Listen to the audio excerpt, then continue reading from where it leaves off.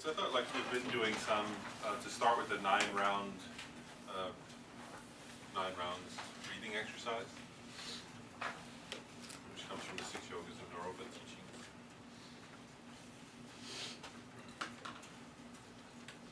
So for the most part, we're just doing in general. Again, like for those who are used to that, who want, or are used to visualizing, you can visualize the, if you're used to doing it, then you can visualize actually the 3 main channels of the body, the central channel, the right channel, and the left channel, but that's not required. You can just do it without that. And so remember, I'll just review it. Before we do it, maybe I'll review it, because everybody breathes at a different pace. So so the idea is that it's cleaning. Actually, what it does, though, right, is it's actually what's recommended is you use this if you're sitting down to meditate, your mind's a little bit agitated. That you do it as a preliminary to meditation, because what it does is it cleans out the subtle wind energies. Like, so if there are stale energies or agitated energies, it clears them out. And so, and in Tantric Buddhism, they teach that your breath and the subtle winds in your body and your mind are all interdependently connected. So if your winds are peaceful, your mind is peaceful. And if your breath and winds are agitated, then your mind is agitated. Actually, you can see that, right? When people are angry, their breathing is never peaceful. And if somebody's very calm, then their breath becomes it becomes more shallow and more peaceful. And actually, and also, right, if somebody's very, very, not anger is true, but also if somebody's really upset, right, like sad or upset, and also if somebody has a lot of desire, right, also, you can see it in their breathing, actually. Any of those states of mind actually affect. You can even see it on an obvious, gross level.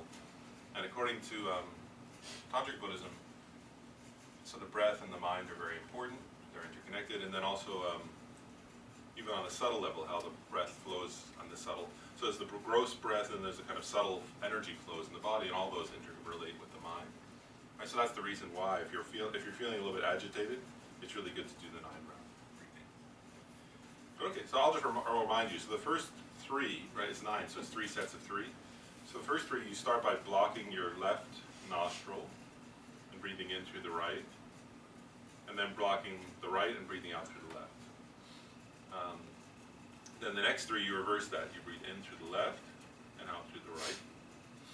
And then the last 3, you breathe in through both and out through both.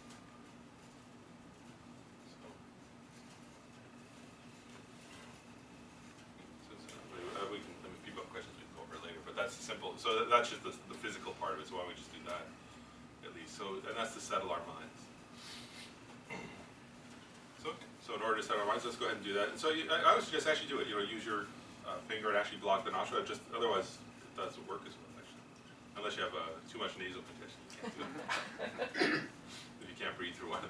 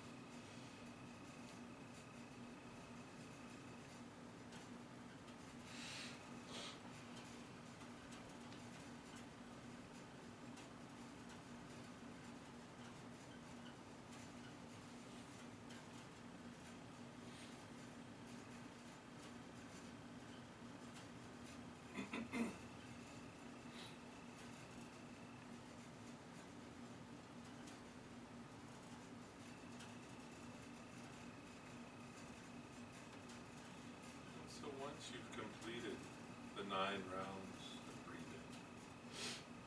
Then we'll just breathe, we'll just go back to breathing normally, or breathing naturally. So it's just as a first step in watching our breath, actually to bring your attention to your nostrils as you're breathing. And actually, first of all, just notice how the breath is. Is it calm? Or is there a feeling of agitation? Is the breath flowing very gently, or is it flowing more forcefully?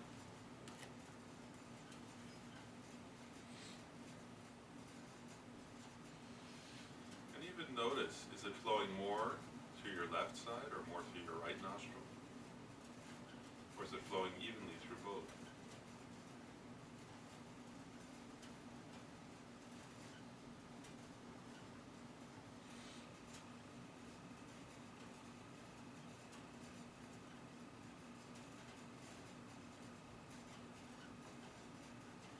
Right now you're not trying to change your breathing pattern, you're just noticing it.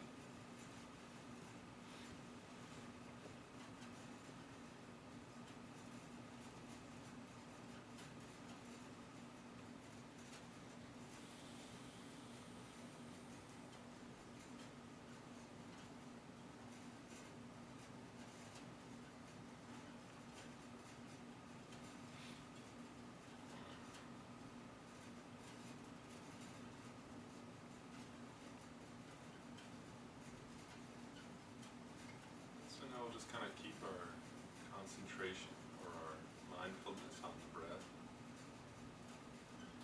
For this one, let's try to just keep it on one part, so you can either keep your attention, just choose like either your nostrils, or if you're breathing through your mouth, then your mouth. Or if you want to focus on your lungs, your abdomen as you breathe, that's okay.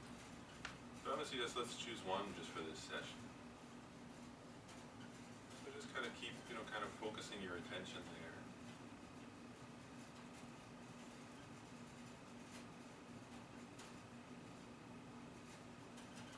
Noticing the full sensation of the in-breath.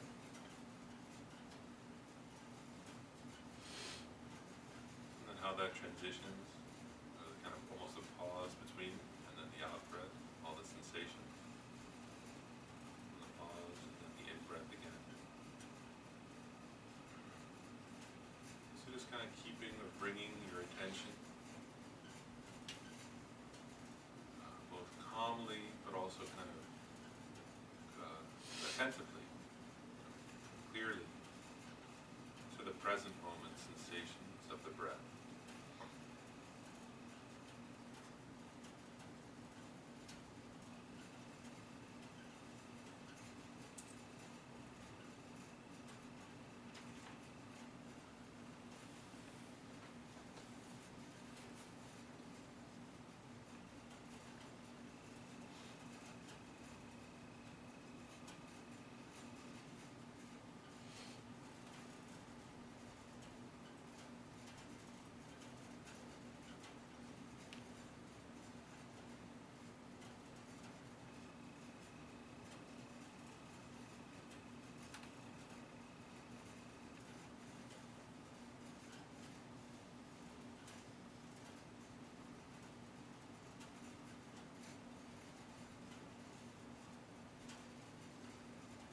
Whatever thoughts, feelings, or ideas arise, memories, whatever.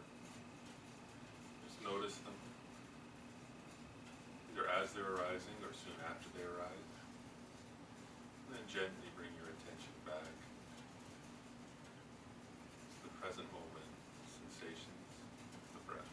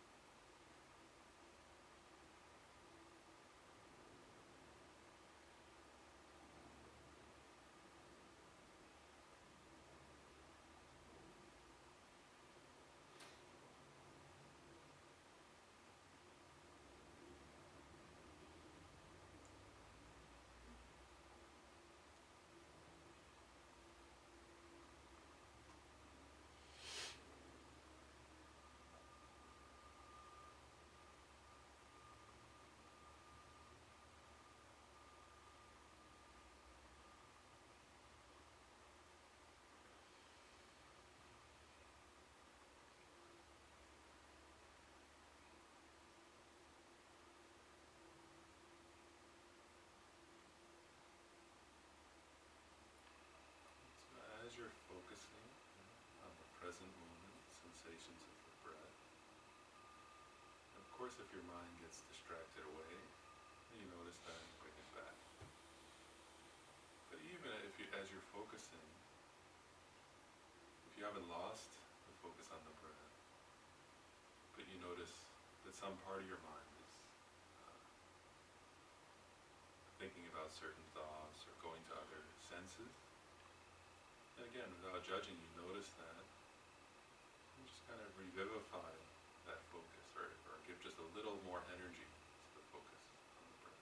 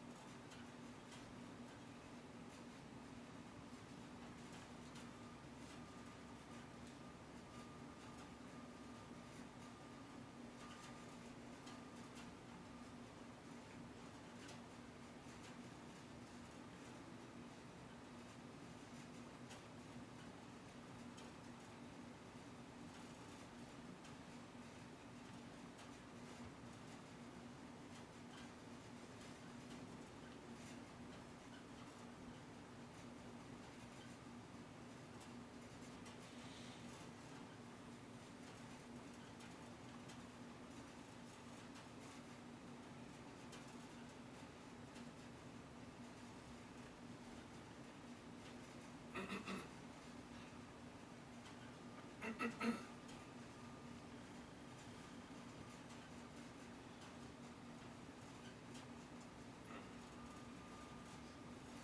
now without removing, while still keeping your attention on the breath, again, just notice, as we did at the beginning, the quality of the breathing. Is it forceful or is it gentle?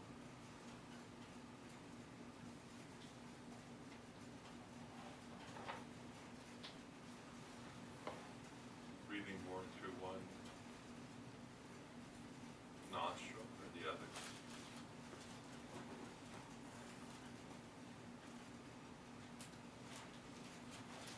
Is the flow sort of steady? Is there roughness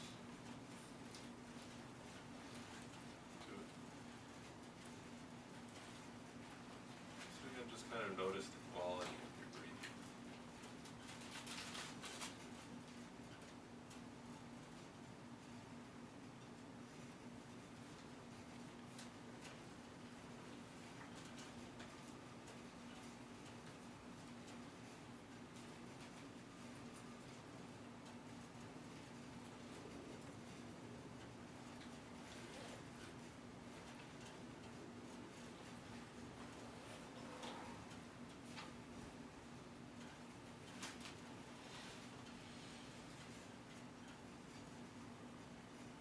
Like, just breathing, just for a few minutes, we'll come out of meditative mode. If you want to kind of.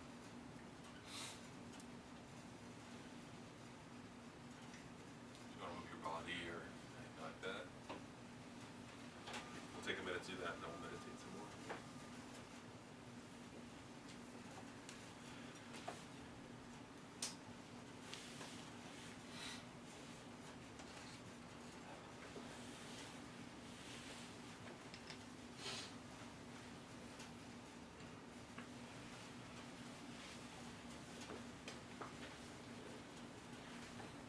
Even though we meditate a lot on the breath, right, do people ordinarily do that? Actually notice, like, how your breathing is, if it's rough or if it's shallow or if it's, and even if it's more on one side or the other. Is that something you ever notice? Usually you don't notice, but actually it does change. If you start to notice that, you'll notice sometimes it's more through one side, sometimes more through the other, sometimes even. And so it's just like fine tuning. And for now, we could say it's actually getting even more attentive. Just to whatever it is. Again, because with mindfulness and breathing, right, you're just noticing what is. You're not trying to change it. But it's actually getting even a clearer, more precise noticing what's actually happening. Hey, Lauren, I was going to ask you something like that. Are you doing, when you start noticing things like that, are you going into sort of like are you starting into like analytical a little bit or not yet? Yeah, I mean, in this one, not. I mean, you can actually, yeah. I mean, but what we were doing there, that's why I only did it at the beginning and at the end. I mean, you don't want to keep doing that, in this kind of meditation if you're just focusing on the breath. Mm-hmm. But actually, if you do that, what it does, I think one thing it does is it really does like kind of, I don't know, it makes you more attentive. Because think about it, if you watch, it's actually interesting, right? You can be watching your breath and not noticing certain things, right? Right. So to me, in this kind of meditation, it's a little bit like. If you go outside and if you look around, but then if you actually stop and say, oh, this is like, notice this particular flower, right, and you really look at it, then you like see it more, I don't know, you notice the details more or something like that.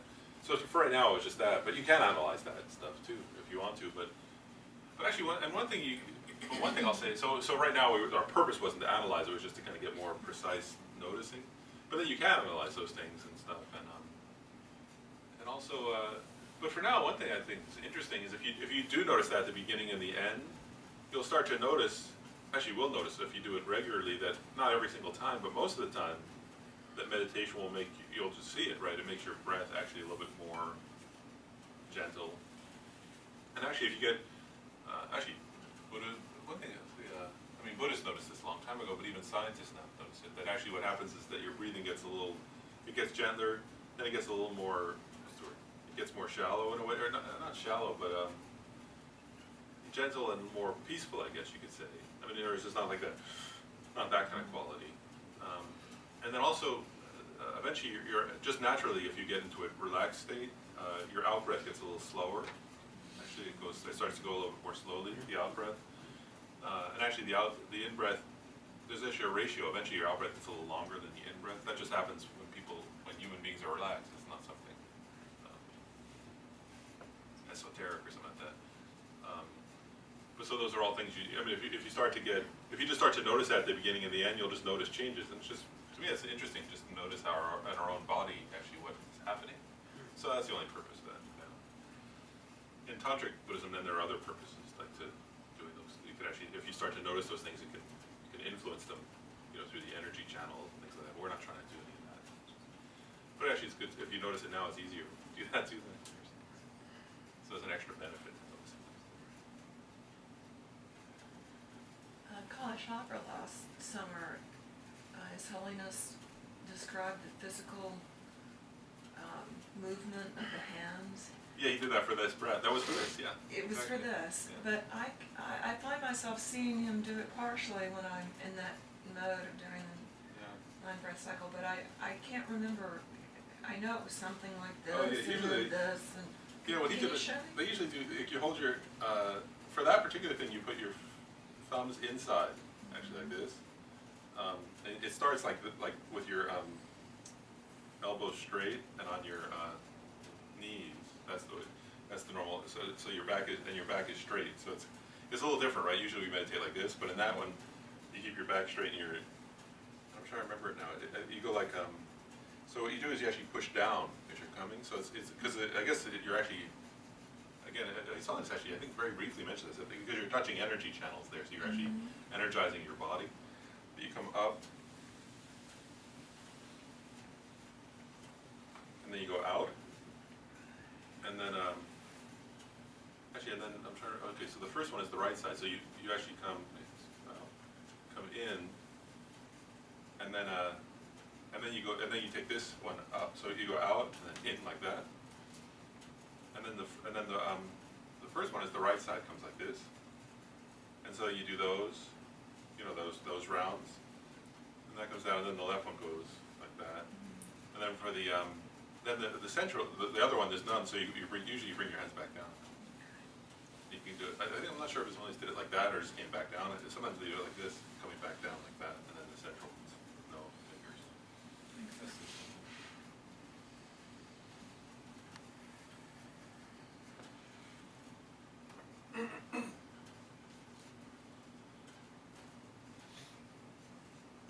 Any other questions, or should we start? Maybe we'll start the.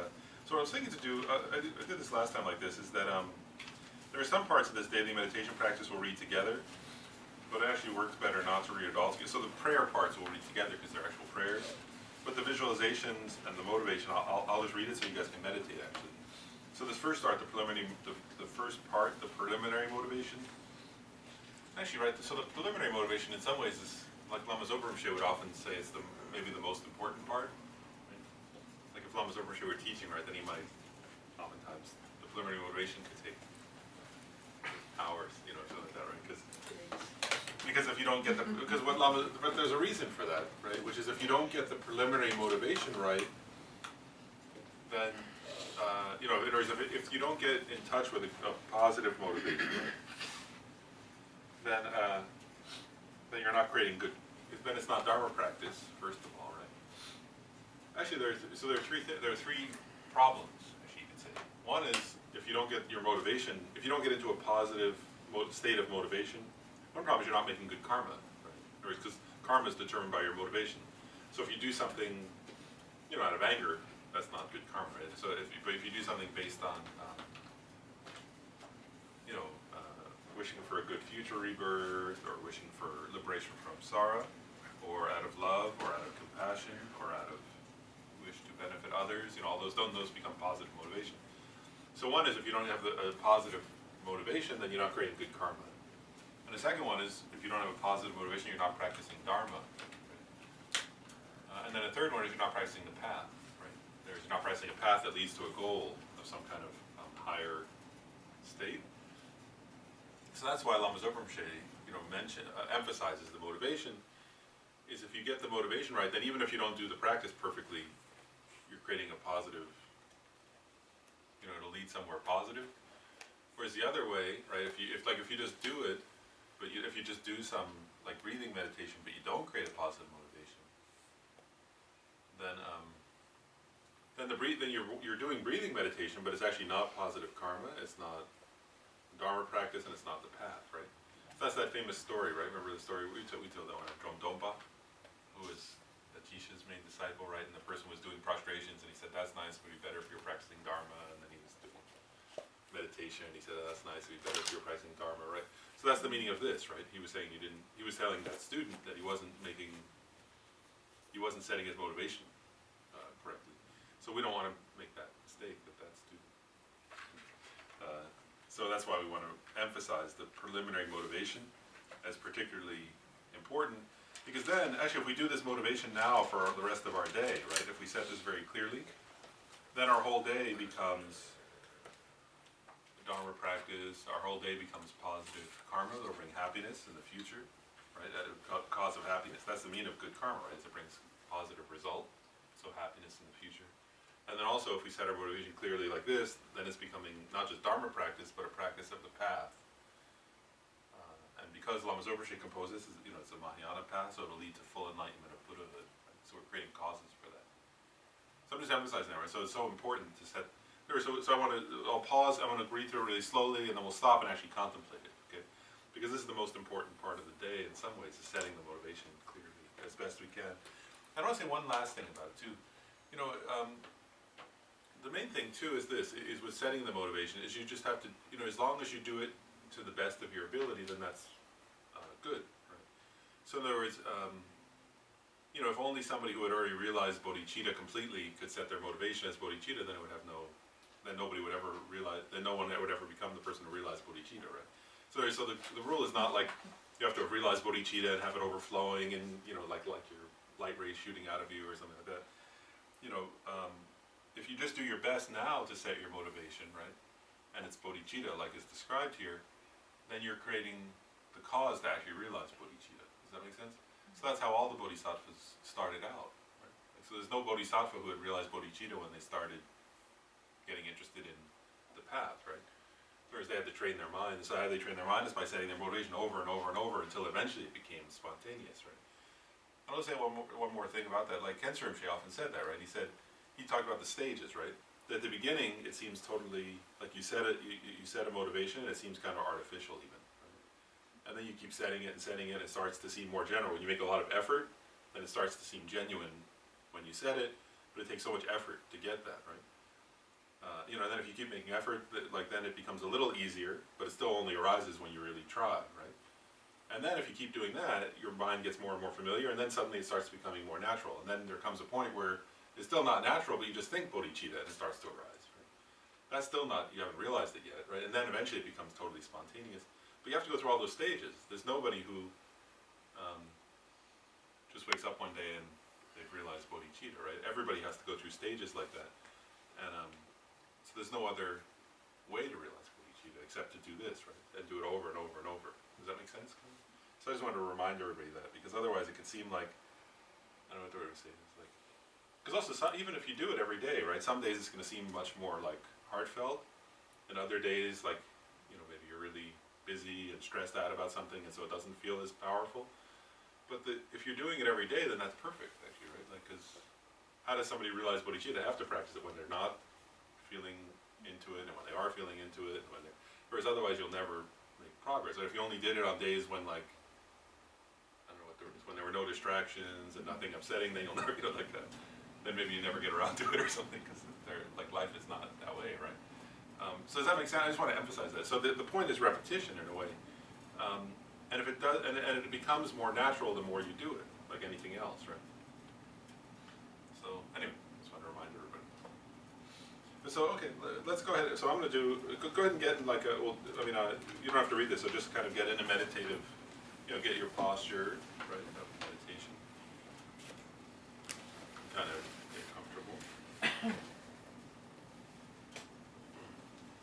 And so as I read it, you'll just think about it, and then after I'll pause for a little bit, we can just contemplate. So first we think how extremely lucky I am that I have not died yet.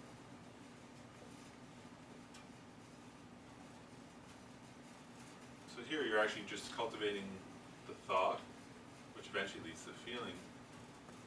I'm happy that I'm alive today. I'm happy I'm alive this moment. I'm lucky, fortunate to be alive this moment. I'm especially lucky that my death did not occur last night.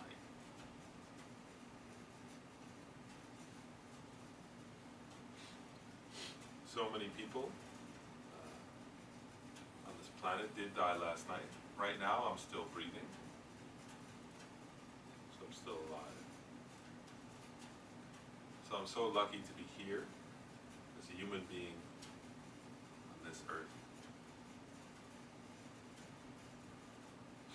Consequently, how wonderful and fortunate it is that today I am still a human being, a state that is extremely rare. So this is kind of our first contemplation. So we're actually thinking, we're just trying to cultivate a feeling of appreciation, of gratitude, of being fortunate. That most beings on this planet are insects, fish,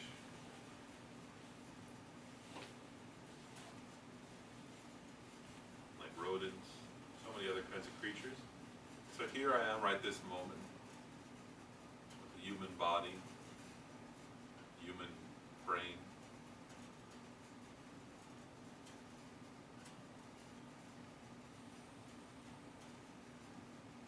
So we cultivate a feeling of being fortunate, being lucky, just to be sitting here right now as human beings with a human body, human brain.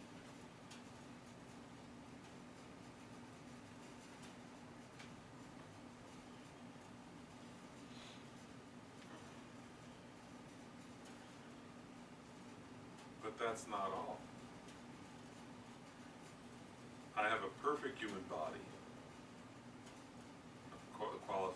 meaning that qualified by the eight freedoms and 10 endowments, which is extremely rare. So we're just pointing out, right, it's almost impossible. Not only am I human, but I have all those other 18 qualities described in the Lam Rim.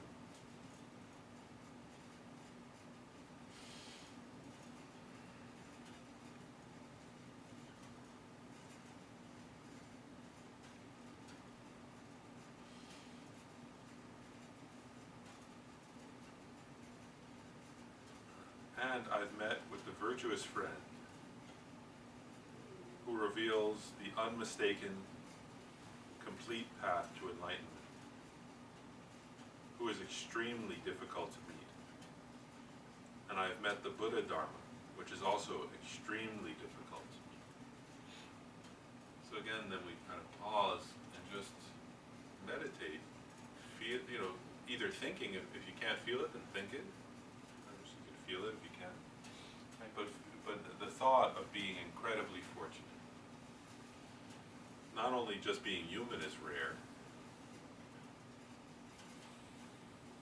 We think, so each of us thinks, wow, not only that, not only am I human, which is incredibly rare and wonderful, precious opportunity. But I've met, teachers like His Holiness the Dalai Lama, who reveal the complete and mistaken path. And I've met the Buddha Dharma, which gives me so much freedom, so much opportunity to transform my mind, to practice the path to enlightenment.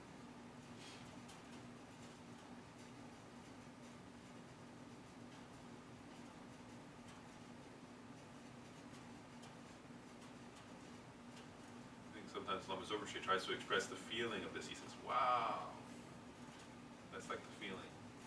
Wow. Another way of getting it is like we're much more fortunate than somebody who won the lottery today.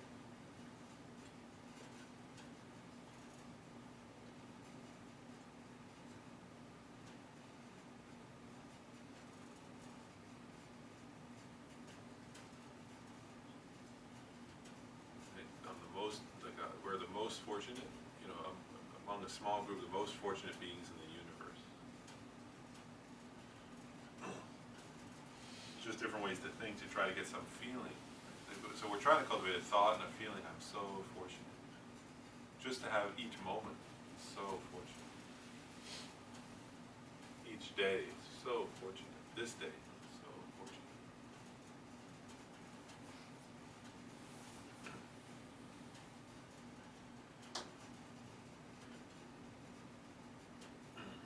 Like I have the most precious thing that there is.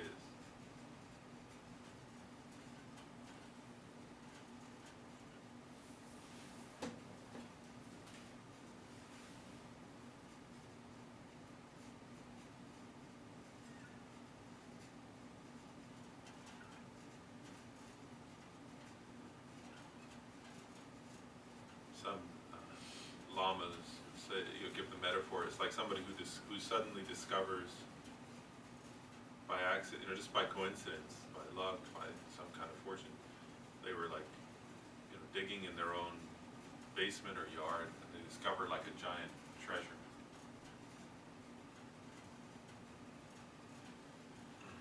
That's you. So you think I'm that person. The most fortunate, the most treasured, the most precious thing that anyone can find. This mind, this body, which I've had with the virtuous teacher and the Buddha Dharma, and I have time. I have some time. That's actually the most precious thing.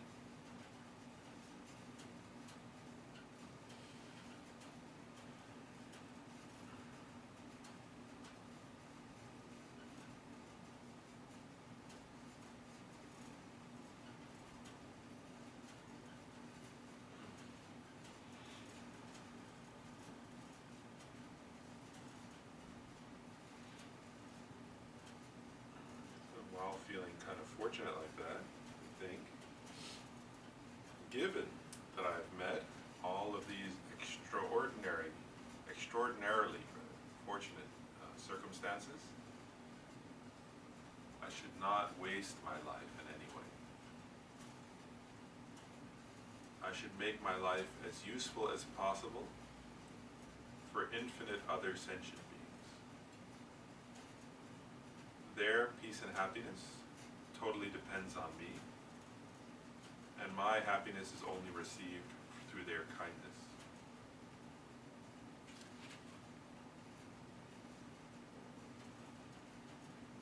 Insofar as my life fulfills the greatest usefulness for other sentient beings, it becomes the means to achieve success and happiness for myself as well. So here we're kind of contemplating. So now I have this incredibly fortunate, incredibly rare opportunity. So what's the best way to use it?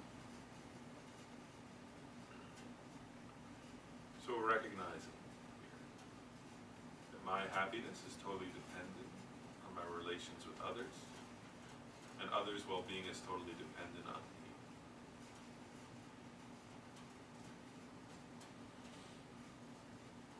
If I don't, right, on the one hand, if I don't tame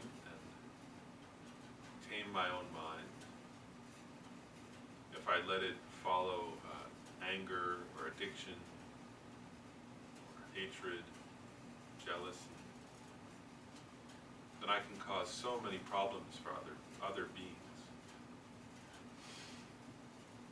So I can become a cause of so much like misery for infinite sentient beings. On the other hand, if I practice peace, gentleness, forgiveness,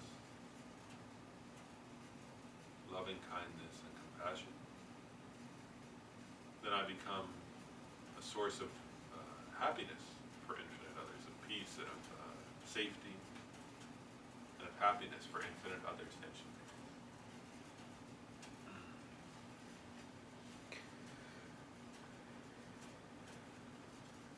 all of my happiness is totally dependent upon my relations with others.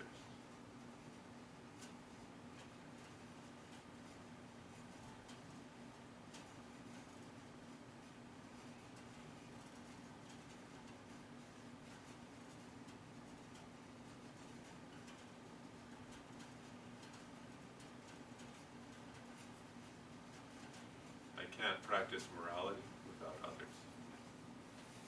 I can't practice patience without others. You can't cultivate loving kindness without others to love. You can't cultivate compassion without others who suffer. So on a worldly level, right, all of our food and clothing and shelter comes from others. On a spiritual level, every single good quality that I would ever want to cultivate is dependent upon others. So all my happiness is dependent on others. Whether it's the happiness of having external requirements, like things I need, or whether it's the inner happiness of practicing the path. Totally dependent. I totally need others. So all my happiness now and in the future. So I'm totally interdependent with others. That's actually the feeling we're cultivating here. It's a sense of interdependence and responsibility for others.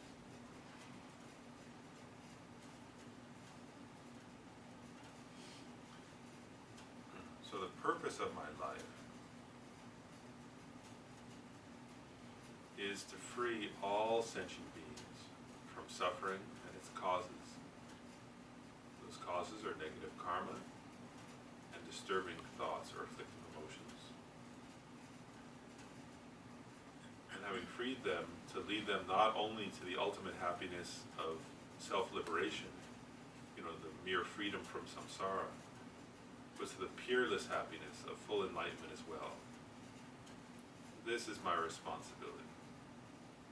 I am responsible for the happiness of all sentient beings. Why? Because whether my actions are helpful or harmful to them depends completely on my own mind, on whether I have compassion or not. By generating compassion immediately, I therefore, right now, immediately benefit numberless sentient beings, and at the very least, I do them no harm. The ultimate purpose of my life is to work perfectly for others. So there we kind of pause again. We're thinking, right, so I'm alive today, I have this precious opportunity, this precious moment.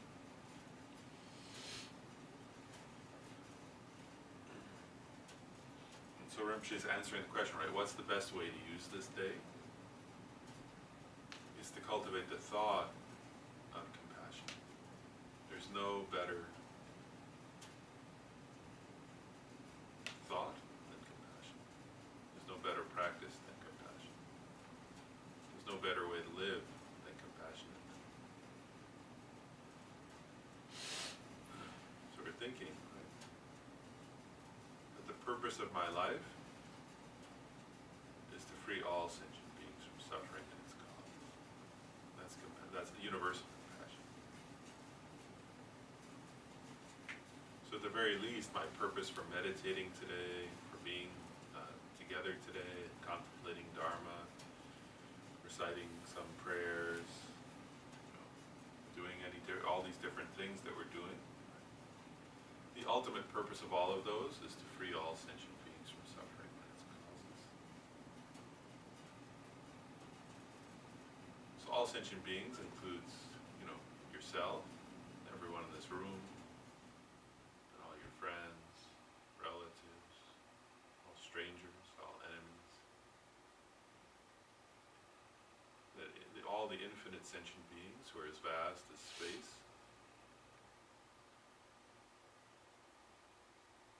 That's the purpose. That's the ultimate purpose of everything we do today. So we just kind of think about that, contemplate that.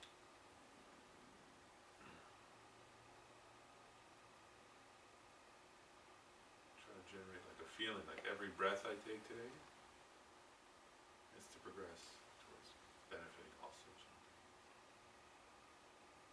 Every prayer I recite is to benefit all sentient beings. Each moment of meditation is to benefit all sentient beings.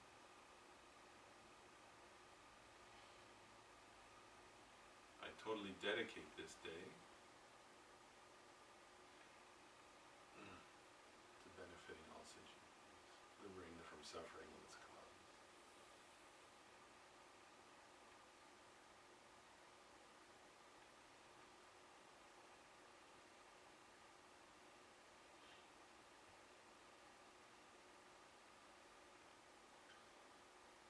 So the ultimate purpose of my life is to work perfectly for others. In order to fulfill that purpose, it's necessary for me to achieve the state of full enlightenment, the omniscient mind. In order to do that, I must actualize the path to enlightenment. Therefore, I'm going to do ordinary actions and virtuous actions. From the two types of motivation, the causal motivation and the motivation in the moment, this motivation is causal. It becomes the best virtuous motivation for transforming all my actions from this moment on. It's the best cause of happiness, and its result is the highest full enlightenment. May my actions become only causes for me to achieve enlightenment, and to bring all sentient beings to enlightenment as quickly as possible. So there again, we just pause. Right? So that's the actual bodhicitta, right? Previously we were thinking about compassion, universal compassion. But here we're thinking, right? Okay, so if the ultimate purpose of my life is to benefit all sentient beings, right? To free all sentient beings from suffering and its causes. Right now, I'm not capable of that. So of course, right, everything I do today, and all these practices, and even the ordinary activities like eating, the purpose of them is to progress to full enlightenment, because then I'll be able to really be fully of benefit to others. So this is actual bodhicitta. So there's the altruism, the wish to be of benefit to all sentient beings. And then one thinks I'll practice the path to enlightenment in order to accomplish that. The path to full enlightenment.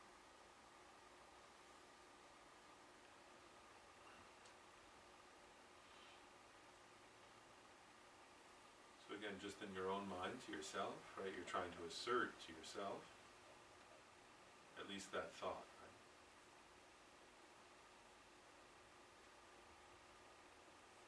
So bodhicitta has those two parts.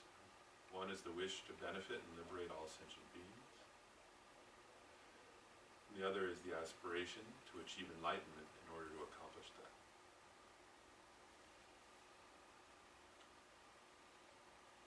So we're just kind of reminding ourselves and strengthening that thought or that feeling, that that's the purpose of my life. I dedicate myself to that. That's the motive. That's my causal motivation. That's my motivation for today.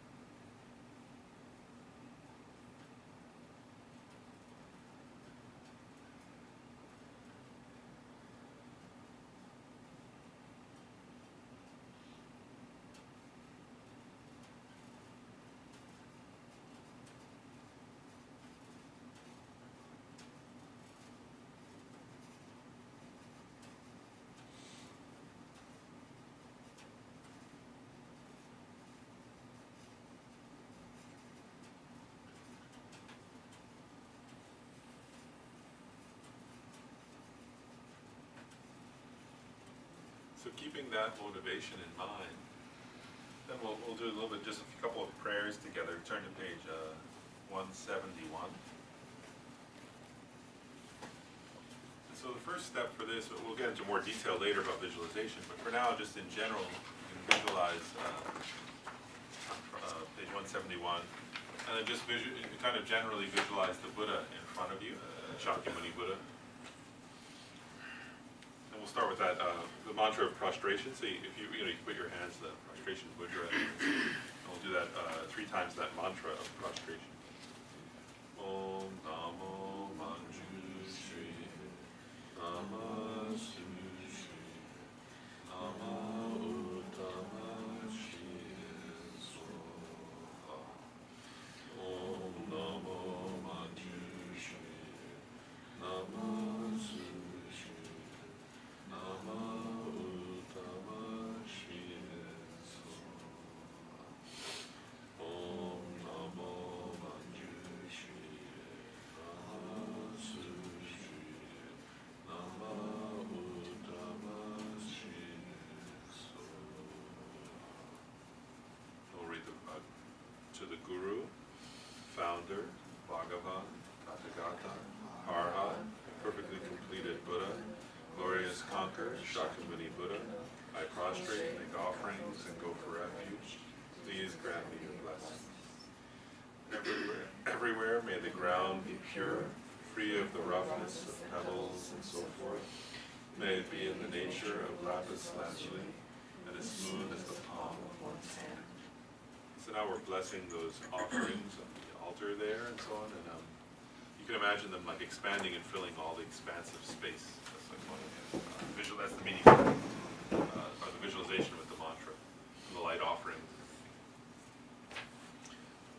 Om Namo Bhagavate Vensa Samapramajana Tathagata Arhate Samyak Sambuddhaya Tayata Om Vajre Vajre Maha Vajre Maha Teja Vajre Maha Vijja Vajre Maha Bodhi Chitta Vajre Maha Bodhi Mandopasam Kramana Vajre Sabha Karma Avarana Vijapane Vajre Soha. Om Namo Bhagavate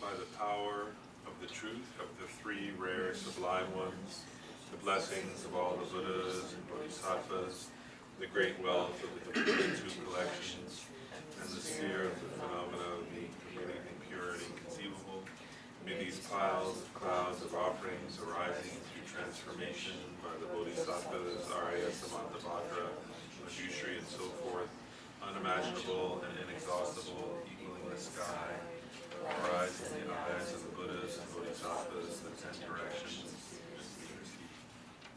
So next, I'll just read the visualization, because this actually will be a, so in this module, right, we did various concentration meditation. So we just did the one on the breath earlier. So this one actually, what I want to suggest is that I'm just going to read through it, but the idea is, is to actually concentrate now on the form of the Buddha. So I'm going to describe the form as Rinpoche describes it here. And then when I'm done, we'll just pause and just, I want to be clear about this. So if you can't get every detail, that's fine, right? You don't have to be perfect, right? But just do your best. So in other words, like, and if it's like, if you first walk into a tent, like sometimes you can actually go up to a tanka and really stare at every detail.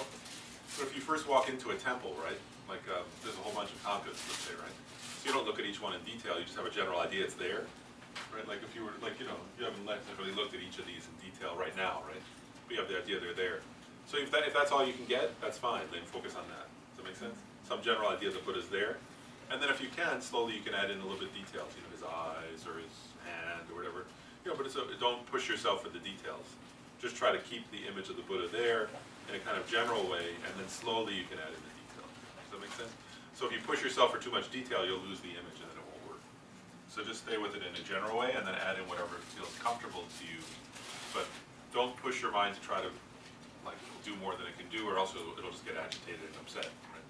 So just stay with the general image of the Buddha, and then if you wanna paint in a little bit, do that in your mind. If not, if it feels like you're pushing though, then step back and just keep the Buddha there. Does that make sense? The key here is just not to lose the image totally, that's all. So I'll describe it. And again, so you're using this Buddha image in front of you as the object of your concentration. So at the level of your forehead, about 2 meters in front of you, is a large golden throne. It's beautifully adorned with jewels and supported at each corner by a pair of snow lions, signifying the Buddha's quality of fearlessness. On the throne is a fully developed lotus, signifying the Buddha's holy body and mind, which are unstained by the shortcomings of samsara. And on that are a sun and full moon discs. The sun signifies the wisdom of clear light, and the moon signifies the method of illusory body. The two together signify the union of no more learning. And the Buddha sitting on them signifies his achievement of this unification. The lotus, sun, and moon also signify the three principal aspects of the path to enlightenment. Upon the lotus, sun, and moon is seated Shakyamuni Buddha, who has achieved the perfect cessation of all suffering and obscurations, and has attained all the perfect realizations. He's a manifestation of the omniscient mind of all the Buddhas, the ultimate Guru. He is inseparable from your own root Guru, who shows the unmistaken path and is bound with infinite compassion to you and all sentient beings.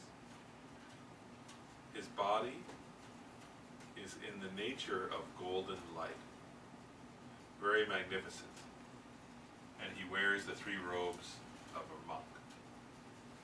So his body is not solid, but it's made of golden light. His face is beautiful and has a loving smile. His compassionate eyes look towards you and simultaneously encompass all sentient beings. His mind is free of all judgmental, critical thoughts. He accepts you fully.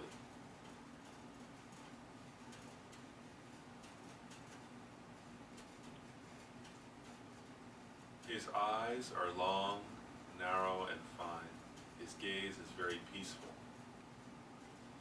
His eyes are half closed, signifying that the holy mind is in meditative equipoise in the sky of emptiness, the ultimate nature of phenomena, and half opened, signifying the holy mind, while in meditative equipoise on the ultimate nature, the emptiness of all phenomena, is at the same time out of compassion working for sentient beings who equal the limitless sky by manifesting in various forms of the Rupakaya according to whatever is of benefit. His lips are red, signifying that he reveals the Dharma to others out of compassion. His hair is blue-black, each hair individually curls to the right. On the crown of his head is a crown pinnacle. The palm of his right hand rests on his right knee, the middle finger touching the moon cushion, symbolizing his great control over the Mara of the Deva's son, desire. His left hand rests in his lap in the mudra of concentration, symbolizing that he has overcome the Mara of disturbing attitudes. In his left hand, he holds a bowl filled with nectar, signifying that he has overcome the Mara of the samsaric aggregates. His body is in the Vajra posture, signifying that he has destroyed the Mara of the Lord of Death. Thus, he has destroyed his own 4 Maras, and is also destroying the Maras attacking other sentient beings. He sits peacefully in the center of interlaced beams of light, signifying that he works for sentient beings with whatever means will benefit them. Each feature of his holy body represents an aspect of his omniscient mind, and so forth, his inner attainments. Each feature also demonstrates the causes, the merit that was collected in the past. No matter how long one looks at Shakyamuni Buddha, one never feels satiated. The supreme refuge, Shakyamuni Buddha, encompasses the Guru, Buddha, Dharma, and Sangha. From his holy body, beams are emitted in all the 10 directions. Numberless manifestations of Shakyamuni Buddha are carried on each beam to ripen all infinite sentient beings. Looking at you with compassion, Shakyamuni Buddha says, son or daughter of my lineage, if you want to be liberated from the suffering of samsara, I will guide you. He happily promises this and frees you from the breathless state. So let's just pause and just kind of, now we'll just do our mindfulness meditation, being mindful of that image of Shakyamuni Buddha in front of us. So again, like don't push your mind, but just kind of keep at least that some kind of general idea of a form of golden light there. And if you can add in details, fine. If your mind gets distracted by other thoughts or feelings, you notice them, let them be, gently bring your mind back to being aware of the form of Shakyamuni Buddha.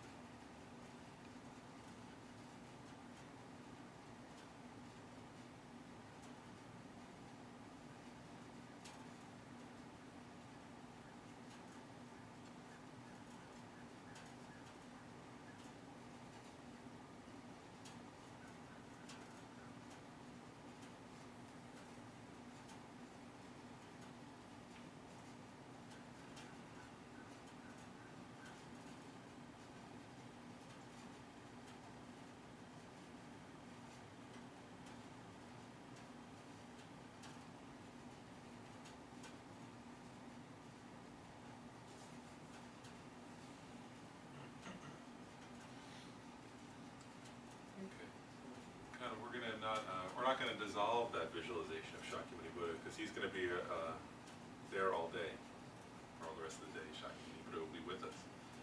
But we'll we don't wanna do too long sessions, right? It's better to do shorter sessions of concentration meditation.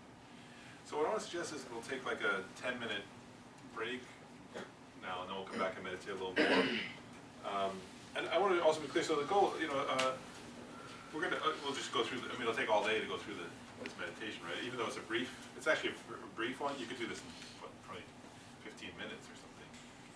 But we're doing it really well, right? So that's good, to do each step really well. And we'll integrate all the meditations that we did over the course of how to meditate into this one. That's also, I'll just mention that. You get that feeling, like, or is any of these major, like, this is actually a brief one, but like the Guru Puja, or this meditation, or the Tara Avalokiteshvara, any of those. Like if you do, you could do a whole, actually Rinpoche Rinpoche said that when he was in retreat, there was like another monk, like a yogi monk or something. He said that monk just took the Guru Puja, which is like a, prayer that you can, sometimes we do it in how long does it take when we do it? 35, 40 minutes or something like that. But he said this monk, he would just keep the Guru Puja there, and every day, all day, that was his, like he would just do that. He could go through it once a day, actually. It took all day, because he would stop and meditate extensively on each point, right, like we're doing. So where it says the refuge field there, he would stop, he would think, oh, okay, it's like this, it's like that. And he would concentrate, he would develop his concentration, right? And that has everything in it, right? So it has love, it has compassion, it has bodhicitta. So it's not like, because as we think, oh, I gotta get through that, and then I'll go meditate, right? But there is like this is a way of doing meditation, right? So you could do any, we'll get to meditation on bodhicitta and on the nature of mind, and on, all of them are in here, actually. So that's one way of doing your practice, actually, is you can just do it and integrate it into a sadhana like this. And then the other thing I'll say, the last thing, and then we'll take a break, is also if you do that sometimes, like when you have a day off, like what we're doing today, you'll see if you did this every now and then you use this practice, it's going to be much richer, even if you have to do it more quickly, right? Even if you have to do it in 20 minutes, because you do this sometimes, it's almost like, I don't know, it's like a prism or something, it's like, that when you see all the meaning that can come from one little part of this practice, then even when you do it more briefly, it's like there in the back of your mind. And then if you do these kind of days every now and then, and you go back and forth between briefer and more longer practice, then even your short practice starts to get more meaning because you've used that particular one. So I recommend that, I just want to say that. If there's a certain practice you do every day, if it's not this one, is to sometimes take a day and do like a retreat on that practice, like we're doing today with this one. Because then, when you do that practice briefly on your normal day-to-day life, it's going to have much more meaning, actually. And otherwise, it'll seem, I don't know, it won't be, you won't get all the because actually, eventually, let's say you do like what we just did with Shakyamuni Buddha, but if you did that a bunch of times, right, slowly your visualization, even in daily life, is going to get better of him, right? You remember, oh yeah, there's the lotus, the sun, and the moon, right? Then you get that much clearer, right? Oh, those are there. Then someday you go, oh, now where are those, there are 2 lions on each, where would they be? And slowly that'll all build up. Does that make sense? But that's how that builds up, is you do occasional, like, in-depth practice, and you do your daily practice. So I'll just say one quick reminder, and then we'll actually do it. So remember also that for refuge, right, so we're going to visualize Shakyamuni Buddha again, there in front, right? So just the same image, right, of Shakyamuni Buddha. And then what we're going to do to generate refuge, this is why Lama Zopa has the cause of the contemplation here, is you have to generate, there are 2 states of mind, right, for taking refuge. You have to take refuge, you have to, first of all, be afraid of something, and then you have to have trust or faith in something. So you have to have, they usually say fear and faith, right? That's an easy way to remember, because it's 2 F words. Right, but in other words, that's even in the normal way, right? Like if you're, for example, if you're arrested, right, then you're afraid of jail, right? And you have faith in a lawyer, right? Usually we don't like lawyers, but then if something happens, then you call the lawyer, Like that, right? Or if you have some physical problem, right, then you're afraid of like that it could get worse, right? Some illness, right? And suddenly you have faith in a doctor, right? Please help me. What should I do? So in other words, it's like that. In other words, so those are ordinary versions of refuge, right? When you're sick, for sure you have some feeling of like, if you feel really bad, then you're so happy to see the doctor, right? Because like you have some kind of feeling of trust or faith. So this is the same thing, right? Except in this case, it's not a legal problem or a health problem.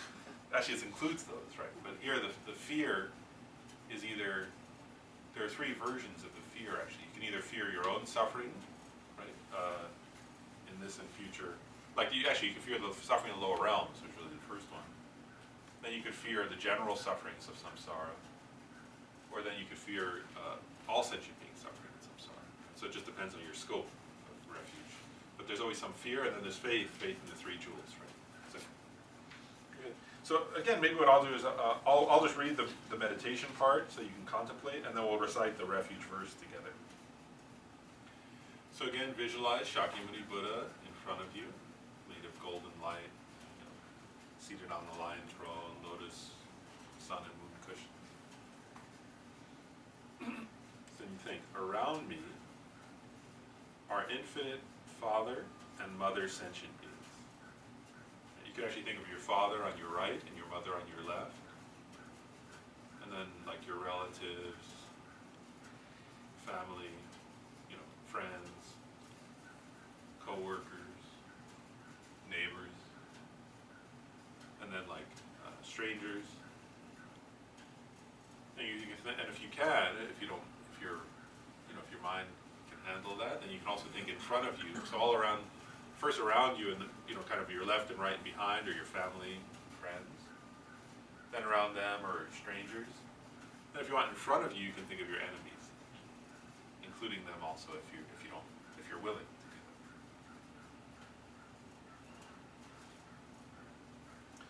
that. So all these others are completely intoxicated with the unimaginable, infinite sufferings of all the 6 realms of samsara. They are wide-eyed, desperately looking for refuge, pitifully calling and screaming. So you think, continuously circling in samsara's 6 realms, I have been tormented by suffering during beginningless rebirths until now. I have still not found the opportunity to be liberated from this. Fortunately, this time, I have received a perfect human body. Because of my good fortune, I have met the most sublime teachings, the Buddha Dharma, and the founder, Shakyamuni Buddha, visualized in front of me. I have no certainty that I will not die today. My death could happen even today. If I should die today, I would have no freedom to choose the realm in which I would reincarnate. I could fall down the precipice into one of the realms of an evil migratory being, one of the 3 lower realms. I should think very carefully about whether I would be able to bear those sufferings, even for 1 second. Sufferings of the hell, and so on.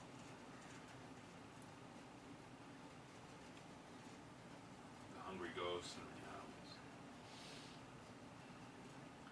Although it is extremely unlikely, if I were to achieve the body of a deva or a human, I would still be ceaselessly tormented by many hundreds of sufferings, such as rebirth, old age, sickness, death, dissatisfaction, anxiety, lack of fulfillment, relationship problems, and so forth. After that, I would again fall down into the lower realms. There is nothing to trust about being in the upper realms. Thus, during this one time that I have obtained a perfect human body with freedoms and richnesses, I am being guided by the sublime virtuous friend who reveals the path. And I have the wisdom to discriminate between the shortcomings of samsara and the benefits of liberation. Therefore, I should quickly achieve liberation from this terrifying samsara. Yet, to liberate only myself from samsara is not at all sufficient. This is not the meaning of my life. Numberless other sentient beings equaling the limitless sky are wandering in the suffering states of samsara. They have all been my fathers and mothers. Therefore I must lead them to the peerless happiness of full enlightenment.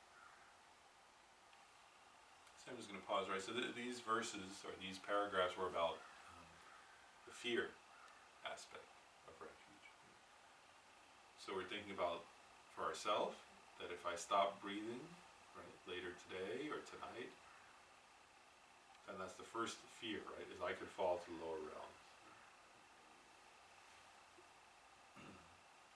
It's only the fact that I'm still breathing, right, that is why I'm still in this human body. But if I stop breathing, like later today or tonight, then this life will be over. I could fall to the lower realm. So we generate a sense of trepidation or fear about that. Who can protect us from that? The three jewels. Then also the general sufferings of samsara, right? Because just to be free from the lower realms is not enough, as Rinpoche described. You still have all the sufferings that we know. Actually, we know those sufferings quite well because we're experiencing them in this life as human beings. Right? We're in the upper realm, but that's not satisfied. It's not good enough, right? Because we still suffer. So the fear of samsara in general. And then the third fear goes beyond just self-centered fear. But fearing that all of our mothers and fathers, all other sentient beings, like, who want happiness just as much as ourselves and don't want suffering just like we don't. All the infinite other sentient beings who are very precious, who are desperate for happiness, right? That they also will suffer endlessly in samsara. They're not liberated.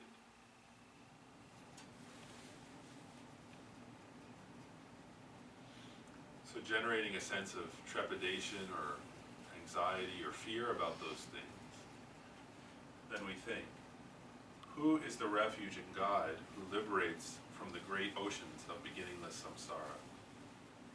There is no other except the three sublime ones. Therefore, together I and each and every migratory being, equaling the sky, go for refuge to the Guru Triple Gem, to the Founder, the fully enlightened one, to the Dharma, which includes both scriptural understandings and actual realizations, and to the Sangha, who are the transcendental assembly.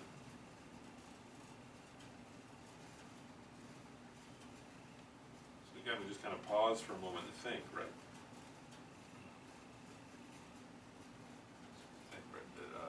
What liberates all myself and others, right? What liberates us from the lower realms is very clear, right? The Buddha taught it so clearly, right? Ethics and morality. And then what liberates us from samsara in general? The three higher trainings, so we're combining morality with concentration and wisdom. And then bodhicitta, right? The six perfections, we can liberate all sentient. So there is an actual refuge, right? It's not just some like blind faith. Right? Ultimately, right, the understanding of emptiness in meditation liberates beings from suffering. So the Dharma, right, ultimately are those realizations. Who taught those? The Buddha. Who practiced them and can help us realize them? The Sangha. So we generate a kind of reasoned faith, right? That we're afraid of those sufferings. And clearly, right, the Buddha explained the path to be liberated from suffering. We understand something about that path. And so that's the actual refuge. So now we think of the Buddha in front of us, and that he embodies, actually, right? His mind is the Dharma. Is visualized, that he is the Buddha, right? His mind is the Dharma. You can think his body symbolizes the Sangha. Or actually, you could say his mind is actually the Buddha. His speech is the Dharma, actually, and his body is the Sangha. We can think like that.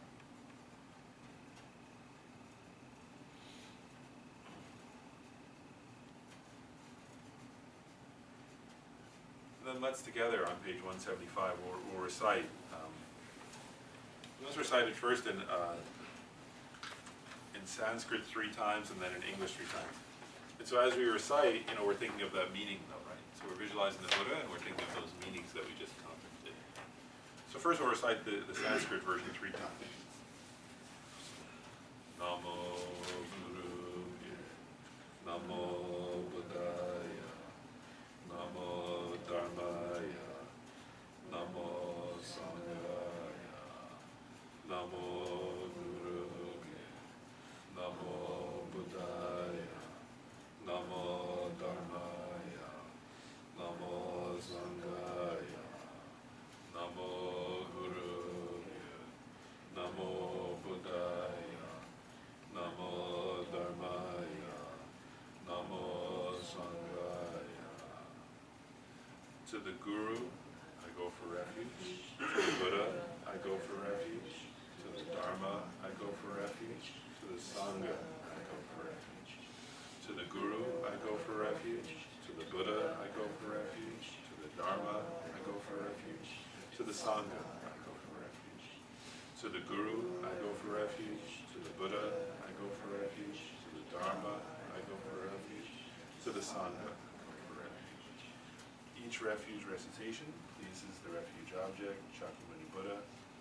Nectars flow down from his holy body and enters your own body and mind, and into the body and mind of every sentient being. So here I actually visualize like that. So actually I'll read just the next part, you can actually visualize, right? So you imagine from Shakyamuni Buddha, nectar flowing through your body and the bodies of all sentient beings. This nectar, and actually the nectar is in the nature of light. The nectar is totally pristine and luminous light. That flows, so it's nectar, it's flowing, but it's pristine and luminous light. The nectar purifies, so as it flows through you and others, imagine this nectar totally purifying you and others. So it purifies of all diseases, of spirit harm, of obstacles to your lifespan, obstacles to your living a long life. It purifies all your negative karma and all your obscurations accumulated by you and by others, and especially all vices accumulated in relationship to the Guru and the Triple Gem. So you imagine it kind of flowing through your body and washing all those down. You can actually imagine them flowing out the bottom of your body in the form of so the nectar kind of washes them out like like washing out a pot. So they flow out, you can imagine them flowing out as soot or as even as like insects or scorpions or something like that. And it flows down. You can actually imagine all that flows down out of you into the earth. There's one visualization where you can imagine it flowing down to the center of the earth where Yama, the Lord of Death, is visualized. You can imagine that he eats that. And you feel satisfied. And that overcomes the obstacles to your living a long life. So just kind of for a couple more minutes, imagine that nectar flowing through you, completely purifying.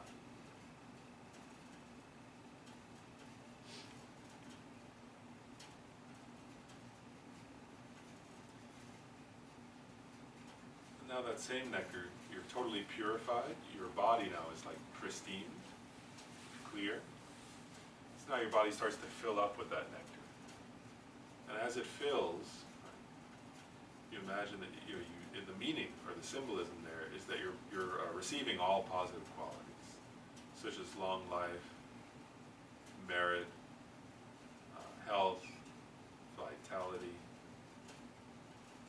scriptural understanding, right? The ability to understand Buddhist, the actual books, right? The books of the Buddha's teachings, by the Buddha himself, and then also by the great pandits of all the different countries the books have spread. And then also it's like you receive the realizations, actually. The realizations of the Guru Triple Gem. So you receive them and also all others receive them. this nectar, you and all other sentient beings enter under the guidance of the Guru Triple Gem. And so imagine like your body now is totally filled with that divine wisdom nectar. Your body itself is clean, clear, pristine, luminous light.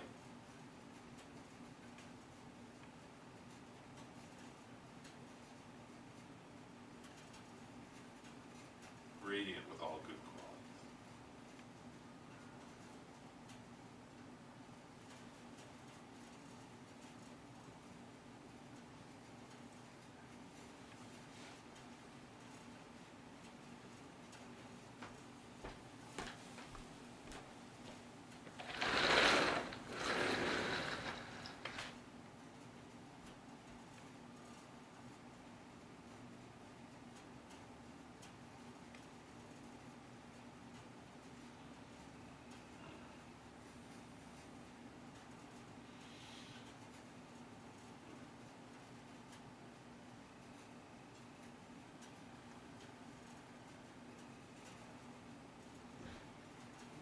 Again, we won't dissolve Shakyamuni, but we'll keep him there in front of us because it's going to be there all day. Actually, maybe one last thing before we take the lunch break. Lynn, you had a question. Why don't we, do you want to ask that one now, or we can talk about it now? Because I thought it was a good question. Maybe before we take lunch. Well, and say it again, though. Yeah, it was just about when and why do we manifest in our visualization one Buddha, Shakyamuni, Tsongkhapa, any of them versus one versus the other?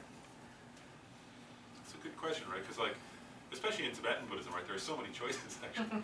It's actually there, like, sometimes I think that, like, because I've studied, I've been interested in Tibetan Buddhism for a long time, and then I realized there are so many other ones that I don't even know the names of. Like, right, there are all these practices that I've never heard the name of.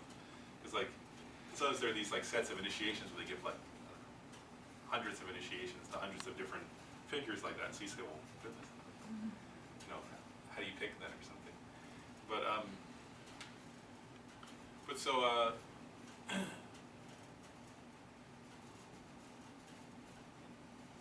so then I guess like, we have to, so to some extent there are different ways, right? Because first of all, nobody can visualize all of them, right? You can't like say, if you tried to do all of them every day, then it would be impossible, right?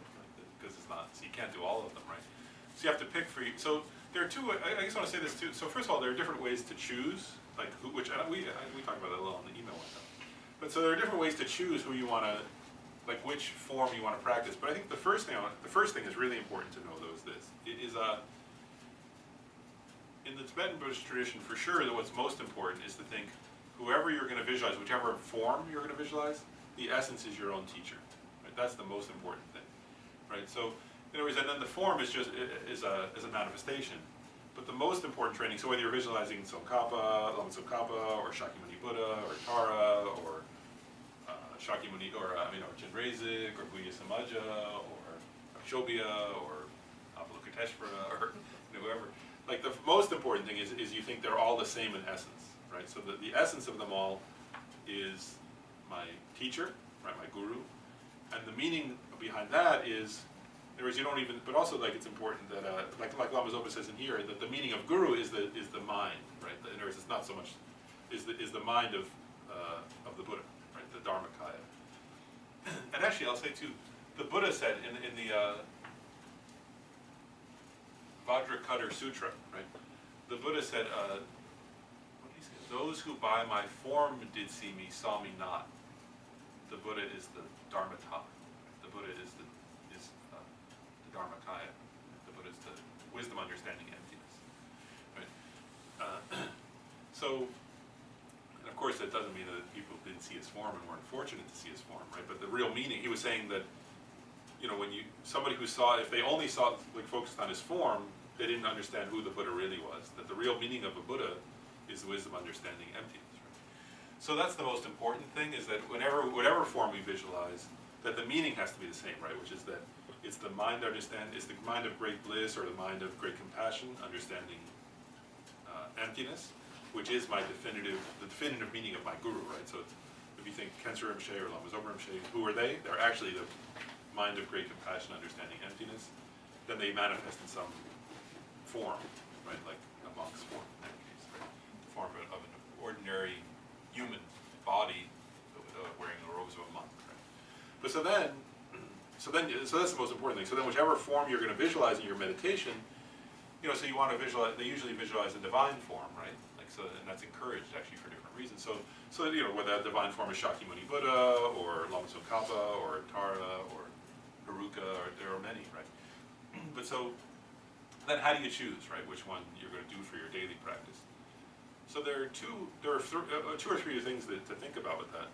One is, sometimes, some people will go to their teacher and ask, right? Like, is there a particular practice I should, because there's so many, right? If you can't decide, there's one way of doing that is you can go to your teacher and say, which practice should I do? Then there's another way of doing that, which is to say, if you feel a certain connection to one, right? Like a certain connection to a certain Buddha form. Then that's another way of choosing. And then I want to say a third way of choosing, which is different than those two, right? Because those two would be like for your daily practice, right? Like, should I do a certain sadhana, a certain kind of, certain one. But then that's different from this too, that sometimes in daily life there's a need, like, so even if, like, let's say, for example, a person was doing Shakyamuni Buddha, or I'm going to give actually, so I'll say this too. So for Gelugpa practitioners, actually I want to say this though, that's a good point. For those who follow the tradition of Lama, like the tradition of the Gelugpa, right? Which is the tradition of Lama Tsongkhapa, right? Which is the tradition of the tradition that Khensur Rinpoche teaches, and that the Guyi Samaja Sen is part of, right? Because Lama Zopa's the FPMT is part of the Gelugpa tradition. So I'll be clear, I'm not like saying Gelugpa is better than any other. I'm just saying if that's the tradition you're following, right? Then ordinarily, most people visualize Lama Tsongkhapa in daily life. Some, as a guru yoga, right? The guru yogas of the Gelugpa tradition mostly have Lama Tsongkhapa as the main figure.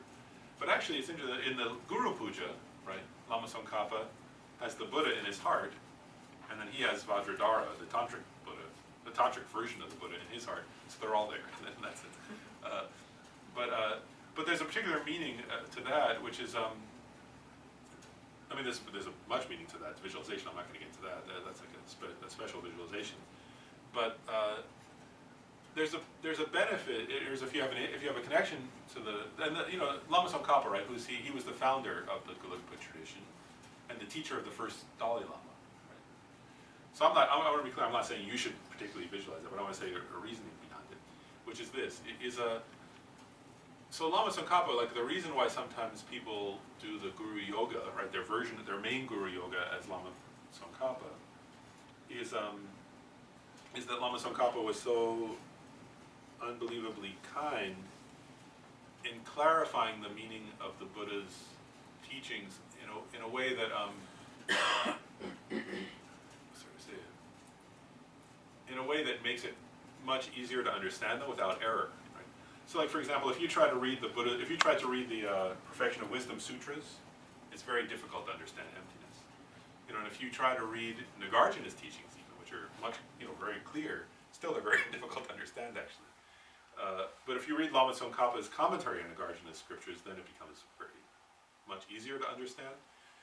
And the same thing like with Tantra. If you try to read the original Tantras, actually, I never yet met anyone who could understand them just by reading. Like without someone like Khensur Rinpoche to explain them word by word, it's almost impossible to understand them. And then even a lot of the commentaries are very difficult to understand. But Lama Tsongkhapa explained them all very, very clearly. And he also explained like there's Lama Tsongkhapa. And Lama Tsongkhapa also, the Dalai Lama says actually, when, actually I'll say this too, like as long as the Dalai Lama, always, he carries with him the teaching of Lama Tsongkhapa on emptiness, his teaching called discriminating between the definitive and interpretive meaning of the Buddha. The Dalai Lama carries that with him because he says that's like, if you really want to understand emptiness, like he values that so highly he never wants to be parted from that scripture. Like he said. And You mean he carries it? like in it, Oh, not on his yes. body, but like when his travels, you know, like wherever he goes, when his travels, he always has it, not on his body, but, because it's pretty thick. But wherever he goes in the world, and, I'll just get a story, actually, Rebbe Rinpoche one day, you know, Dalai Lama studied all the different scriptures, right? But Rebbe Rinpoche told me one time that he saw, he was in the Dalai Lama's personal meditation room, actually, like, they were hanging out or something. And he pointed out the collected scriptures of Lama Tsongkhapa to Rebbe Rinpoche, and he said, and he kind of, I think he kind of went like that, like they were, he said, that's all you need to realize the path to enlightenment. You could realize everything just from that. Right? He said, you know, he wasn't putting down other scriptures, but he just said, that's sufficient. You know, he wasn't saying others are not good. He was saying that's totally sufficient. Everything to realize the whole path to enlightenment is there. So Lama Tsongkhapa, you know, and especially like certain, and the other thing the Dalai Lama often points out is he says actually, you know, there are other authors in Tibetan history who wrote more books than Lama Tsongkhapa, who wrote thicker books than Lama Tsongkhapa, and also who wrote more extensive commentaries, like longer more wordy, you know, commentaries. And he said, but Lama Tsongkhapa, the Dalai Lama says this actually. He says if you read, you know, he would know better than anyone. He says if you read Lama Tsongkhapa's scriptures or commentaries, he goes straight to the most difficult points and makes them totally clear. He says, you know, so other teachers, like they might explain in general, but then when it comes to the difficult points, they kind of gloss over them, or they, you know, say it in some general way. And he said Lama Tsongkhapa goes to the most difficult things, and then he explains them very clearly, so you can't make a mistake. And so he says so it's only Dalai Lama is that's one of the unusual kindnesses of Lama Tsongkhapa. And I'll say from my own experience, that's true. Like when I talk to some, even like, I mean, because I have incredible respect for many different Tibetan teachers, like Milarepa and Marpa and Sakya Pandita, and so many of those great teachers. But it's actually true, like when if you talk to, even if you talk, like I have friends who practice different traditions, and then there are these things where you read in Lama Tsongkhapa's books, right, where he says, many people explain this in this way, but that's not really the definitive meaning. It's a kind of, not wrong understanding, but a kind of, it's not really the ultimate intent of the Buddha. And many times, if I talk to friends, they'll say, oh, I heard about this teaching, and it's like that. And I'm like, oh, they're saying exactly what Lama Tsongkhapa said is not the definitive meaning of that scripture. You know, and like, I don't criticize that, because it is a correct, in other words, it's not a wrong understanding, but it's not the ultimate meaning of that, right? And the person will say, oh, I heard that, and it's really cool, and you know, and I'll think, wow, that's exactly, you know, like Lama Tsongkhapa said, many people hold this view, and that's okay, but it's not the deepest meaning. The deepest meaning is this, and then he says, and then he spells it out so clearly, and like I'll realize, oh, nobody told them that, like, you know, like, and if they don't, you know, then, well, depending on circumstance, you can share it, say, oh, you may want to read this book, or you may say not say anything because you don't want to offend the person. It depends what's skillful, but so Lama Tsongkhapa is very, very like, so it's amazing, like how clear. And I at first when when he says that, it was funny because when I read it in the book, some of Lama Tsongkhapa's books, I thought, oh, that's interesting, you know. But then it's actually true. In other words, you'll see. Even if you go like to, and again, I'm not putting down because many of those teachers maybe fully, I think actually many teachers of different traditions are very enlightened teachers, you know, and I think they're teaching in a skillful way for their students. But if you go and listen to lectures sometimes, even from Tibetan lamas, you know, they'll present something in kind of a general way and say, oh, it's like this, and again, it's not wrong, and I think they're doing it skillfully, but then you realize, oh, Lama Tsongkhapa explains that point so clearly, you know, and they're not using his commentary, so they don't explain it that way. You know, and then if you hear like Khenpo Rinpoche using Lama Tsongkhapa's commentary, it becomes so much easier to understand. And Lama Zopa said that. Lama Zopa said all the traditions are correct. In other words, they all have a full path to enlightenment, so it's not incorrect. But he said many of those traditions, you have to have a lot of merit, and then somehow it'll dawn on your mind the ultimate meaning. If you have a lot of merit from past lives, then when you hear this general explanation that's not totally precise, certain practitioners, because they've practiced so well, the ultimate meaning dawns in their mind, and they realize it.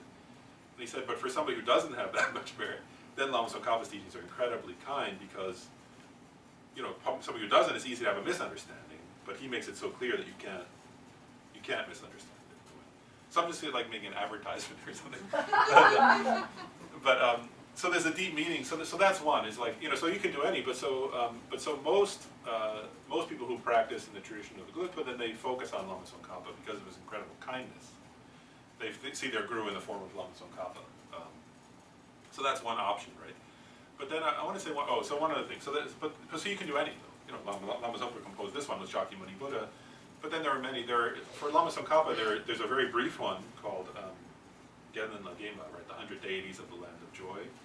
And then there's the slightly longer one called the Guru Puja. So those are the two most common Guru Yogas of Lama Tsongkhapa. What was the second one, please? The Guru Puja, Lama Chopa. Yeah, same. Lama Chopa means Guru Puja. It's the same.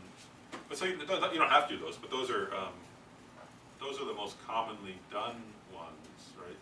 And so I think like Lama Zopa Rinpoche composes the one to Shakyamuni Buddha, because not everybody knows Lama Tsongkhapa. And everybody has, everybody who's Buddhist has devotion to the Shakyamuni Buddha, but then not everybody knows Lama Tsongkhapa, so it depends on you, right? Like if you don't feel connected to the Gelugpa tradition, then it's good to do like, Shakyamuni Buddha, for example. But then if you have a connection, like, I'll share one other story, I'll share one story about that, then I'll finish my advertising for Lama Tsongkhapa. Like, there was a story about the Panchen Lama, that somebody brought the Panchen Lama an offering, and I think, I'm not sure exactly what the wording was, but something like the Panchen Lama said to the person, if you dedicate the merits right now, like the person saw, the Panchen Lama could see that person's karma. Oh, this is Volker Rinpoche's book, actually, right? Then he said, then you'll be able to be reborn as a human being and meet the teachings of the Buddha. And so the person, of course, did exactly what the Panchen Lama said, and then he would get that result. And then Volker Rinpoche said something like, imagine if that person had thought also to dedicate to meet the teachings of Tsongkhapa again, then he really would have gotten enlightened more, that particular person would have gotten enlightened even more quickly if he had known to do that and he didn't know or something like that. So anyway, I'm not putting that, but all the traditions are excellent. So I'm not saying that it's, I'm not saying it's better, but I'm just saying it because it's not actually. Like, in other words, the teachings of Milarepa are totally pure and perfect. But it's just for people if you don't have a ton of merit and it's easy to misunderstand, then it's very good. Does that make sense? Like then Lama Tsongkhapa's teachings are very helpful. So that's one. But then I'll say one other thing too, which is this: so then also the different Buddhas have different qualities or something, like, or represent different qualities. And so there's another benefit then, which is like, so if you're working, so you don't have to always do the same one either, right? Like, so I'll give an example of what I mean. Lama Yeshe says this in Introduction to Tantra in a nice way. He says that if you're trying to, like, if you're having a certain obstacle, or if you're trying to cultivate a certain quality, then it's good to rely on certain Buddhas for that particular quality because they radiate that or they energize that or something. And so I'll give a few examples, like the monks in the monasteries, and this is true in all the traditions of Buddhism, of Tibetan Buddhism. The monks in the monasteries, when they're studying, then they do a lot of Manjushri practice. And if you go to the monastery, you'll hear them saying Manjushris, even the little kids, when they're sweeping, they'll be going, "Oh, Manapasana, di di di di di di di di di di," and that's Manjushri's mantra. They'll do that as they're sweeping up the monastery, because they're trying to, because they're studying, right? So they want wisdom energy. Manjushri is the embodiment of the wisdom of all the Buddhas, right? And then if somebody's doing or if somebody's focusing on compassion and trying to develop compassion and bodhicitta, then for sure, right, most of those people, they do a lot of retreats on Avalokiteshvara, right? Because Avalokiteshvara is the embodiment of all the Buddha's compassion. So if somebody's trying to develop their compassion and so on, then oftentimes, you'll hear them saying Om Mani Padme, right? And they visualize him there, right? And then, and then if somebody's trying to cultivate love, right, loving kindness, which is slightly different than compassion, then it would be Maitreya Buddha, right? So somebody might focus on Maitreya, and these are things you can do for a while, right? It doesn't have to be for the rest of your life, but if you, like, let's say you say, okay, right now I want to focus on I'm trying to understand emptiness, and I'm having a hard time, well then you do some Manjushri sadhana, like that, right? But then if you're cultivating bodhicitta, then you might do Avalokiteshvara more.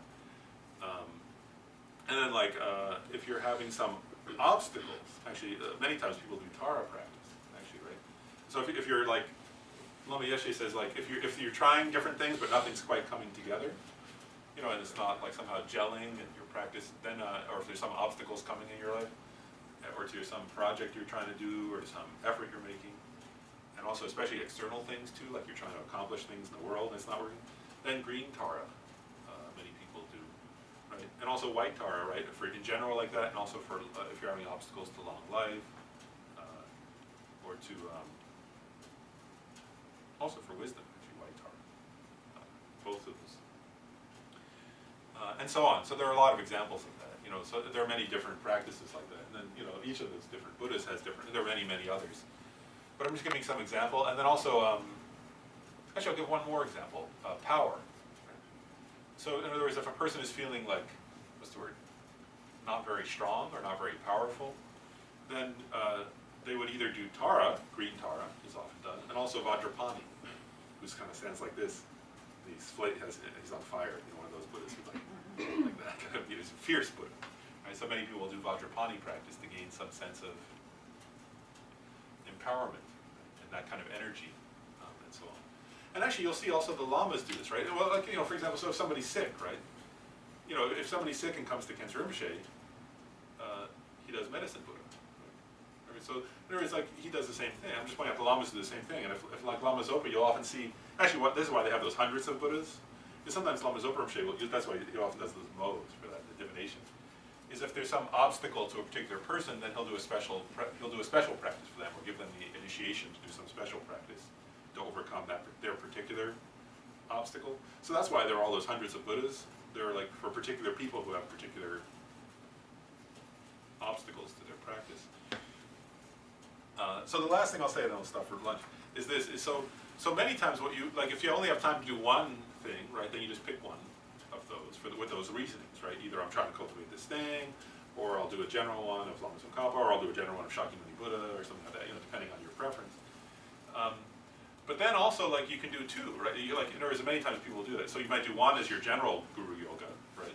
But then, like, if you're trying to cultivate a particular thing, you might do like Manjushri then, or so you might do like, or you might do Tara for, so you could do both also. That's possible.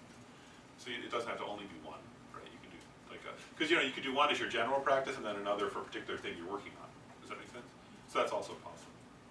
So you might do what we're doing here, and instead of visualizing the Shakyamuni, visualize Vaitara, and use her mantra instead of Shakyamuni's, but the rest of the form is everything else is exactly the same. Yeah, exactly. Yeah, so you would just substitute there. Exactly. Yeah, because the only things that would change is the visualization of the body and the mantra. Yeah, everything else would be identical. Yeah, so you could totally substitute. And then also with any of those, like with White Tara, for example, then also, so you could put her in this and it would be fine. And then also there are tons. I mean, there's like, I'm picking the example, all the different Buddhas are like this, but if I pick the example of White Tara, there's a very brief, there's even much briefer than this. There's a middle, and then there's an extensive practice of just hers.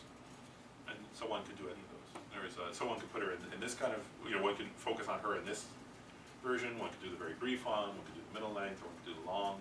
And almost every Buddha has that. So they have very brief sadhanas that take 5 minutes, they have middle length ones that usually take 15 minutes, something like that.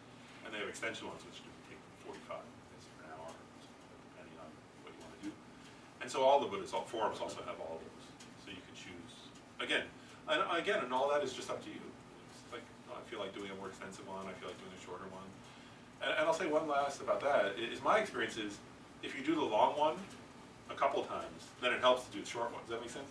If you're going to do the short one, do the long one a few times, because you'll get more information, and then you can apply it when you're doing the short one. So even if you're going to do a short version, my advice, just from experience, is do the long one a few times, because it'll help with the short one. And and I'll say that though, right? Even us, we can do that, right? Let's say we're doing White Tara, right? But then you go to the hospital because somebody's dying, right?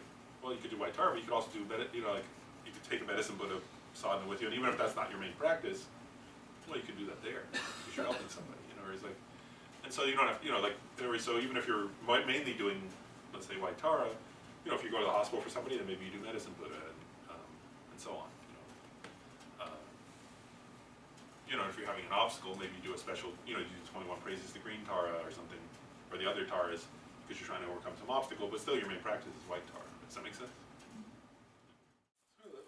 Just since we're getting used to doing it, let's go ahead, to settle our minds back down and do the 9-round breathing again.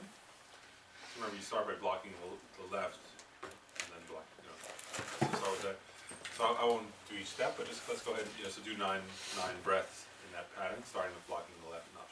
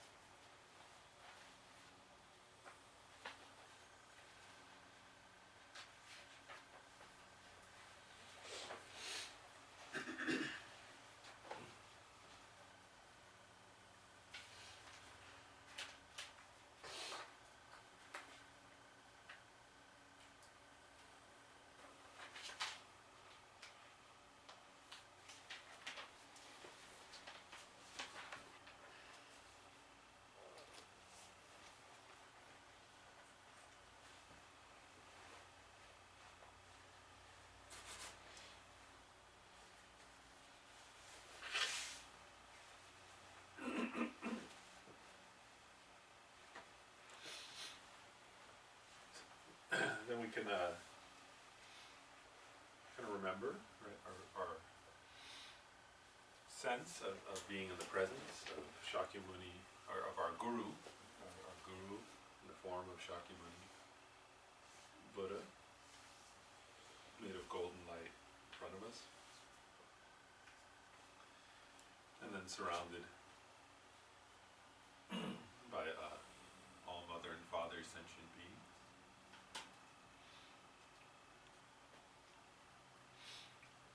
Remember that we left off having just taken refuge.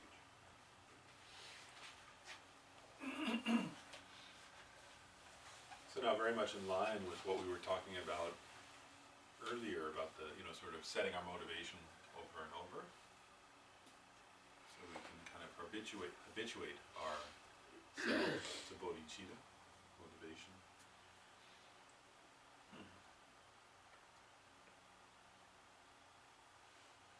So actually, maybe I'll just guide us through this, and then a meditation on loving kindness and then we'll read some together. And so for now, you can just. So first, I'll just read through what Lama Zopa Rinpoche describes about setting our motivation again.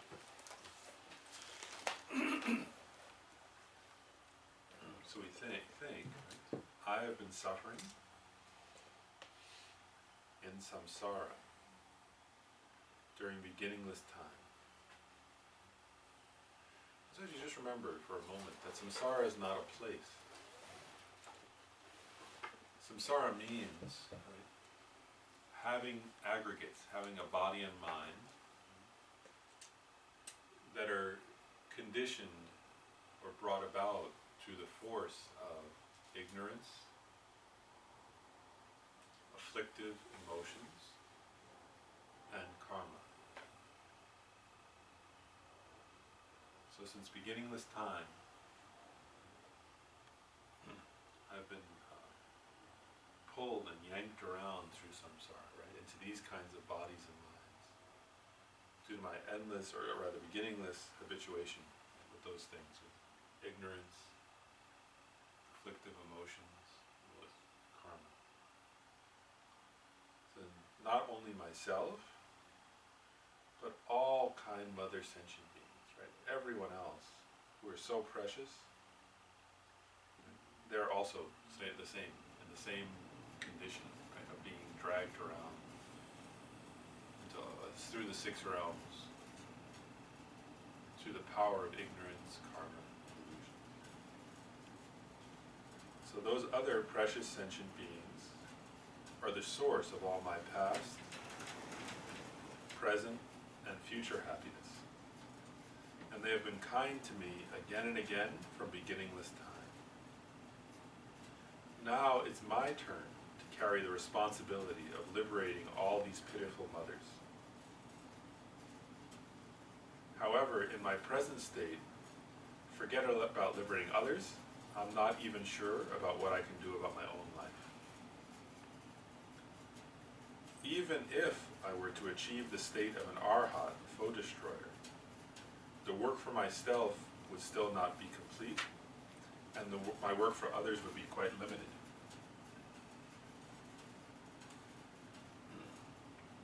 Therefore, in order to complete the work for myself and others, I definitely need to achieve full enlightenment, the state of Buddhahood. So there again, we've generated the bodhicitta, right? So it's this feeling of compassion for infinite sentient beings who are dragged around through suffering of samsara. And then a sense of responsibility for their welfare. And then the wish to achieve enlightenment in order to bring their welfare about. If I achieve this sublime state of Buddhahood, I will have ceased all the numberless mistakes and completed all qualities.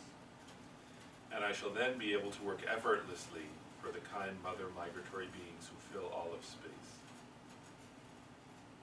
Therefore, I must achieve full enlightenment quickly. And so I'm going to follow the brave and extensive, wonderful deeds of the bodhisattvas in order to benefit others. So then in particular, right, I'm spending this afternoon in that way. That my motivation for this afternoon is to do, meditation, some prayers or recitation, and also like breaks even. The motivation is to achieve enlightenment quickly in order to be of the greatest possible benefit to all sentient beings, to liberate them from the ocean of sufferings of samsara.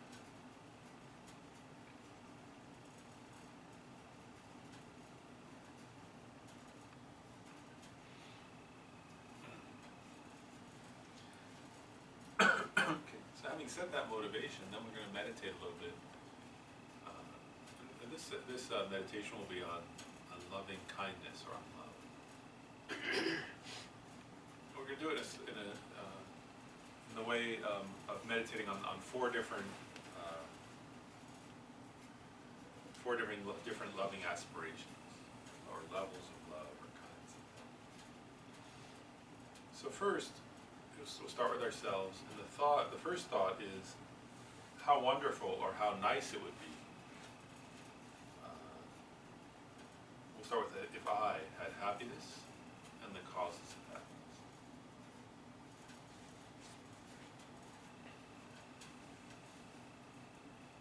So first you just think of yourself, right? Starting there. Like how nice, how good that would be if I had happiness and its causes. And so just kind of think like that. And as you think, that really would be good. You're cultivating love for yourself. How nice it would be, how wonderful it would be, how good it would be if I could have content, happiness, peace of mind, joy. And so as you kind of just keep thinking like that, combine that thought with a visualization or a feeling, call it a visualization, of light, like the sun in your heart. That's in the nature of warmth, of affection, of loving kindness. Kind of filling your body. So that warmth, that tenderness, that affection fills your body, then it's conjoined with that kind of thought. How nice that would be. How wonderful, how good. If I were to have happiness, peace of mind, contentment, joy.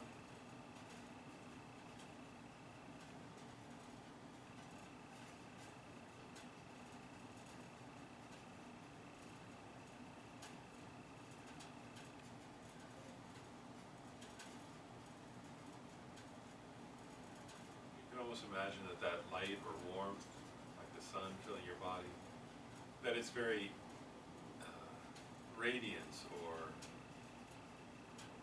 energy or vibration is like the nature of that thought. How nice it would be if I were to have happiness. How wonderful that would be.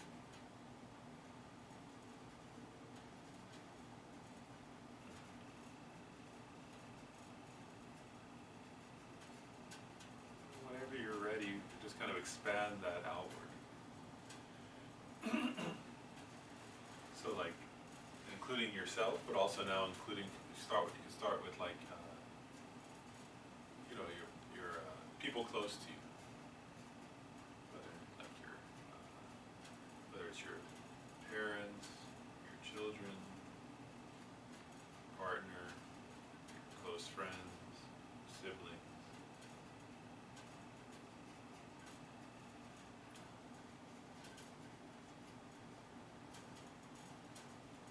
Grandparents, whoever you feel close to. Also, how nice it would be, how wonderful it would be if they had happiness and causes of happiness. If they had, how nice, how wonderful it would be if they had peace of mind, contentment, joy, everything they need to feel happy. As you think like that, so now that those thoughts are embracing yourself, you can bring to mind any loved ones, family or friends. kind of, you can include them also in that visualization. So also that, like the sun radiating, put that warmth or that light also radiates to them. At the very essence, the very vibration, the very resonance of that light and that warmth is affection, warmth, closeness, a sense of intimacy, a sense of loving kindness. That fits perfectly with that thought. How nice it would be. How wonderful it would be.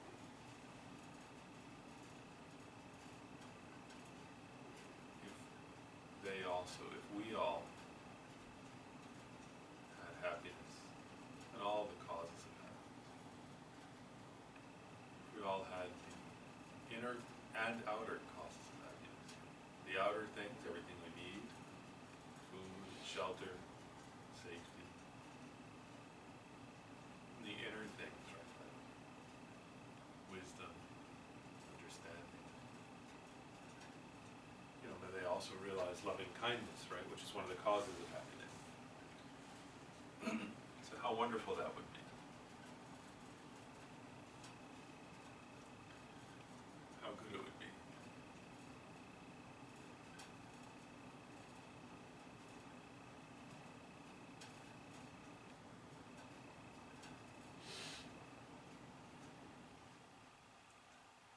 Then to the extent that you're, or when you're ready,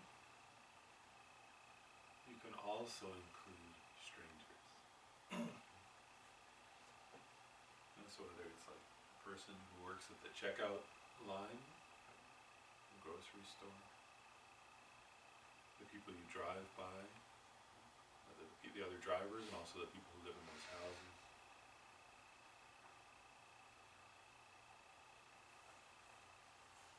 Also animals,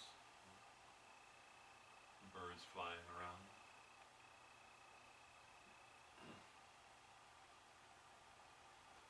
The other creatures around, human and non-human. Definitely, for sure, right? There's no doubt how nice it would be if they could be happy. That's so clear, right? How wonderful, how good that would be if they could have happiness in its causes. You can imagine that kind of radiance, right? Like the sun coming out from your heart that fills your body.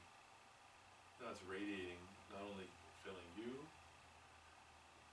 but also like those, your dear ones, and then also the people who you usually think of as strangers. Right?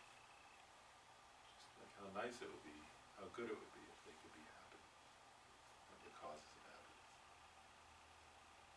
How good it would be if they could be content, joyful, at ease. Without any doubt, that would be quite wonderful.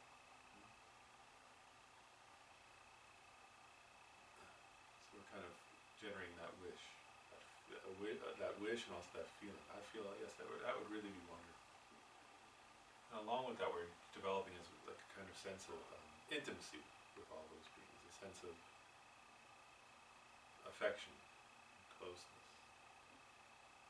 How wonderful it would be if they could be happy, have the causes of happiness, have a sense of inner tranquility, a sense of being at ease, contented and joyful.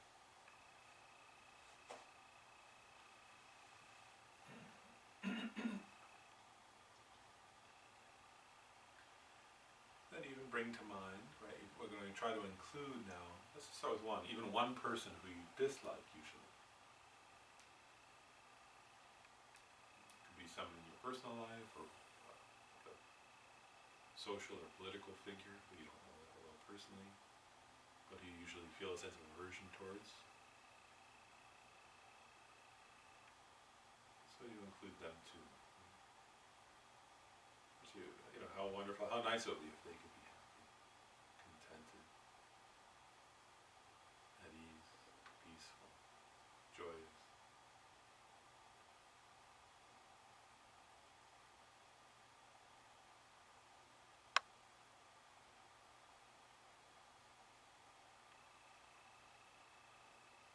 imagine that light, like the sun in your heart. Just like the sun radiates, right, equally in all directions to everyone without any discrimination. The sun doesn't shine on some people's heads, but avoids shining on others' heads. So like that, you imagine that light radiating out now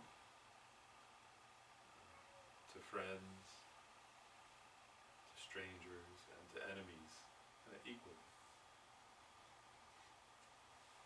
And it goes with that kind of thought, right? How nice it would be if all of those beings had happiness, the cause of happiness, had joyfulness, tranquility, and so on.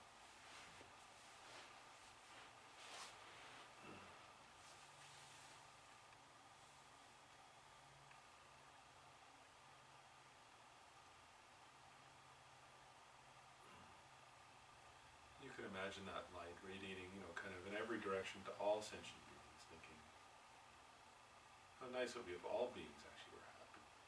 How nice it would be if all sentient beings. How wonderful that would be, how great that would be, if all sentient beings had happiness and the causes of happiness. What a wonderful universe it would be, how nice that would be.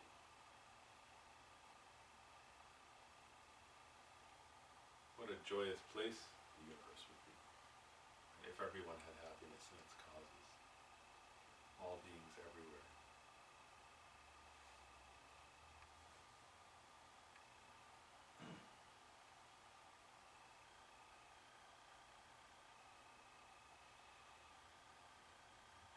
So I'm just taking another moment, imagining that light radiating all directions everywhere, like the sunlight. And really developing a clear conviction that yes, that would be wonderful. For sure, that would be great.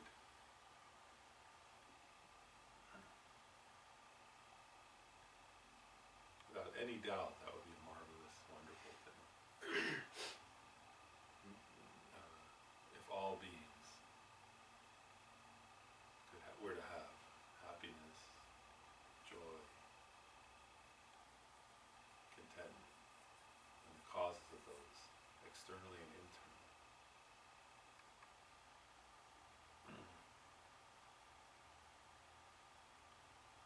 So now continuing the kind of visualization of like that energy or warmth or affection going out in all directions, we'll kind of shift our thought to strengthen it a bit more. So we'll think, not just how wonderful it will be, but may it come about. May they all have happiness in its causes. So because that would be wonderful, may it actually happen. So now thinking of all beings, myself, friends, family, strangers, enemies, all beings of the 6 realms. May they all have happiness and the causes of happiness. May they all actually come to have tranquility, peacefulness, joyfulness. May it be that way. And try to notice that feeling, the feeling of a little more commitment to one's loving kindness. Not now it embraces how wonderful it would be, but it's a little stronger. Right? May it actually come to pass. May everyone's welfare, well-being, happiness, joy, may that, and the cause of that, may that actually come about.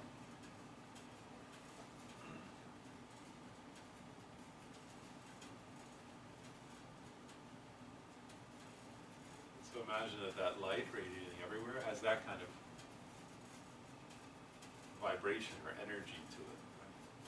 It still has that kind of warmth, closeness, intimacy, affection, and loving kindness towards others. But now it's with that energy of may they really come to be happy. May they really come to be joyous. Even my enemies. May that really come about.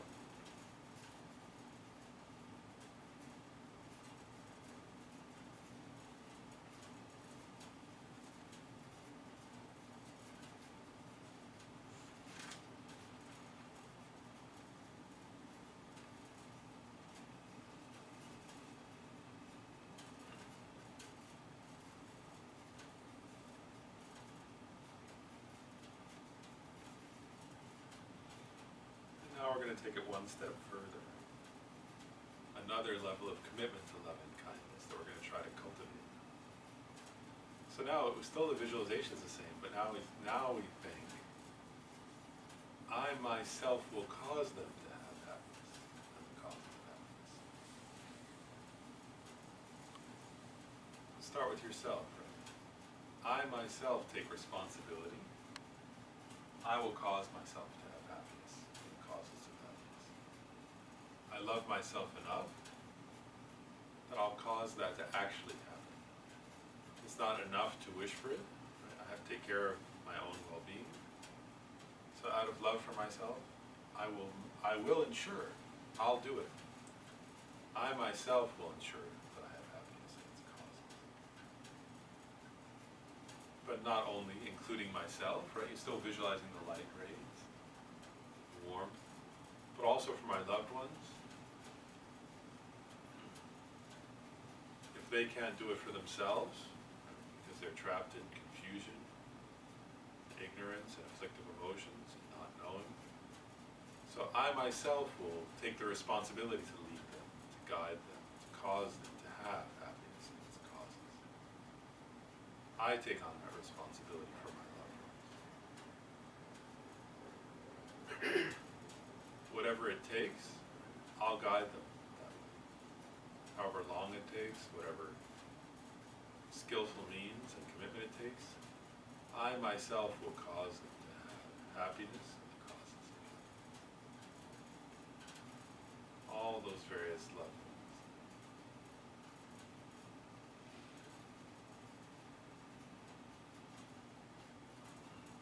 You can bring to mind particular people, right? Whether your mother, your father, either grandparents or aunts or uncles, cousins, siblings, children or nieces or nephews, close, longtime friends. As you bring those people, bring their faces to mind, think, I myself will cause them to have happiness and the causes of happiness.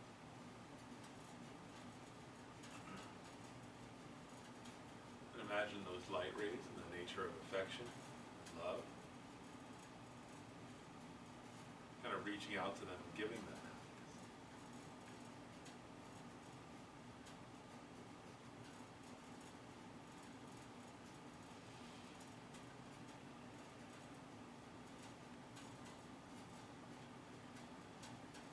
Then also include strangers, right? Those same people, right? The person who works near you in the office, or the person at the drugstore who you bump into, or the neighbor who you see walking, or the dog of the neighbor, or whoever, the squirrel that plays in your yard. Again, you cultivate that thought. I myself will cause them to have happiness and the causes of happiness. I'll guide them, or I'll lead them, I'll help them. I'll bring it about. May they have happiness causes, not only may they, I will help them to have happiness causes. So all the strangers, right? All the people I don't know, who are so precious, who so want happiness, don't want suffering, I will cause them to have happiness and the causes of happiness. Again, like bring to mind, you can start with one enemy. I will cause that person to have happiness and the causes of happiness.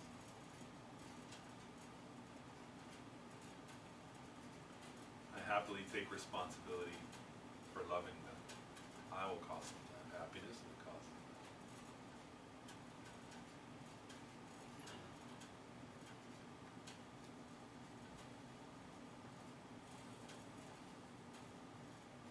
I'll be like their mother or their father.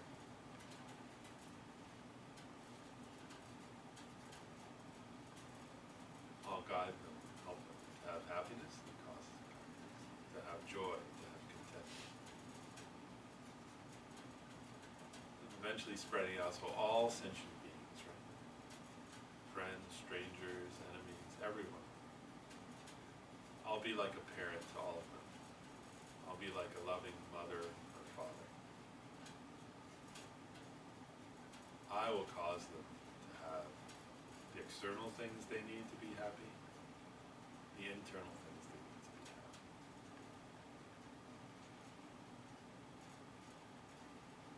And you imagine in your heart, love like the sun, radiating everywhere, with that feeling of loving kindness, feeling I will happily take responsibility, joyfully take responsibility, to lead all beings to happiness and causes, to lead them all to joy, to bliss.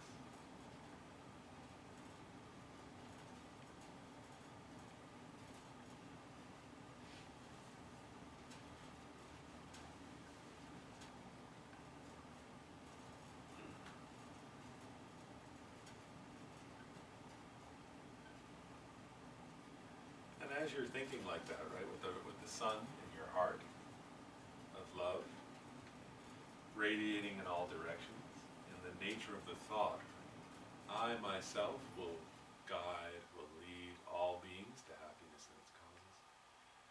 Just for a few moments, we'll imagine those light rays, right, radiating from our heart to all beings in the nature of love. And imagine that it gives each being everything they need. So that you imagine that you're transforming actually your body, your well, and your good karma, your merit, into whatever all beings need. So those who are hungry, right, and need food for happiness, then you'll get food.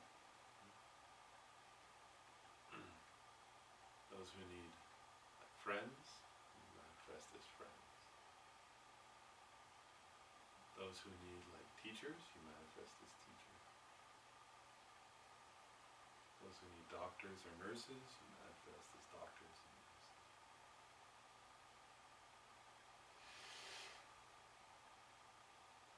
If an artist would make beings happy, you manifest as an artist. A musician, then like a musician. If they need a parent, you're a parent. If they need a child, you're a child. If they need a friend, you're their friend.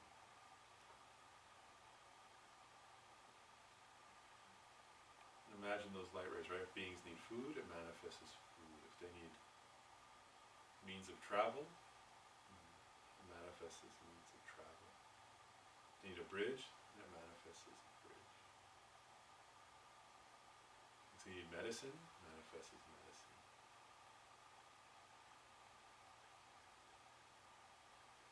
If they need like a beautiful place, a park, to be happy, or a grove, or a swimming area, or a lake, stream, a pond, a river, a beach. If they need rain, it manifests as rain. If they need a clear day, it manifests as sunlight.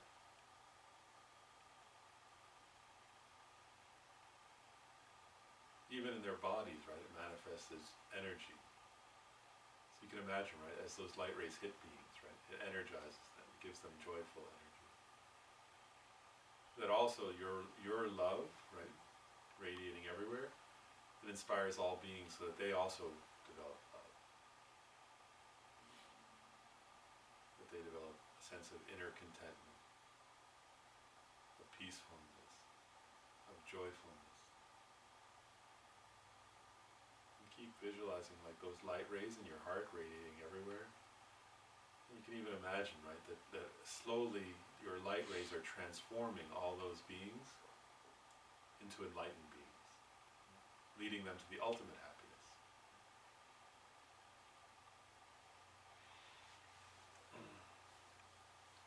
Until gradually you can even imagine through the force of your love, right, with this commitment, I myself will cause all beings.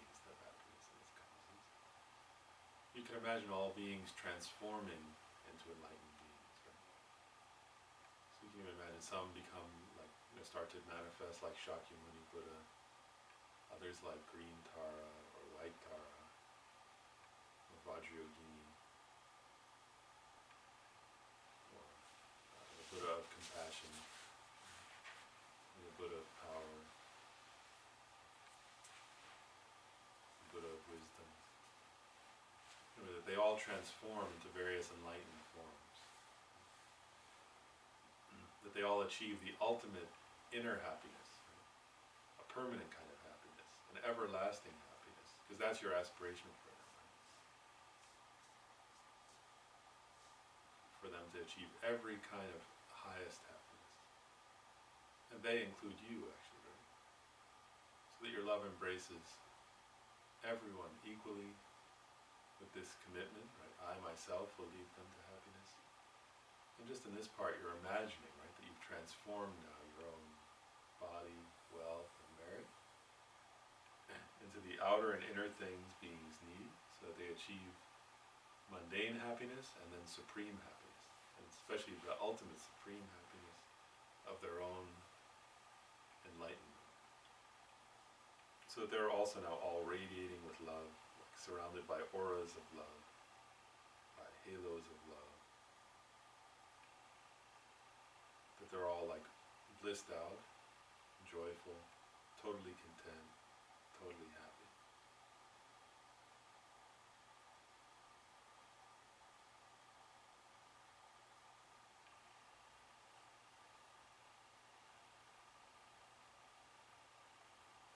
And now the final step of this meditation is you turn your attention now to the form of Shakyamuni Buddha, your guru Shakyamuni Buddha in front of you, and you think, please, my guru, please your holiness, please Rinpoche, please Guru Deity, please Shakyamuni Buddha, my teacher, bless me to be able to accomplish that. Please bless my mind,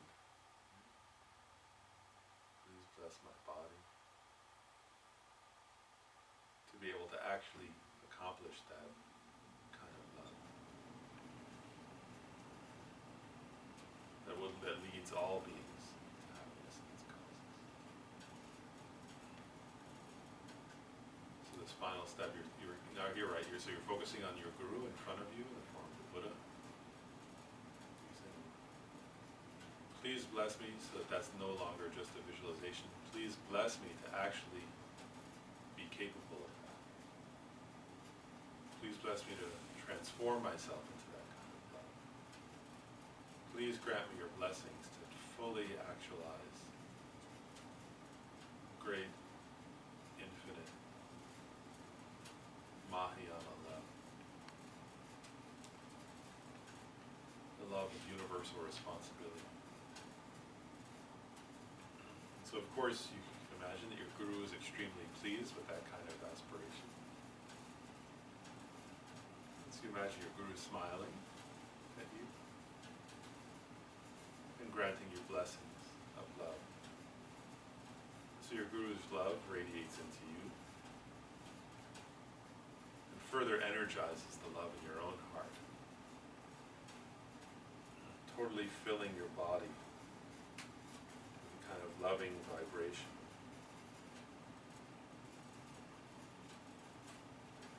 Of loving kindness, of altruistic, universal, joyful responsibility for others, for all people.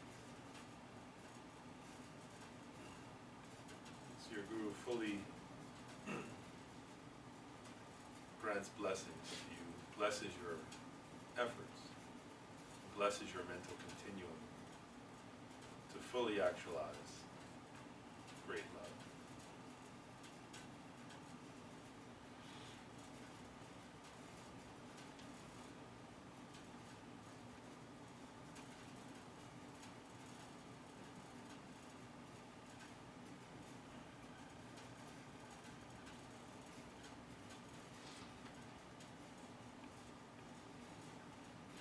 Then we can kind of come together and we'll read the four immeasurable thoughts prayer, which is kind of, we just did just the loving version. This will be all four immeasurable thoughts. So that was immeasurable love.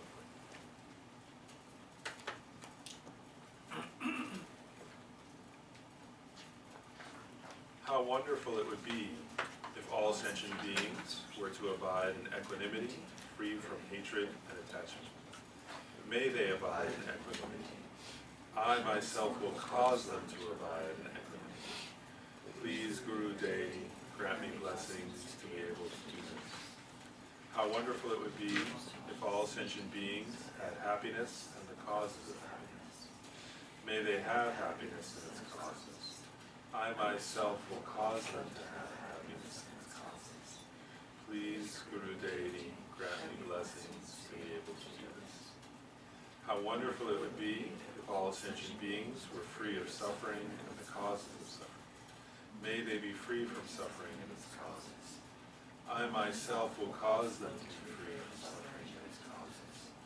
Please, Guru Deity, grant me blessings to be able to do this.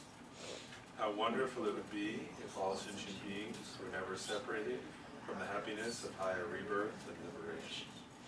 May they never be separated from these. I myself will cause them never to be separated from these. Please, Guru Deity, grant me blessings to be able to do this. In particular, I must achieve enlightenment quickly in order to free all the numberless kind mother sentient beings from the unimaginable oceans of samsaric suffering and the causes of suffering, and lead them to the peerless full enlightenment. For this purpose, I'm going to meditate on the stages of the path. And then next comes the 7 limbs, and let's actually go through these. And so first, we'll read each one, then we'll pause for a moment, right, and actually meditate on them. So first is, reverently I prostrate with my body, speech, and mind. And so there, right, we're prostrating to Shakyamuni Buddha, but actually imagine prostrating with an infinite number of bodies. While in your mind having respect, right, because it says body, speech, and mind. So imagine an infinite number of bodies prostrating to the Buddha. With your speech, imagine praising the Buddha's infinite good qualities. And with your mind, the prostration is respect. Respect.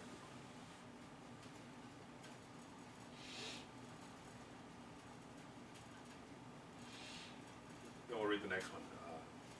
I present clouds of every type of offering, actually offered and mentally transformed. So there again, like just reading the words doesn't, isn't sufficient, right? So you can imagine offering everything, right? Like, so there are countless things, right? But you can imagine offering like beautiful trees with flowers in bloom, bouquets, garlands of flowers, offering all those to the Buddha, right? Offering like piles of diamonds, rubies, sapphires, emeralds, pearls, lapis. Imagining offering like gardens with, gardens with pools where instead of sand, the sand is made of gold dust. And the sweetest kinds of incense and fragrances. Offering celestial music, whatever kinds of music you like best. You imagine that being played like live for the Buddha, granting the Buddha incredible bliss. All kinds of celestial garments, cloths,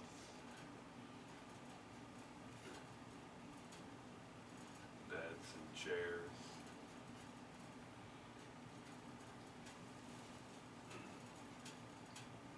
Beautiful palaces made of jewels, so on.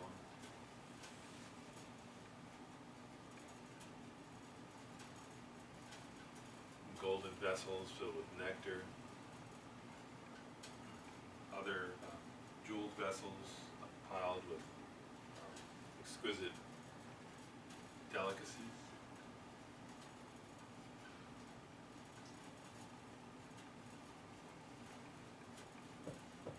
So you just imagine offering everything imaginable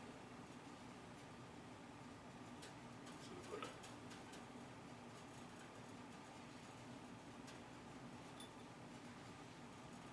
And like one of the things with the offering is, also like Milarepa, we can offer our own body, speech,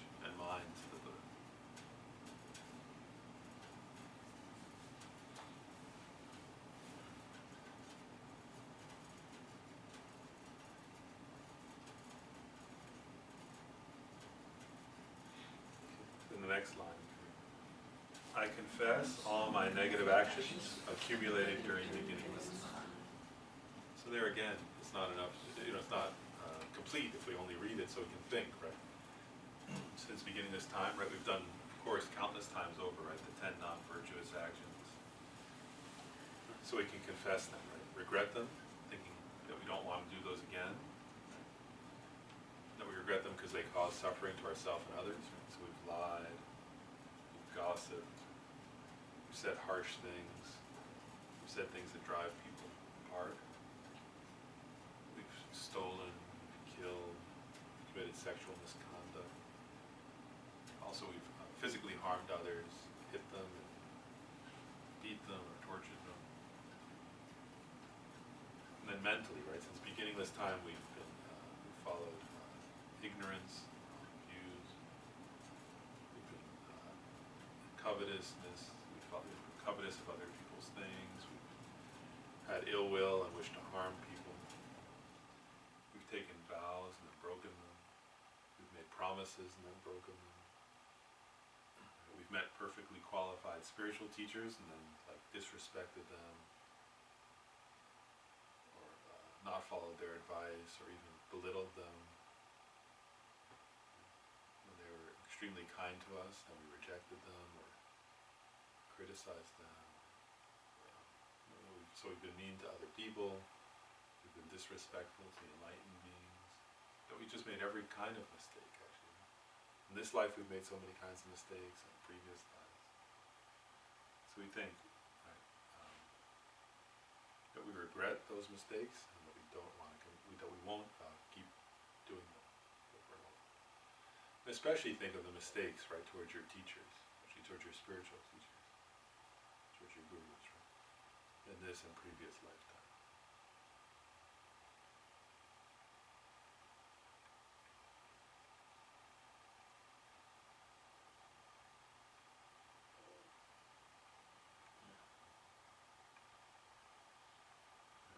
Like not following their advice, and then criticizing them for giving advice you didn't like, things like that. Because the advice didn't fit with your ego, then not following it and criticizing it or something. Things like that. And so we think, okay, whereas if I keep doing that, of course I can never get enlightened. Right? So I regret that, and reverse that, not do it in the future.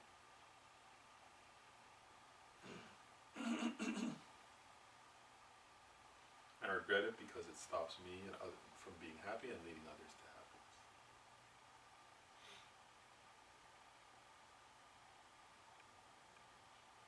Then the next line.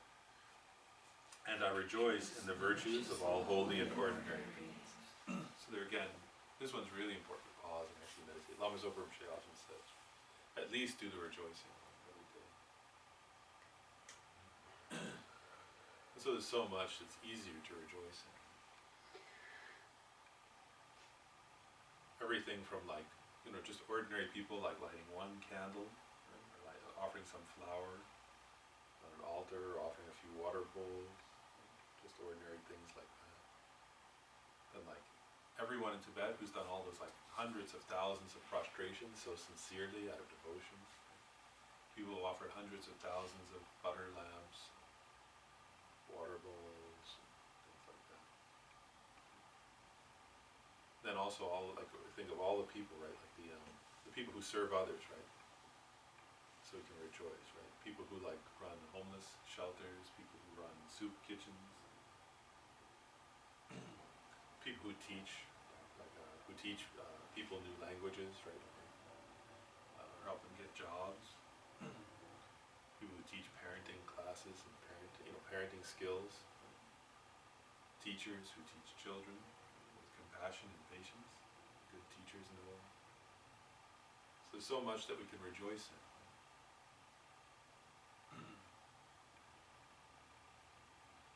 All the people who are working to stop poverty, all the people who are working to stop war, all the people who go to dangerous parts of the world trying to bring about peace or to decrease the conflicts or poverty or problems there, right? Risking their lives and things like that.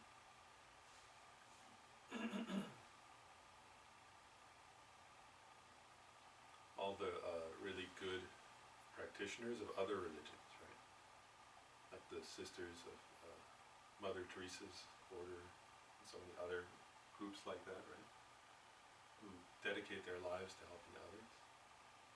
It's so much to rejoice in, just to think how wonderful, how great it is that people are doing that. Just really taking a sense of joy in that. And then of course, right, the inconceivable, like the unbelievable actions, right, of someone like the Dalai Lama, so it's the Dalai Lama. Right? Like whether you think of his actions for, again we can rejoice, right, in his actions, whether it's like his actions on the behalf of Tibetan people, the teachings he gives over and over, everywhere, right around the planet, his efforts to help the people of Tibet, his efforts to help create religious harmony, his efforts to help, even like his efforts, right, with scientists and with other philosophers and thinkers, ethicists, and then his guidance to people practicing the path, right, his personal guidance to high practitioners, his oversight of all the great monasteries, Lama Zopa Rinpoche, right, with all his projects, it's unbelievable, so much to rejoice in. Actually, with those beings, right, if you think of like, let's take Lama Zopa, right, just his breathing actually, right, is something to rejoice in, because it's done with bodhicitta.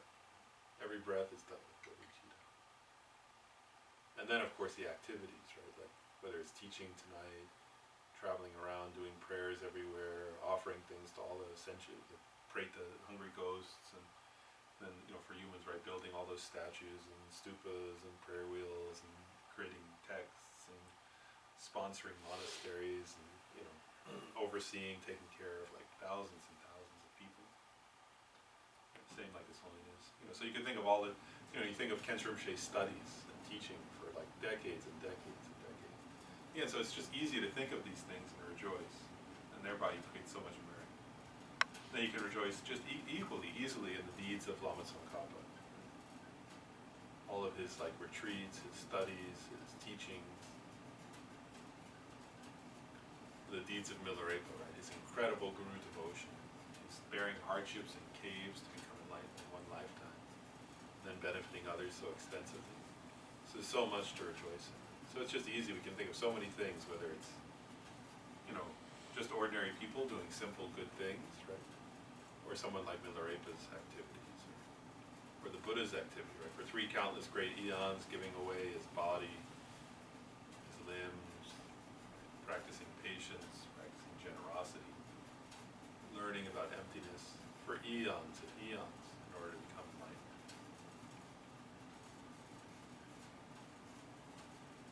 So it's easy to do to rejoice, and you create so much merit.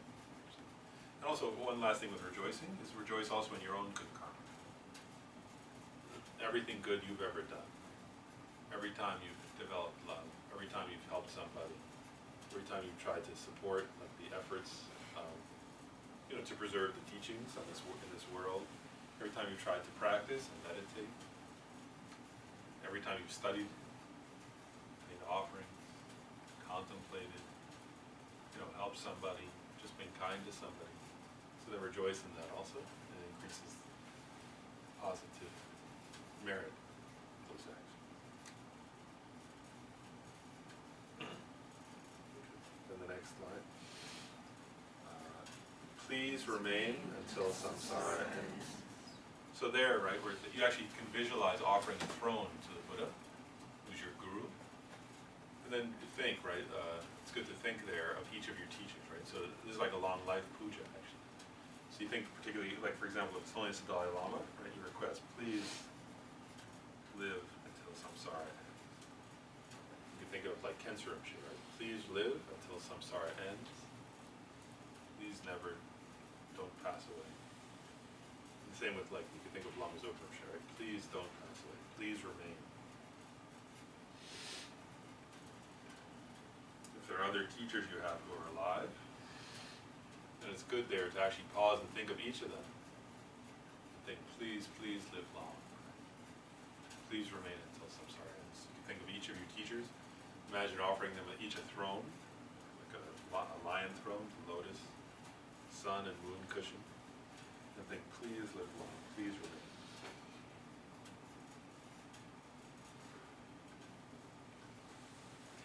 next line. And turn the wheel of Dharma for sentient beings.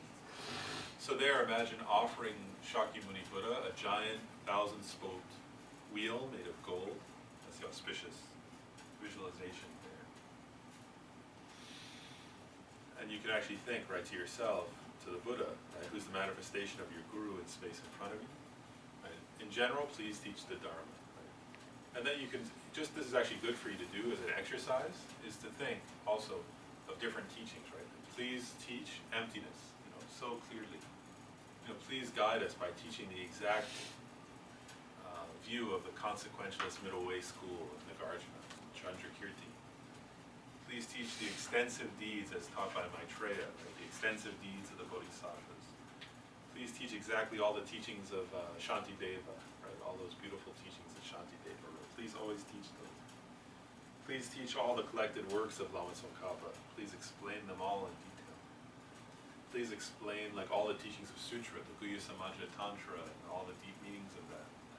Other, the mother tantras and the father tantras, all the stages and the paths of Tantra. Please always, explain those for myself and all sentient beings. Please turn the wheel of Dharma.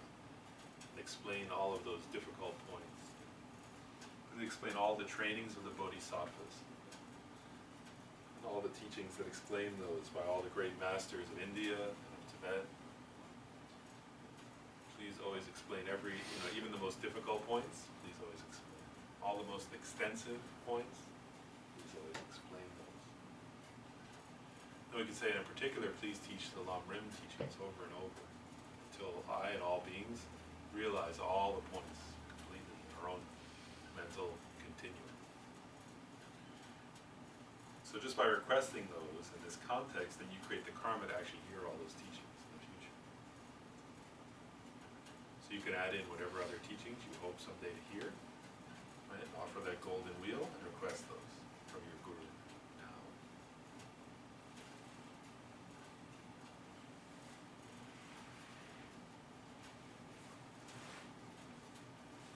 Then we can read the last line there. I dedicate all the virtues of myself and others to the great enlightenment. So we've just created a lot of good karma, right, through our meditations on love and then our practice on the 7 limbs. So we think for sure, right, I dedicated to achieve the state of a Buddha in order to lead all sentient beings to that enlightened state.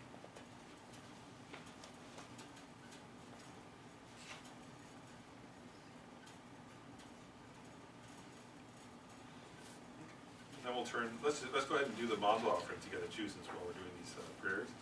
So we'll do the short mandala, the prayer of the 3 great purposes, and the requests. We'll do all that.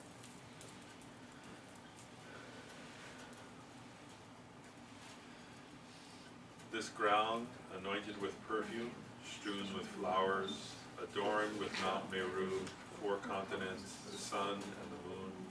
I imagine this as a Buddha field and offer it. May all living beings enjoy this pure air.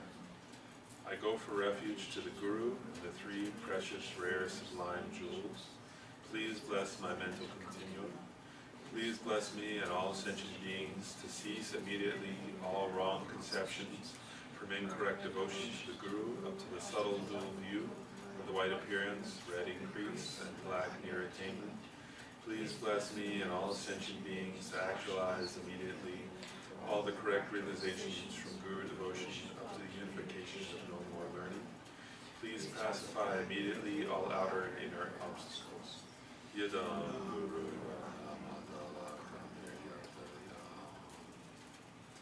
Guru Vajradhara, who encompasses all 3 objects of refuge, taking the form of a virtuous friend in whatever way subdues and grant common and sublime realizations.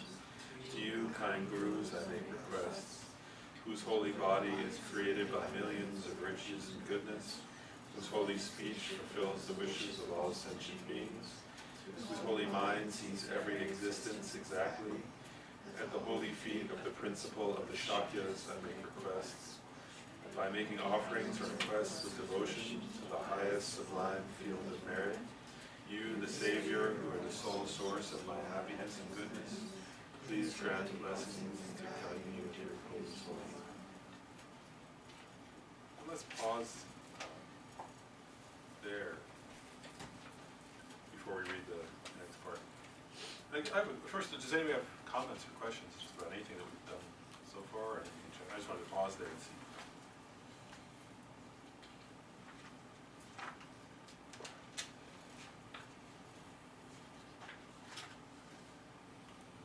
This segues beautifully into the spiritual teacher. Yeah, this particular practice does it. I got a question. When you, you know, when you imagine, when you're asking please remain until samsara ends, and you offer, like the thrones, is it okay to visualize like your guru that's alive, like you're giving him the throne? Yeah, I think that's okay. Yeah, you should, I mean, you can do it either way. You can think of Shakyamuni as the essence of those, but I personally, when I do it, I think of, like I go through then, when I'm doing like the Guru Yoga I do every day, then I try, if I have to, unless I'm very busy or something, like I'm in a hurry, I stop there and I think of Khensa Rinpoche, you know, and and if all my teachers who are alive, which are maybe 6 or 7 are still alive or something, so I'll think of each one and think of offering them also a throne. Yeah, it's good. I think because it's quite auspicious because they're the ones who are alive, actually, right? So, because you can't really request that. I mean, the ones who are passed away. I mean, you could request them to come back, I guess, but you can't really request them to live long if they're not. If you don't know if they're alive now or something on this planet. So yeah, I think it's quite good there to stop and think of like each of the teachers who are alive and think of offering them a throne and requesting them to stay. Yeah, and also for me, anyway, I'm sure it's true for everybody. Actually, it makes it more moving if you think of somebody. You know, like. If you think of, you know, Lama Zopa Rinpoche or Yeah. Dalai Lama, then it makes it more heartfelt, I think, because, you know, because actually it's easy, right? If you think of if all of them were to suddenly be gone, then this, terrible, right? So it's easy to make that request sincerely if you just think like that, if you just think of that possibility.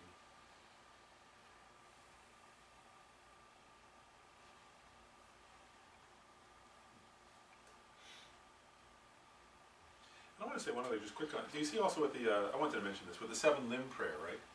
You notice how like that's really easy, I think. Like, you know, you don't have to do the whole prayer, but if you know, those are easy ones to do anytime, right? So like, probably all of you guys have heard, you remember like Khensa Rinpoche would say, he often told that story about, at the time of the Buddha,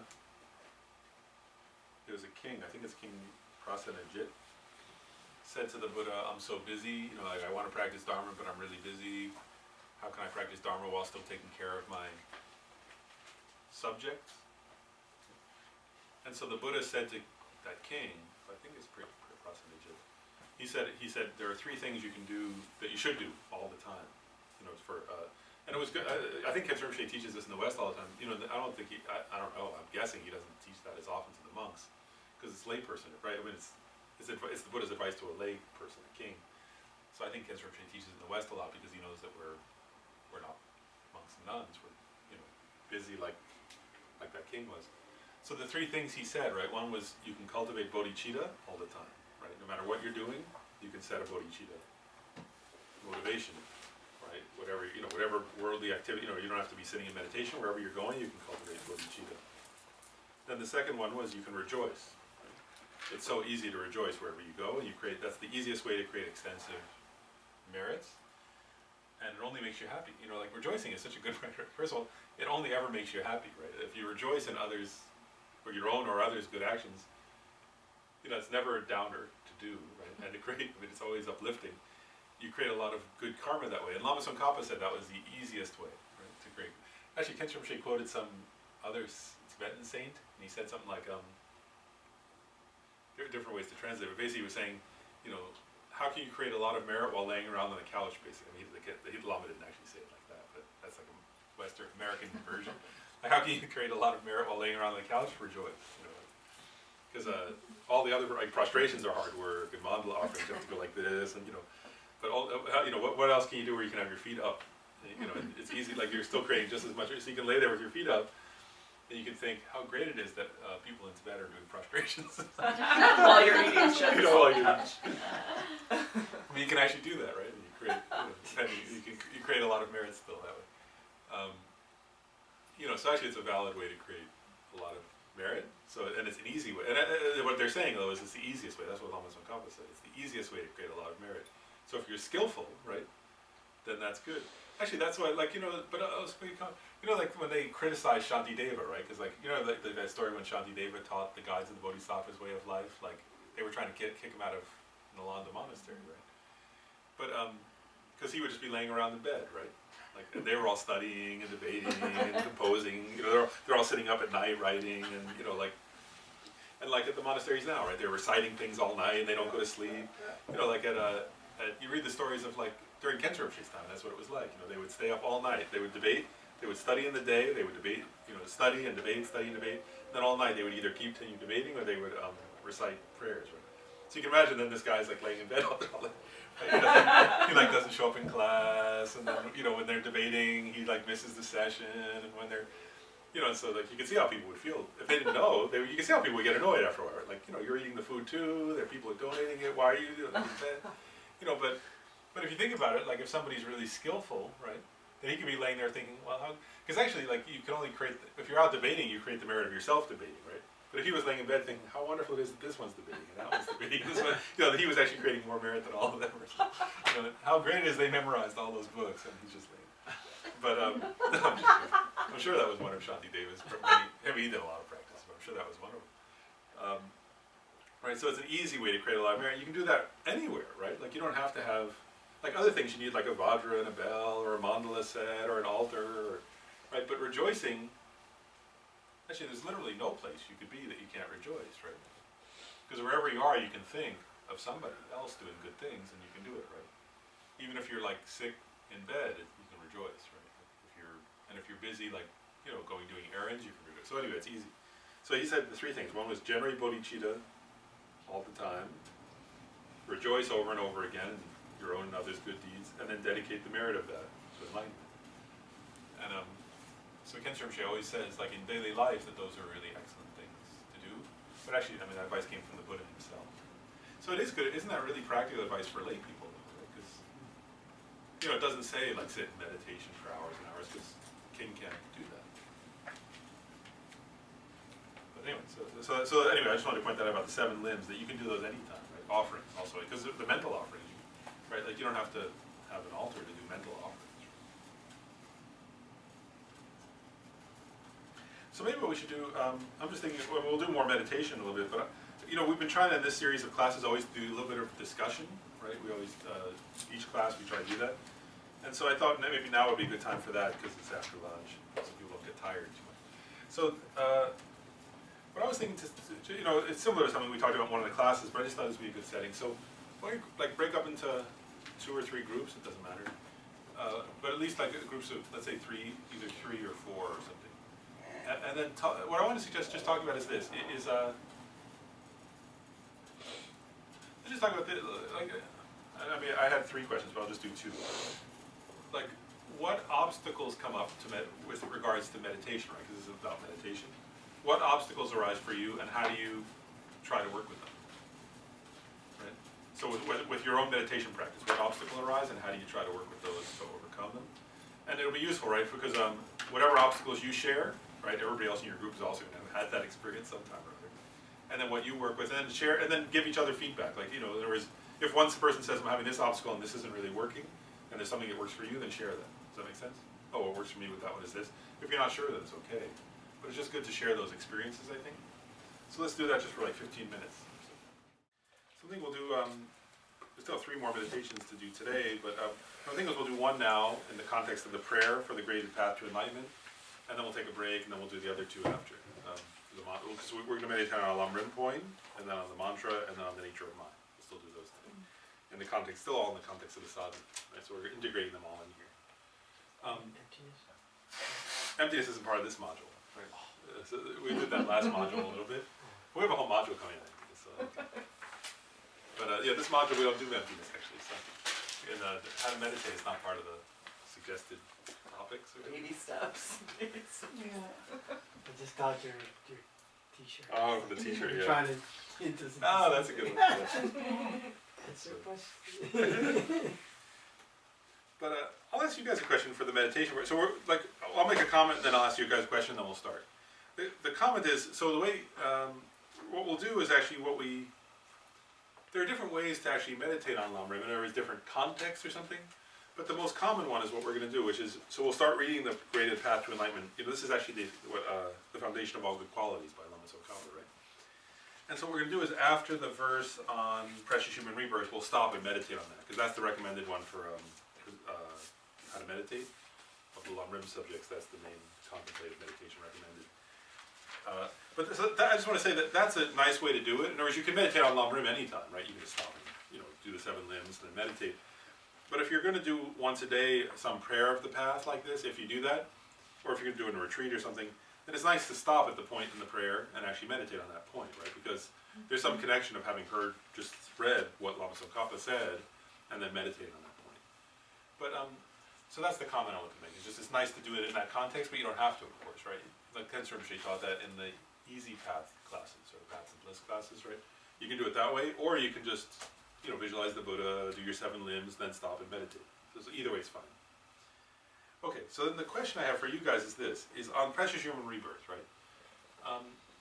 Because it's part of how to meditate, so that's why I wanted to talk about it. Because so I don't want to just go over it, I want to ask you guys feedback.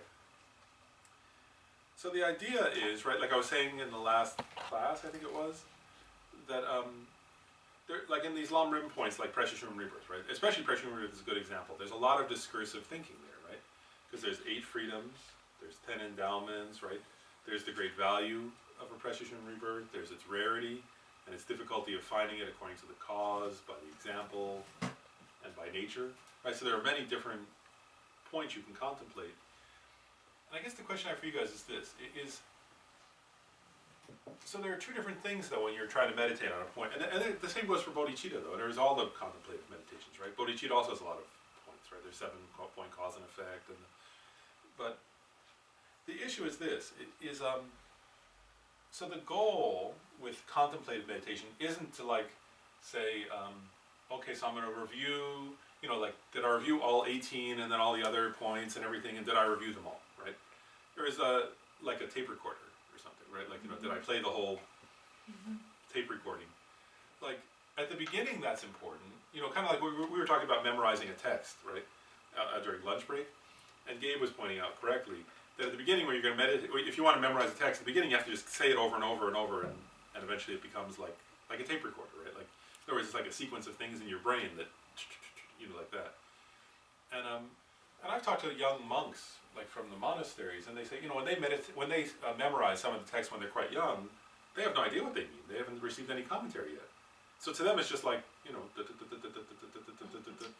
and then later somebody teaches them the meaning, but they've already memorized it, right? So it's 2 different things. One is they memorize it, the other is the meaning, and they learn those separately. And then once they know both, they're really fortunate, because then they have the whole book in their brain, plus they know what it means.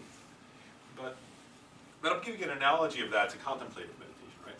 At the beginning, we have to go through the whole, okay, what are the 8 freedoms, what are the 10 endowments, what's the value of precious human rebirth, what's the, in what ways is it rare and hard to achieve, and so on. But then, if that's all you do your whole contemplative life, that's not the ideal approach, right? Because, whereas if you just sit down and go, okay, then am I going to run through the whole 18 and the so on, right? Like, imagine if you did that with bodhicitta. Okay, what are the 7 points, cause and effect? Okay, it's this. Okay, I did the 7 points. Okay, great. Now I'm done with meditating on bodhicitta, right? That's not. Then you'll never realize. That's a prerequisite to realize that method of bodhicitta, but it's not sufficient, right? So the idea is, as you get better at it, right? As you get better at these things, if you already feel the great value of precious human rebirth because you've meditated on it hundreds of times, well, then you don't have to go through all the different reasonings to get to that, right? Does that make sense? So the reasonings are to give rise to an experience, right? But once you can give rise to the experience, like Tenzin Rinpoche said that, he said there will come a point where somebody will just say the word, human or something, or human life, and immediately you'll feel this great sense of its rarity and preciousness. Well, at that point, why would you then have to run through a list of things, right? The list of things are the days when it's hard to get the feeling, right? Or it's hard to get that inner experience. Maybe not feeling, but inner experience. Does that make sense? So the goal is to get the inner experience and dwell on it. And so that's really important, right? So sometimes people think contemplative meditation is just thinking. but it's not, actually, that's a wrong understanding. So contemplative meditation doesn't mean, you know, like, that I've memorized those points, and therefore I just go over them and over them and over them. That can be part of contemplative meditation, but really the goal with contemplative meditation, or the way you progress, is you do that for a while until you get the feeling or the inner experience, and then you might just start, like you might say, okay, so then you might sit down in meditation, right? You might start saying, okay, precious human rebirth. And like, if you just thought briefly, like, you know, usually you would go through, right? Like, you might start at the beginning going, okay, I'm not in the hells, I'm not a hungry ghost, I'm not an animal, I'm not a god, I'm not in the four, those are the four non-human, right? And then the four human ones, like I'm not a barbarian in the barbaric region, and I don't have, you know, I have sense powers. No, I have a brain that works. I'm not in a dark era where no Buddha came, and I don't have wrong views. So at the beginning, you would have to contemplate all those. But later, right, if you just think, wow, it's unbelievable how, like if you just get that feeling, I'm a human being, right, like Lama Zopa Rinpoche did there. It's like awesome, actually, having this kind of brain, right, and hardly any creatures have this. And you immediately feel incredibly fortunate. Well, then you can just stop and just dwell on that feeling or experience of being fortunate. Does that make sense? The experience of feeling and knowing that you have something of great value that's incredibly fortunate. And if at that point, if you were to go back to thinking too much, it would be a fault, actually, right? Because then you might distance from the experience and just be intellectualizing again. So contemplative meditation is not the same as intellectualization. Does that make sense? And if you think it is, then it's a mistake. It's the same thing as like with emptiness. If you just intellectualize about emptiness and there's no, you know, Kenshin Rinpoche, when he taught here, right, he said, when you meditate on emptiness, you should feel terrified or overjoyed or those kind of, like, whereas those are the signs you're actually meditating on emptiness, right? So that's not intellectualization, right? If you're feeling terrified, that's not some intellectualized thing of, oh yeah, things are weirdly labeled and so on. Like, whereas if it's up here like that, I mean, that's just sort of like you're still just learning the basics, but you're not really meditating yet.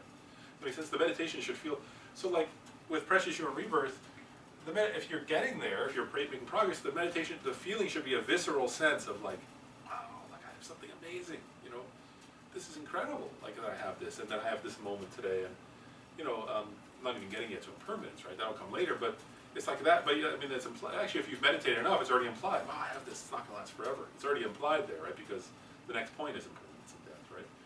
So you're not contemplating that yet, but you feel the sense of appreciation for something that's fragile, right? And you feel a visceral sense of excitement and like joy at having this, and gratitude and appreciation, all those things, right? So. And then, you know, and then it's value, right? Like, so you have to think at the beginning, because we don't know, right? Like, and we're kind of ignorant, so we have to say, you know, so they list all these things, right? You can achieve a good future rebirth, you can achieve nirvana, you could realize bodhicitta, you're on this planet where there's tantra, so you can actually become a fully enlightened Buddha in one lifetime. You know, all those things are like to memorize at the beginning, but after a while, you know, if all you're doing is going, oh, I could get a good future rebirth, I could get, you know, it's like, at the beginning, that's what you should do, but after a while, it should become like, of course this is incredibly valuable. Like, you know, I don't want to, like, whereas like if you have some appreciation of what the lower realms are and like of what samsara is and of wanting to help others and so on, then it should become more visceral, and then you just dwell in that visceral experience. And the dwelling is what's important. That's the meditation, right? In other words, that's the fixed meditation. Both are meditations, but there's one called, so when you meditate, this is the last thing I just want to explain, right? Just to remind people, right? So the first is you contemplate, which means you think, right, about all that stuff. But then you want to come to a kind of an experience. And then what you're going to do is, the fixed meditation is you dwell in that experience, right? And it's just like watching your breath, actually, right? Like when you watch your breath, if you get distracted, you come back, right? And so, I want to point something out. So let's say you're dwelling in this feeling of incredible appreciation and joy and enthusiasm in having a precious human rebirth, right? So you have some feeling like that, and you're dwelling on it. And then your mind drifts away to like, you know, oh, well, this week at work, I have a really busy week. What am I going to do about it, right? Well, then, what do, right? You can't come back to the breath because you're not meditating on the breath, right? So you either, but the key is this, is you just try to get back to the experience first, right? You see, oh wait, I lost the experience, can I get back there? And it's only if you can't get back there that you start thinking again, oh, wait a second, you know, why was I feeling fortunate? Oh, yeah, right? And you just, but the goal at that point is just think enough to get yourself back to the experience and then dwell on the experience. Does that make sense? So don't, you know, like, so don't, like, Yeah, so the key is don't think too much when you're doing contemplative meditation. Because sometimes people have the wrong idea of that it's like, that you're just supposed to sit there and like, almost like, you know, I don't know, like, just keep saying the same things over and over again, which in a way it is. Again, I'm not like saying it's wrong to say the same things over and over. But that's not the main point. The main point is to get to an experience, right? And it should be a visceral experience. And if you're not getting to a visceral experience, then you're not doing the contemplation the right way, actually. Does that make sense?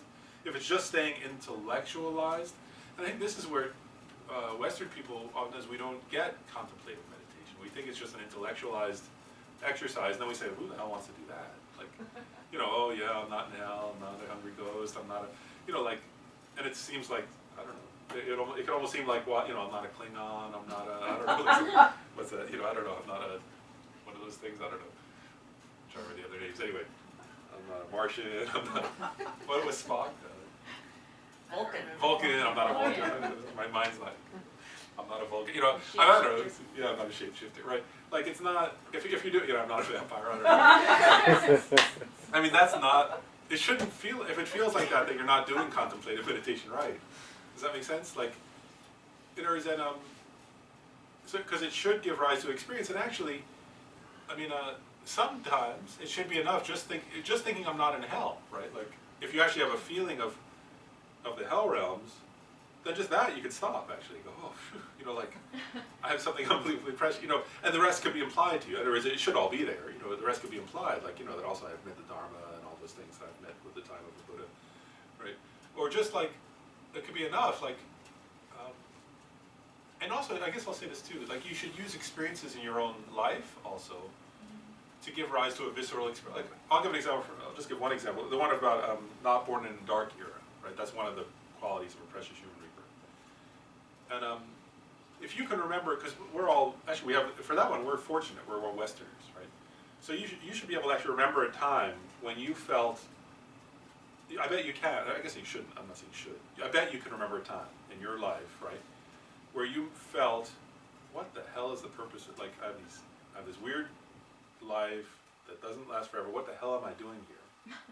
And like, what the hell's the point of this? And it looks so stupid, like what people are doing, you know, like, everybody here, I'm sure, had some moment in their life, most likely, where they looked around at what everybody's doing in life, right? You know, like people are driving in traffic until they had to have a heart attack or something, and you thought, what the hell? Like, why in the world are people doing this? And what am I doing? Like, and is that what I'm going to do until I die? Like, am I supposed to get a suit and go in traffic, or get a dress and go in traffic until I die? And, you know, and like, that should be, in other words, like, so, you know, instead of saying, oh, you know, a dark era where a Buddha never came, right?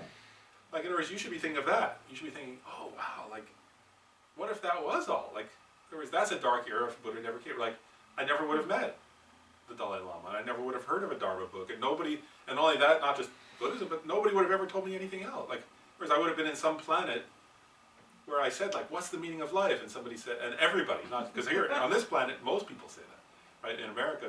But everybody on that whole planet would say, this is the purpose of life. What are you talking about? You know, go work for Bear Stearns or something, you know, like, or whoever, I don't know. What's the one in DC? Whoever these people go work for Symantec or whatever.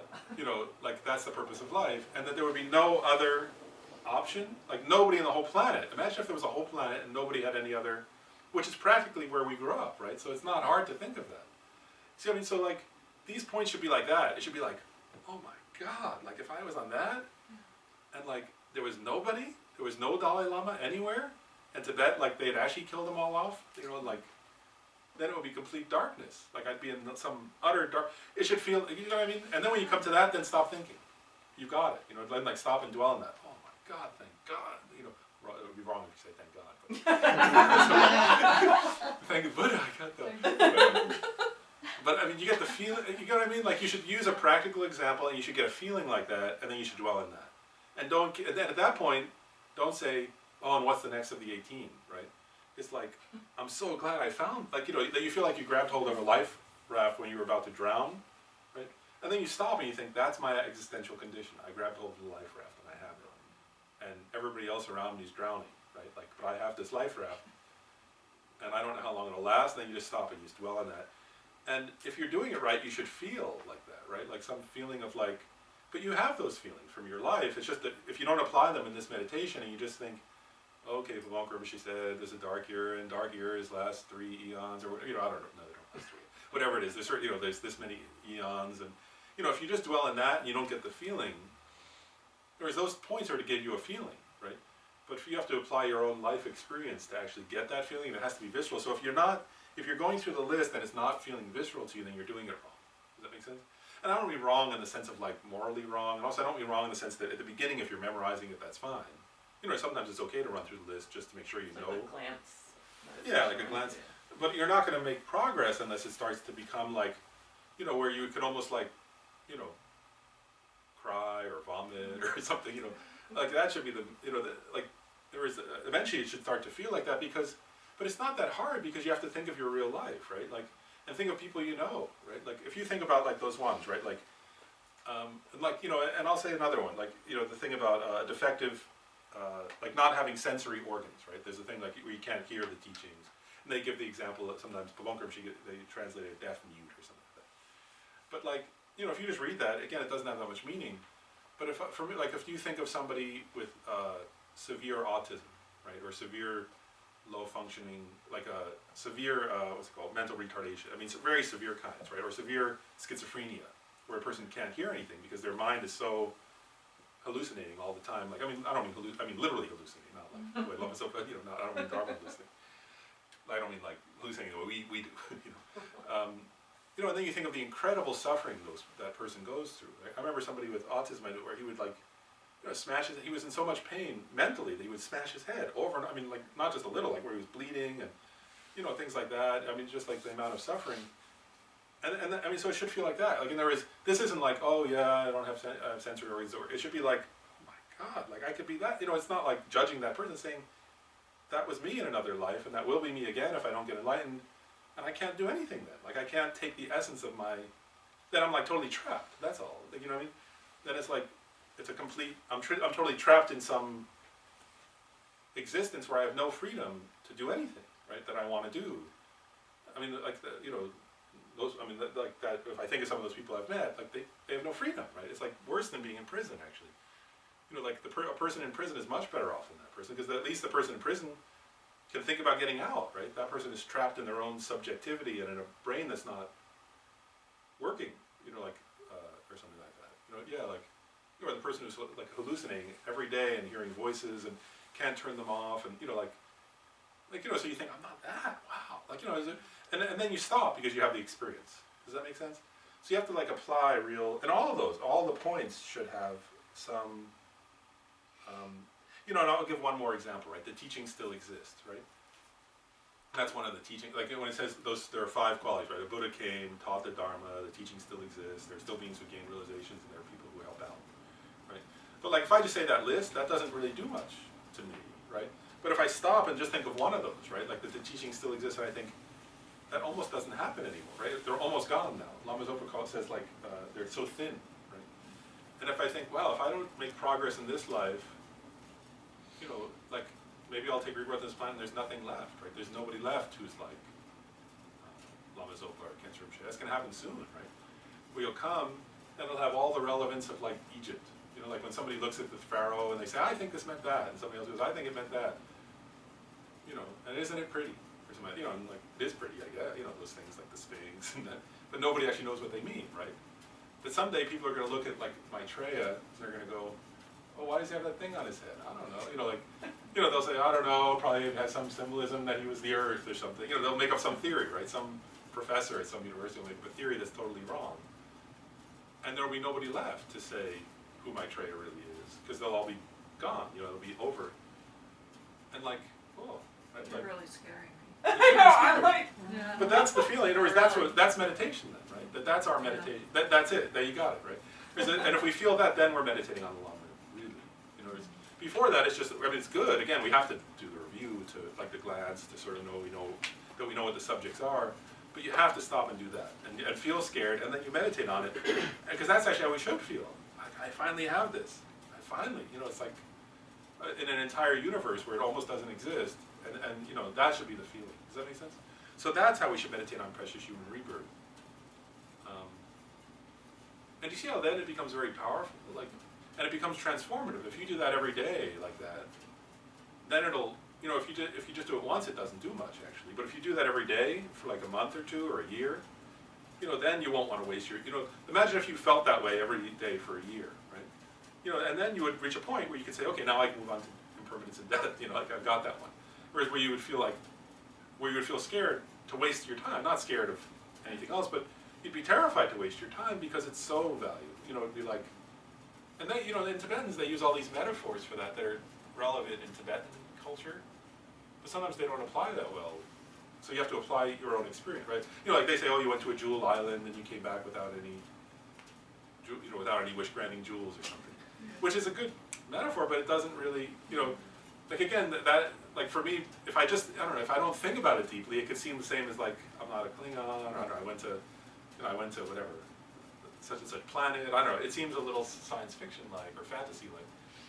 But actually it's an expression, I mean the Tibetans are trying to express a feeling actually, that's what, they tell that story, I mean that's a cultural example in their culture, right? Or myth or a story or something. But they're telling it to try to get the feeling across, right? That they felt like what? You know what I mean? That's how they felt. In other words, like, what would be the equivalent of that in our culture? Like a jeweled eye, like going somewhere and wasting the chance on it. Oh, I know. That was like, oh, there's one. It would be like this. Actually, I thought of the facial expression. My dad once wanted it. There was a lottery, and it was in Florida. You could buy the tickets, but you couldn't buy them in New York. We were in New York, and he called my grandfather and said, buy me a ticket. I want you to buy me 5 tickets, and here's the numbers. And this was typical of my grandfather. He said, sure, I'll do it. And my dad wrote down the numbers, and my grandfather said he had bought them, and then one of the sets of numbers came through, and he called, and he was like overjoyed, he called out, and his facial expression, when my grandfather said, I didn't buy that stupid ticket, what the hell's wrong with you? I'm not wasting money on no goddamn lotteries. And the look of my father's face, like he thought he had just won like $5 million. But like, actually that's our culture. I was thinking, that's a good culture. That's how you'd feel if you wasted your price. The look on his face when he learned that he didn't win the $5 million, even though he picked the numbers, because his dad had lied to him. That's how we should feel. In other words, like, you see what I'm getting at? Like, that's what Tibetans are trying to express, but they're using their culture to express it. But you have to like think, what would that feeling be, right? And it'd be like that. Like, you know, in other words, a guy who cares, and my dad cared a lot about money. You know, so it's like somebody who really cares about money and thought they just won $5 million or whatever. Maybe it was more, I don't know. And then they find out somebody tricked them out of it or something. You see what I mean? Like so you have to think of your own examples, but to get that feeling, that's the key. So I guess, okay, so then the question I have for you guys is, you know, so when we read that verse, we'll stop and meditate. I guess, do you guys feel like you have enough, or we just talked about it a fair amount, so maybe I don't need to go through, I don't think it's useful, maybe I won't go through the list of, right, in other words, just think about any of those examples, right? Think about when I'm not going to guide that meditation, I'm going to stay silent for 15 minutes, because I want you to actually think of your own examples, but think of those examples, right, of if, you know, of when you felt like if you couldn't meet any Buddhism, or not even Buddhism at the time, that if this was the whole thing, all there was on this planet, you know, like almost like, try not to curse, forget about it or something. Like, or when, you know, or all those examples, you know, like, you know, imagine if, yeah, just imagine that. If you tried to find a Dharma center and there was no Lama Zopa or Khensen Rinpoche or Dalai Lama, in other words, there was just nobody who existed anymore. And it was just like myths and books or something. Like, whereas whatever it would take for you to get the feeling of how precious your human life is, right? Or you could think about the lower realms, you know, but again, like, you know, or the person with a brain that doesn't work, or whatever, you know, use your own examples, but you see what I'm getting at there? So I'm not going to talk, I won't talk much. I won't talk at all. Lord, excuse me, Yeah. where can we find the list? Oh, the list, I don't know if it's in this, I don't think it's actually in this book, but do you want me to say it once? Or it's in lots of Lam Rim That would books. be great. I'll just go through it once. So I'll go through it once now before we start, just because since you're. So the qualities of oppression and rebirth, right? There are 8 freedoms and 10 realms. So the 8 freedoms, 4 have to do with other realms. So it's hell. You know, I'm not a hell being. I'm not a hungry ghost. I'm not an animal, and I'm not a god, a long life god. Then there are 4 that apply to the human realm that are freedoms, right? And they're freedom from being a barbarian in a border region, which is kind of almost what we are, actually. We're sort of on the edge of that, barbarian. In a border region means a place where no Dharma exists, right? So actually, this was a, we were it was like a, when we were born, this was a that's why we literally were on the edge, because this was a barbarian. There was no Dharma here. Now there is, right? Because Khensur Rinpoche and Lama Zopa, they come, but, so what is barbarian in a border region? Another is born in a dark era when no Buddha came. The next is with having defective sense organs. Oh, no, this I was confused. Defective brain, a mind that, like having a defective brain is what I call it. So having a brain that doesn't work properly, you could say. They can't process words and language and teachings, and having wrong views. So those are those 8. And then the 10 endowments, there are 5 environmental ones. They usually go in the other order, but I'll go through the environmental first. So the 5 environmental ones is a Buddha came to your planet. That Buddha taught. The Buddha's teachings still exist. There are still beings who gain the realizations. And there are people who help make centers or make monasteries or make places where those teachings can be shared. No, and also think about that one about beings still gain realizations. That's another one that, if you think about it, it's actually terrifying. Because actually, Khensur Rinpoche, he said at the time of the Buddha there were lots of people, and there was like, the Buddha would go around and people would realize emptiness here. Wherever he would go, somebody would pop off, because they all had all this merit, and they would just meet the Buddha, and they would hear like a couple teachings, and they would realize emptiness, or they would become an arhat, and then Khensur Rinpoche said now it's so rare, actually, right? It's very rare for somebody. He said it still happens, so you can't say it doesn't. It does. And he said, but it takes incredible effort, right? The people who gain realization, it takes incredible effort, and it's so rare that. But luckily there are still. But that one also is coming to an end. In other words, there will come a time where nobody anymore gets the realizations at all. So that was like we're at the end of that time, actually, where the beings can still realize. You can still do it now, and there are still people. There are many stories of Tibetans who have, in the last number of years. But that you can see that's coming to an end, right? That's almost over. But and then there are 5. So there are 5 environmental, right? Buddha came, taught the Dharma. Dharma still exists, still realizations and helpers, people who help out. And then there are 5 personal endowments, they call them. So that's that I'm a human being. I'm in a central land. That means a place where the Dharma is taught. Place where the Dharma exists, where there's still monks and nuns. It actually technically also it should include that there are still monks and nuns in that country who keep their vows. And this is the one that I got confused. This is the one where I have sense organs that work, so I can hear or see or experience the teachings. I haven't committed any of the 5 immediate or heinous misdeeds. Right? Like those are like killing your parents, killing your mom, killing your dad. Drawing blood from a Buddha, killing an arhat, or causing a schism in the Sangha. And then the last one of those is having faith in the 3 baskets of the Buddha's teachings. So, yeah, having faith in the Buddha's teachings. Right, because even if, and again, like, that's an easy one to contemplate too. I often think of, Tashi talks about that, like there are people who live right by Khensur Rinpoche's monastery, right? So they have Dakpa Rinpoche, Khensur Rinpoche, Dagri Rinpoche, all these incredible lamas at Sera Monastery, right? But then they have the other quality. They're not a hell being, they're not a hungry ghost, they're not, and so on. They have sense organs that work. They have, they're human and all that. But when they look at those Tibetans, they have no faith in the teachings. So what they think is of stealing. They think of stealing from the monks. Actually, they think, how can I get? They don't have good security. They're monks and they won't beat me up, or they probably won't even call the police on me. So I can take stuff from because they just don't have any faith in the teaching, right? They think it's just silly, to them it looks like some silly, whereas they look at someone like, even the Dalai Lama, they think, what silly stuff, but if we left something out, I'll take it, if they left something out, so I'm just saying, if you just missed that one, right, you could, meet Khensur Rinpoche and think, or meet the Dalai Lama, or meet Lama Zopa and think nothing, right, just, it has no meaning to you because you have no faith at all in a spiritual thing. Doris, can I ask you a question? Yeah. There is one that I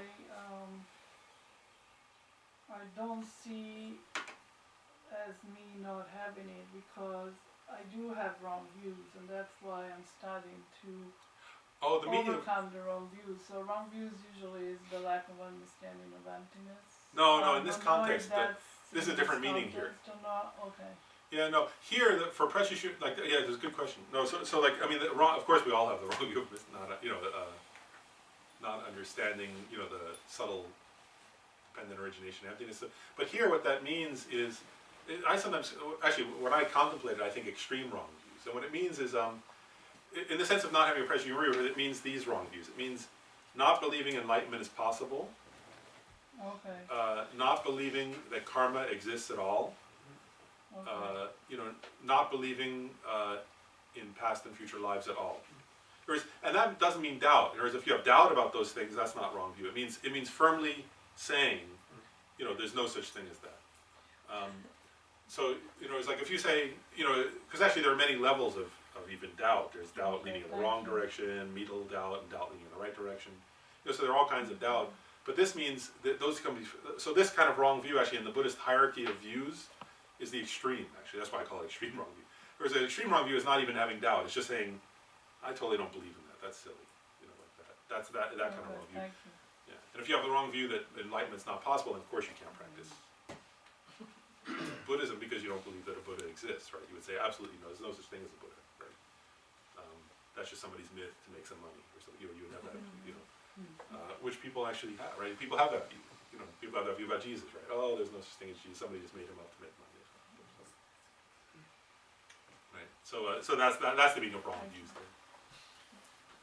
So you get it though. Okay. So let's go ahead. Let's just read the first 2 verses, and then I'll time like I'm just gonna make 15 minutes to meditate on Precious You and Rebirth. So I'll time it. But let's read the first 2 verses, and then we'll stop. So again, focusing on the Buddha in front of us, to grant us blessings. Guru Buddha. And we say, the foundation of all good qualities is the kind and perfect pure Guru. Correct devotion to him is the root of the path. By clearly seeing this and applying great effort, please bless me to rely upon him with great respect. Understanding that the precious freedom of this rebirth is found only once, is greatly meaningful and difficult to find again. Please bless me to generate the mind that unceasingly, day and night, takes its essence.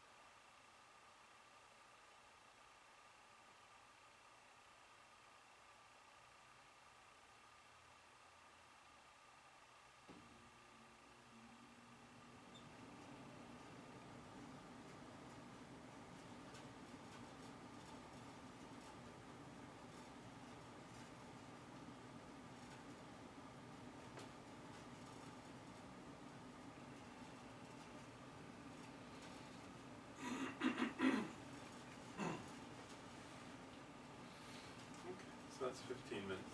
So let's go ahead and just finish the, let's pick up where we left off, reading the Graduated Path to Enlightenment, the Foundation of Good Qualities. Together. What page is that? In my book, it's 181. Is everybody have the same page number? 179. So it's either 179 or 181, depending on which edition. Yeah.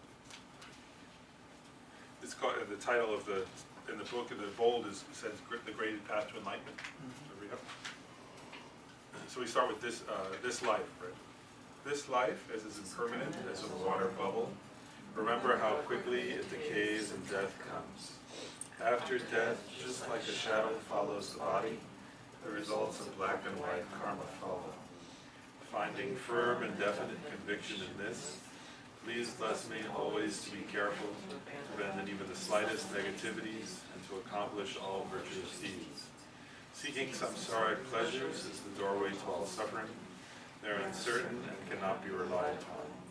Recognizing these shortcomings, please bless me to generate the strong wish for the bliss of liberation. Led by this pure thought, mindfulness, alertness, and great caution arise. The root of teachings is keeping the pratimoksha vows. Please bless me to accomplish this essential practice. Just as I have fallen into the sea of samsara, so have all other migratory beings. Bless me to see this, train in the supreme bodhicitta, and bear the responsibility of freeing migratory beings. Even if I develop only bodhicitta, but I don't practice the 3 types of morality, I will not achieve enlightenment. With my clear recognition of this, please bless me to practice the bodhisattva vows with great energy. Once I have pacified distractions to wrong objects and correctly analyzed the meaning of reality, please bless me to generate quickly within my mind stream the unified path of calm abiding and special insight. Having become a pure vessel by training in the general path, please bless me to enter the holy gateway of the fortunate ones, the supreme Vajra vehicle.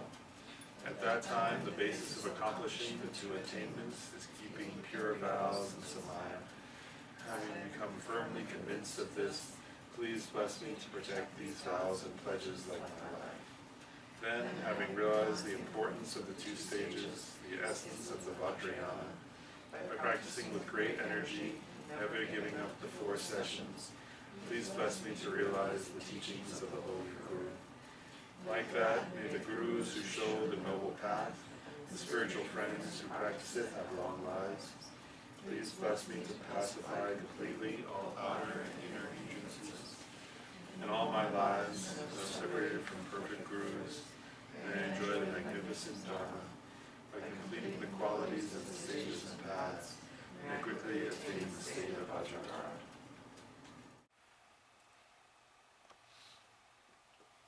So we'll do, so let's pick back up. So we're up to the part that says request to descend to the crown. And so so I'll just say, so we'll do that, we'll just do that verse. And then what I'd like to do is after we do that verse, what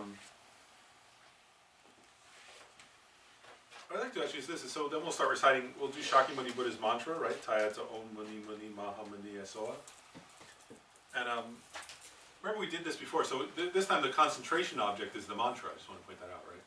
And then we'll do, so I just want to go step by step, like, so even though Lama's Overtree describes the visualizations automatically, what I want to do is when we get to that point, first we'll just recite the mantra, so I want to say a little bit about mantra recitation too, and then we'll actually do it, and then while you're doing it, first you'll just recite the mantra and focus on it, and then after a little while I'll start adding in the visualization that goes with from here that goes with the mantra. But so when you're reciting a mantra, right, like you can do mantras all different ways. In other words, like if you're reciting it for another being, like an animal, then you might say Tayata Om Mani Mani Maha Mani Asoa to the animal, right? But when you're reciting it in meditation, the idea is that you recite it for this purpose. Let's say this: that you want to recite it using your mouth, right? But low enough so that this distance apart, the other person shouldn't be able to make out what you're saying. Does that make sense? That's for your concentration. I'm saying when you're really concentrating. Whereas in general, you can recite mantras however you want, but when you're reciting it in real meditation, then what you want to be doing is you want to actually be saying it like that. So it's like you can just barely hear it yourself. Does that make sense? So loud enough that you can just barely hear it, and the person next to you could maybe vaguely know that you're breathing, you know, that your breath indicates you're saying something, but can't hear the syllables. It's just that's a good volume for actual concentration. That's why. To respect their concentration? No, even if you were alone. Or- Yeah, no, even if you're alone in a room. I see. Like if you're alone in your own room, like at home, doing your meditation, still ideally you would recite it at that volume. You know, that's a good starting point. Anyway, there are other ways to recite mantras. You know, there are also there are other versions of mantra recitation, but where we're going to do verbal recitation, which is what we're doing now, then it's like that. Does that make sense? Because there are versions where you don't recite it at all, where you kind of, you know, there are versions of mantra recitation that are actually much more difficult, where you imagine being a seed syllable and reading it, you know, like and things like that. But we're not going to try that today. You know, you can read it in Sanskrit, tiny, you know, that's more advanced stuff. So for verbal, we're just going to do it this way, right? So you're going to say it, but say it very low. So that just you can hear it. And it's just supposed to be a good way to concentrate. In other words, the volume's not about, because you could be alone in the woods and you would still do it that way. And so we'll just concentrate. And the idea here is that you want to keep your mind on the mantra. And when I add in the visualization, then just, you know, you can add that, but don't lose the mantra. Does that make sense? So the mantra just because usually mantras, you can just concentrate on the mantra, but usually in Tibetan Buddhism, the mantra is combined with some kind of visualization, actually. So that's what we'll do. Well, you know, first we'll just do the mantra, and then we'll add in the visualization. And of course, everybody knows. So this is Shakyamuni Buddha's mantra. And like Lynn said, if you were doing Tara practice, then you would substitute Tara's mantra there. If you were doing Avalokiteshvara, it would be Avalokiteshvara, and so on. So, you know, you could. But you know, since this one's the guru is in the form of Shakyamuni, then we do that mantra. Okay, so let's so again we're visualizing right in front of us on the lion throne, lotus, and moon cushion is form of Shakyamuni, Guru Shakyamuni Buddha. And around us are all father and mother sentient beings. And our motivation is to achieve enlightenment for the benefit of all sentient beings. That we're engaging in this practice, right? We haven't stopped really, but we're reasserting our motivation, right? That out of universal responsibility, right, of love and compassion for all sentient beings, happily and joyfully taking on responsibility for their welfare, that we're engaging in this practice in order to quickly achieve enlightenment for the benefit of all beings. Okay. So with that visualization in mind, we'll recite the verse. Glorious and precious root Guru, please abide on the lotus and moon seat on my crown, and taking care of me with your great kindness, bestow upon me the attainments of your holy body. So now just you can imagine that Shakyamuni Buddha actually comes to your crown, right? So he's no longer 2 meters in front of you, at your forehead level, but he kind of, and he turns around so he's facing the same direction as you. So as he's floating towards you, he kind of turns his direction.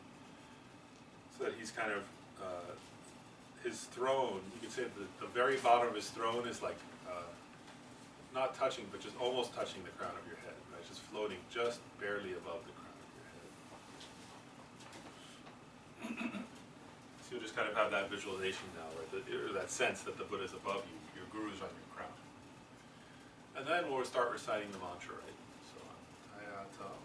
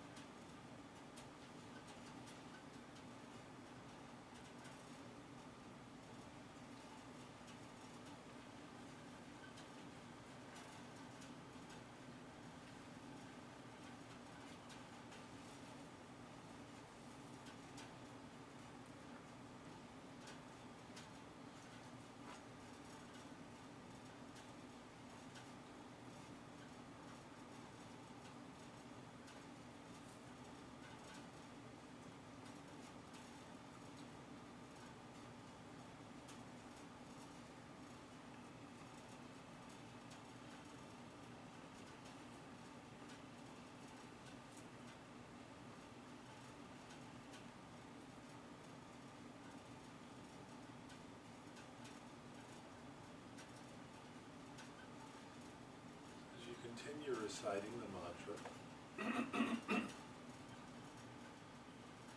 This mantra of Shakyamuni Buddha. So you keep reciting it. And as you're doing that, visualize that white colored beams of light which have white nectar dripping along them come from Shakyamuni Buddha, from his heart, from his body, down into you. So Shakyamuni Buddha is above you. From him are these white light beams that kind of pour down into you. And flowing along the beams is this kind of white nectar that's pouring down from Shakyamuni Buddha into your body.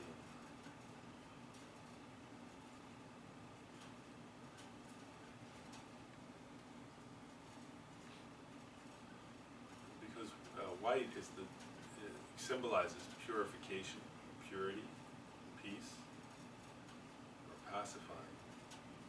So imagine that as that white light and nectar pours into you, it purifies all your diseases and all physical imprints or tendencies towards disease, all physical imbalances, any spirit harm, any negative karma, any negative emotions, and any obscurations. And that all these negativities are washed out of you just as dirt leaves clothes when you wash them. So continue reciting and just kind of visualize like that for a while.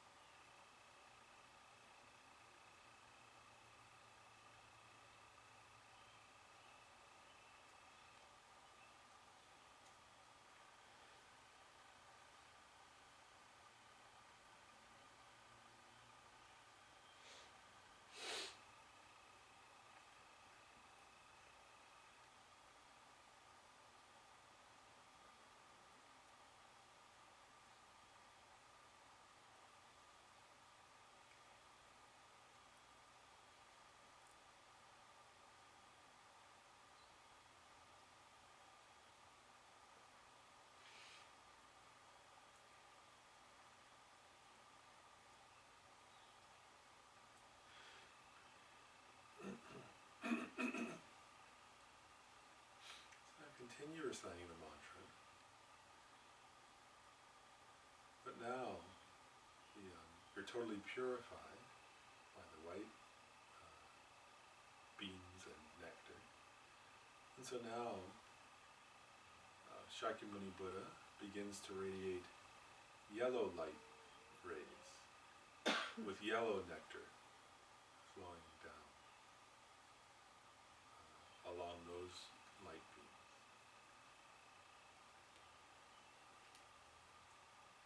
And yellow is the color yellow relates to increasing or enhancing.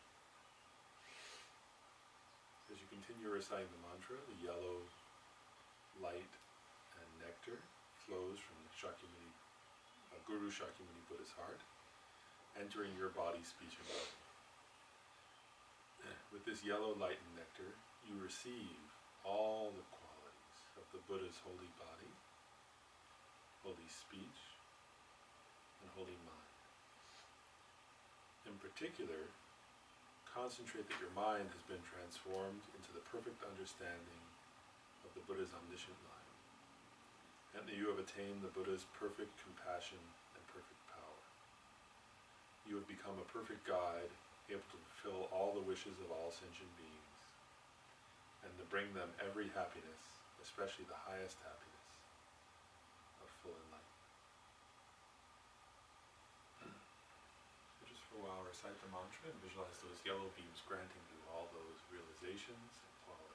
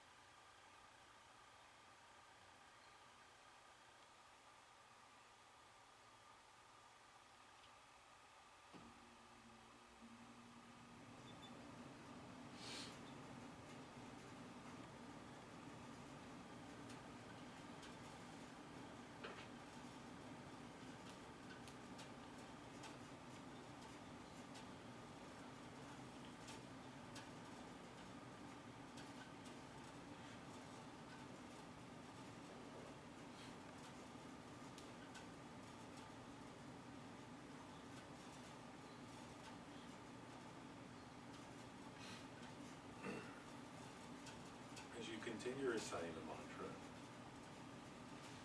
feel strongly how the suffering of sentient beings is unbearable.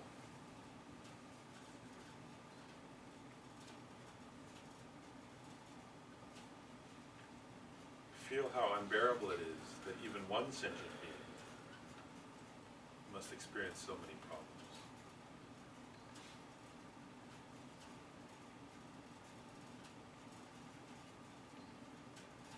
Feel that even 1 minute of suffering in samsara is like the suffering of many eons.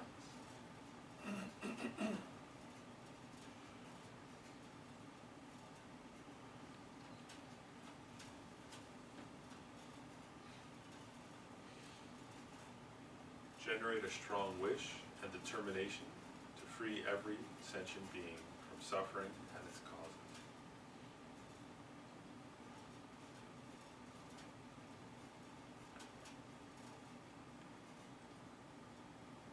Not only that, but also feel how wonderful it would be to take completely on ourselves each being's karma, delusions, sufferings, and problems. And beyond even that, feel happy to take on as well the causes of suffering of all sentient beings in every realm of samsara, and give them the peerless happiness of ultimate liberation, complete enlightenment.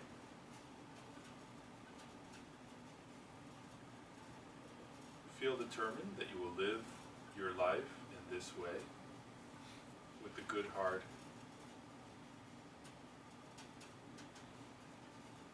feeling great compassion and loving kindness for all sentient beings,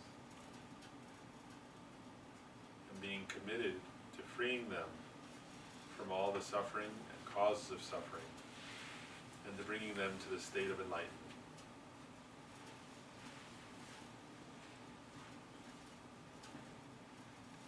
Imagine that because you have generated this thought to benefit all beings, the good heart, and because you are making your life worthwhile, the Buddha is extremely pleased with you.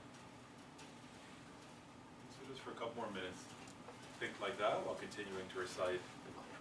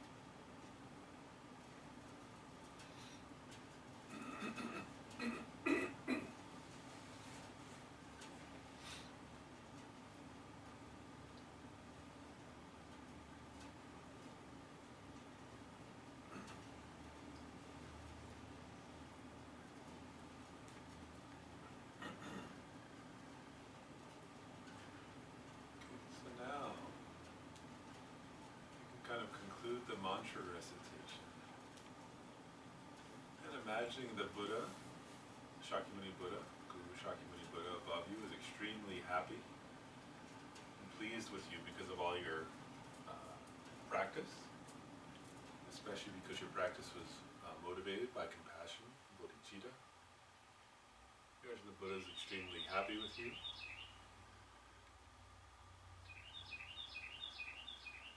And then imagine that Shakyamuni, the Guru Shakyamuni Buddha, above the crown of your head,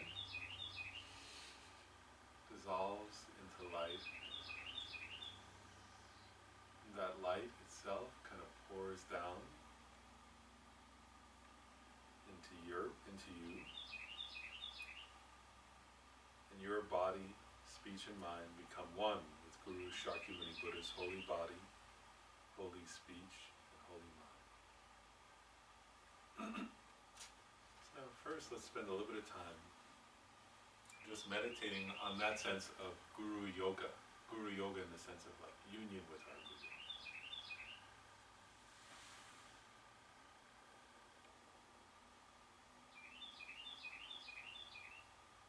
So in one sense, right, all the qualities of Shakyamuni Buddha, of His Holiness the Dalai Lama,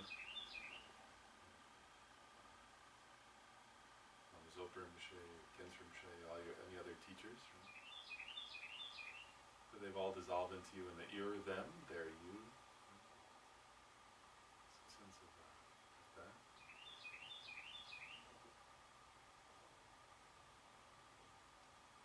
And since ultimately the Guru is the Dharmakaya, right? The great bliss, great compassion, realizing emptiness. There's a sense of mixing your mind with the mind of your Guru.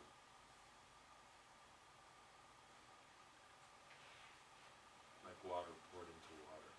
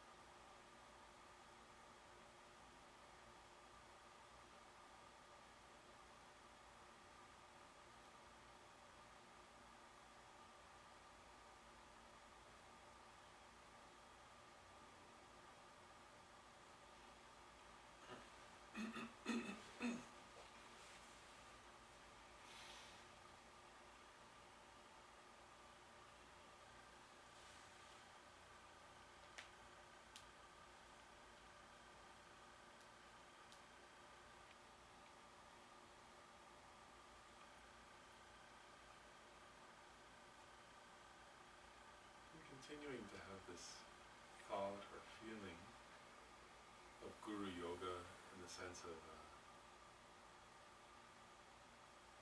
union with your guru. Yoga with your guru. For a little while we'll just meditate on the nature of mind itself.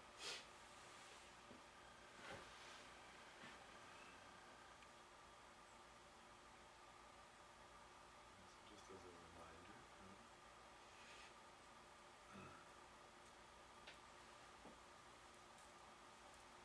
And you're kind of noticing the basic clarity,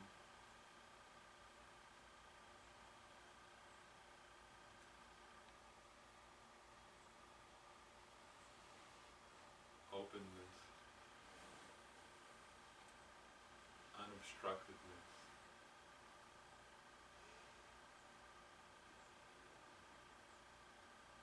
awareness.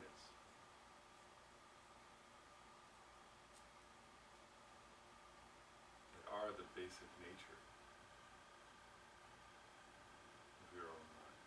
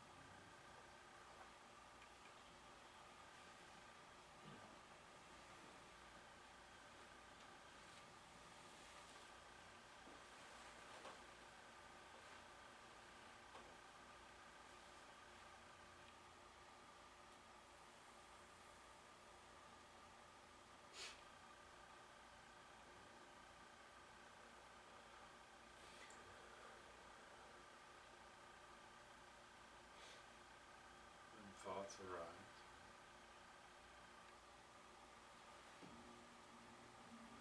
actually they cannot, thoughts don't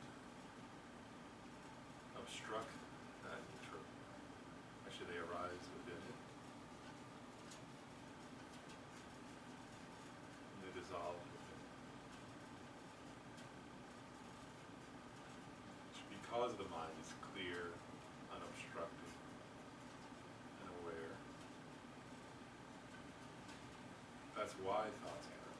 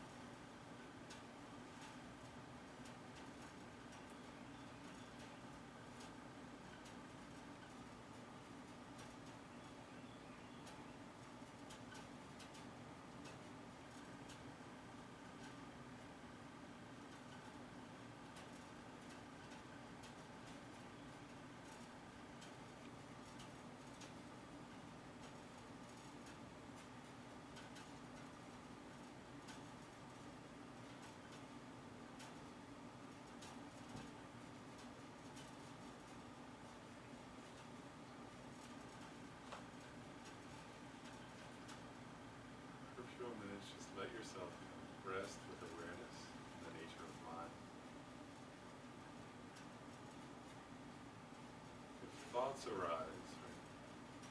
Just notice them with a kind of bare awareness. And like waves in the ocean, right? The wave is not separate from the ocean. So the thought, or like a wave, the thought arises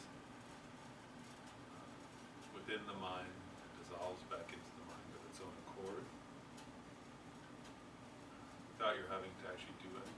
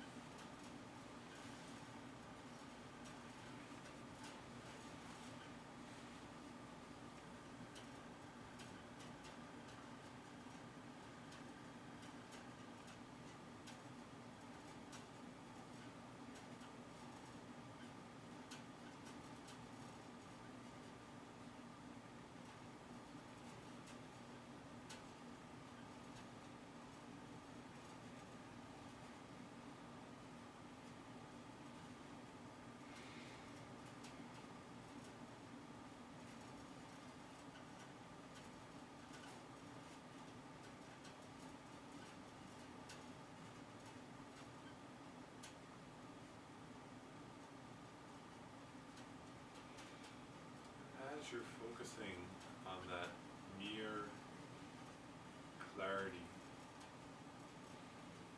unobstructedness, awareness, you can kind of also allow, if you like, any habitual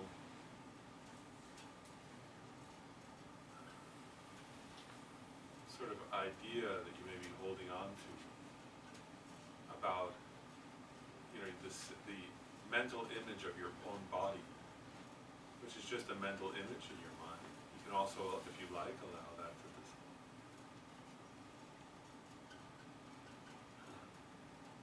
Just like any other thought, back into the ocean of the mind.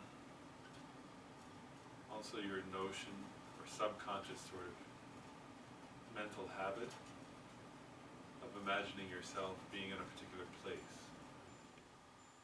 Like having a mental image in the back of your mind subconsciously of a place. You can allow that to dissolve into that bare experience of just the nature of mind itself.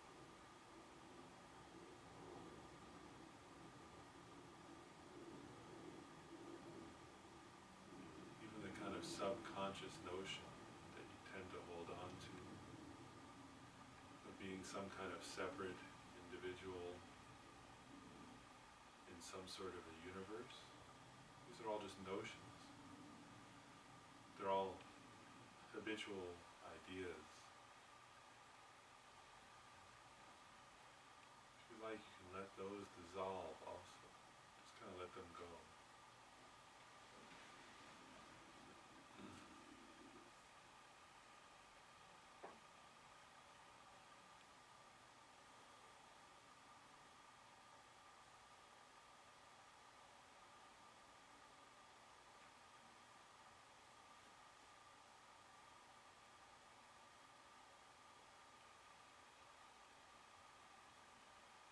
Until all that appears is a kind of space-like openness, clarity, awareness.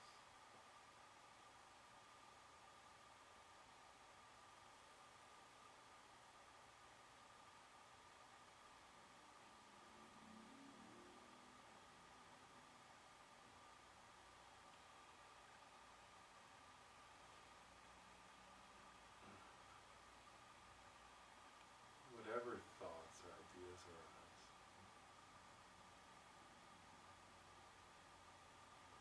they arise within that open, space-like, clear awareness, dissolve back into it.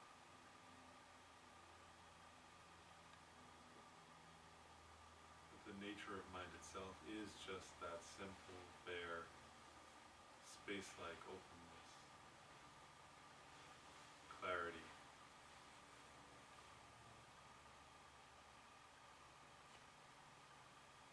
and awareness, bare awareness.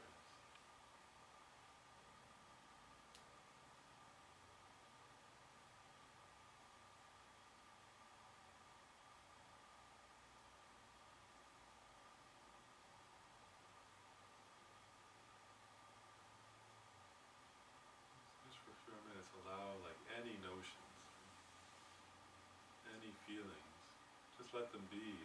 But if you let them be, you can watch them dissolve back into the mind, into the nature of mind itself. You can let them go.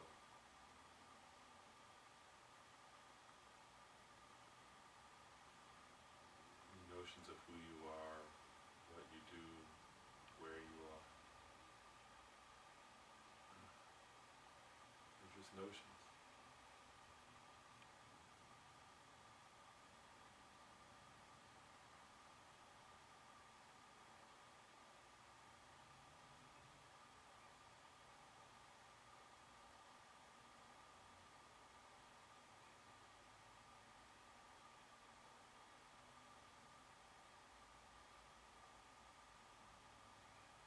So let yourself kind of have these moments of resting in the nature of mind, in awareness of the nature of mind itself.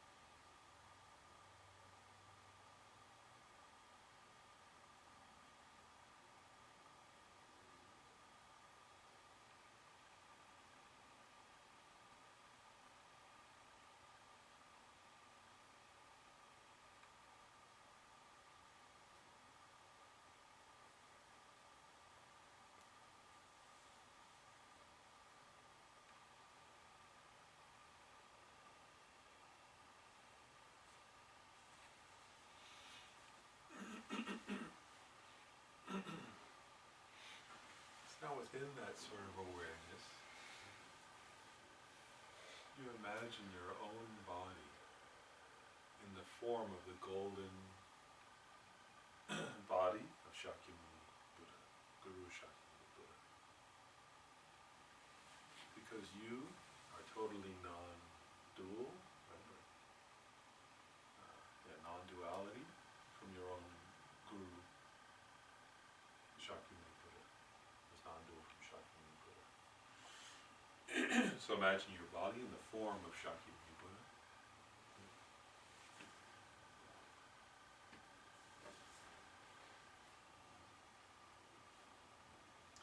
And imagine that from your holy body, infinite light beams radiate out in all the directions.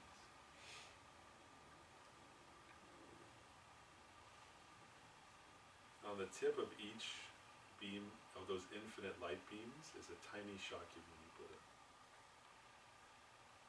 All these infinite Shakyamuni Buddhas enter and absorb into each and every sentient being, purifying all their suffering and its causes, the delusions and negative karma.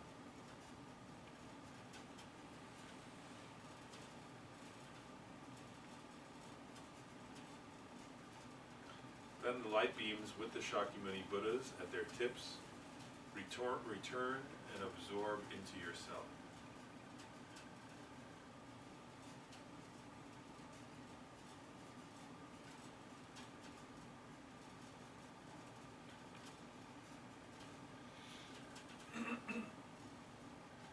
And then think how wonderful it is that I have enlightened all sentient beings, transformed them all into Shakyamuni Buddha.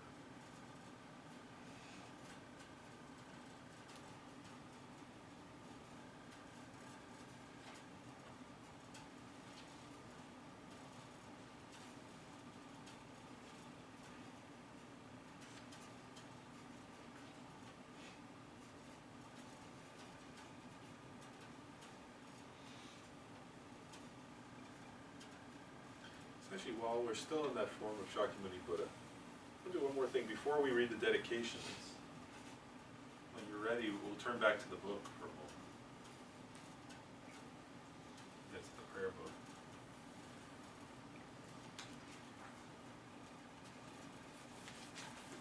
And we're going to read the dedications in a minute, but in the very next section, right after the end of the daily meditation practice, it says praises to 21 Taras. It's just a couple pages ahead, 2, 3 pages, 4 pages ahead.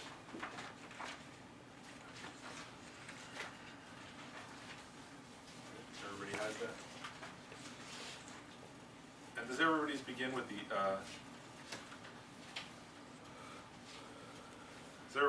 invocation from your sublime abode? Oh, wait, are you on 197? Because my book says 191. Mine's 189. 189. We have a lot of different versions, I guess. Fair book or what?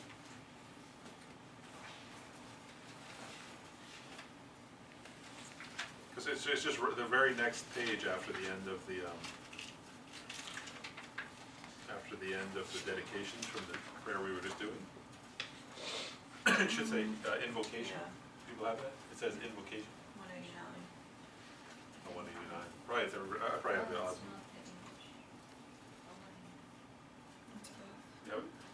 So I just thought, because since Lama Zopa Rinpoche and Khensa Rinpoche and also Geshe Gelik always, not always, have repeatedly, let's say, suggested doing this 21 Praises to Tara in Washington, D.C. area to benefit the area and also the center. I just thought we should read it once before we do the dedication. Right. So we'll do these 21 praises. We'll just read the whole 21 praises once through, starting with the invocation. So for that, we can imagine, in some sense, in the space in front of us, either just green Tara or all 21 Taras, however you want. It's okay. And again, dedicating for all sentient beings, and in particular for all sentient beings, and then also for the center to flourish and benefit others, also for the Dharma to flourish, and also for there to be peace. Since we're in Washington, those are all good things. Dear Washington. So okay, so we'll just read it once, starting with the invocation. from your sublime abode at Potala, O Tara, born from the green-lettered Tam, your crown adorned with Amitabha, action mother of the Buddhas of the three times, Tara, please come with your attendants. The gods and demigods bow to your lotus feet, O Tara, you who rescue all who are destitute. To you, Mother Tara, I pay homage. Om, I prostrate to the noble, transcendent liberator. Homage Tara, swift heroic, eyes like lightning, instantaneous, firm from opening stamens of the Lord or three worlds tear-born lotus. Homage he whose face combines 100 autumn moons at fullest, blazing with light rays resplendent as 1,000-star collection. Homage golden blue one lotus, waterborne and hand-adorned, giving effort karma austerities, patience meditation first sphere. Homage crown of Tathagatas, action triumph without limit. Right land and right conquers children, having reached every perfection. Homage filling with Tutari, humble desire, direction and space, trampling with her feet the seven worlds, able to draw forth all beings. Homage worshipped by the All-Lords, Shakna, Agni, Brahma, Maru, honored by the hosts of spirits, corpse raisers, Gandharvas, Yakshas. Homage with their trident pay sounds, destroying those magic diagrams, perfect pressing, left out righted, blazing in a raging fireplace. Homage Ture, very dreadful, destroyer of Mara's champions, she with frowning lotus visage, who is slayer of all enemies. Homage at her heart of fingers, adore her with three-jeweled mudra, light rains masses all excited, all directions wills adore her. Homage she so joyous radiant, crown emitting garlands of light, mirthful laughing with Tutari, subjugating Mara's devas. Homage she will summon all earth guardians assembly, shaking, frowning with her Om sign, saving from every misfortune. Homage crown adorned with crescent, moon all ornaments low shining, Amitabha in her hair knot, sending out much light eternal. Homage she mid breathe a blaze like, eon ending fire abiding, right stretched left bend joy surrounds you, troops of enemies destroying. Homage she who strikes the ground with her palm and with her foot beats it, scowling with the letter from the seven levels she does conquer.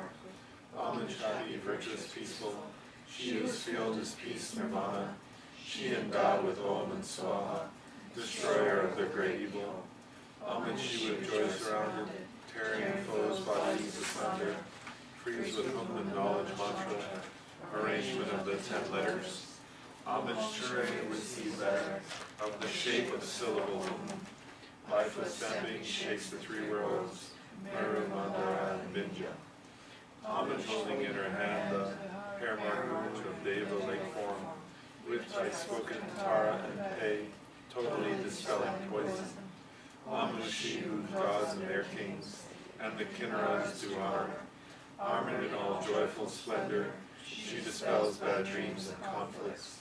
Homage she whose Tura is bright with radiance of sun and full moon, with twice Tara and Tutari, she dispels severe contagion. Homage full of liberating, power by set of the three natures, destroys hosts of spirits, yakshas, and raise corpses, supreme Ture. These praises with root mantras and prostrations thus are 21. Then we'll turn back just a few pages to back to the daily meditation practice, to the heading of dedications.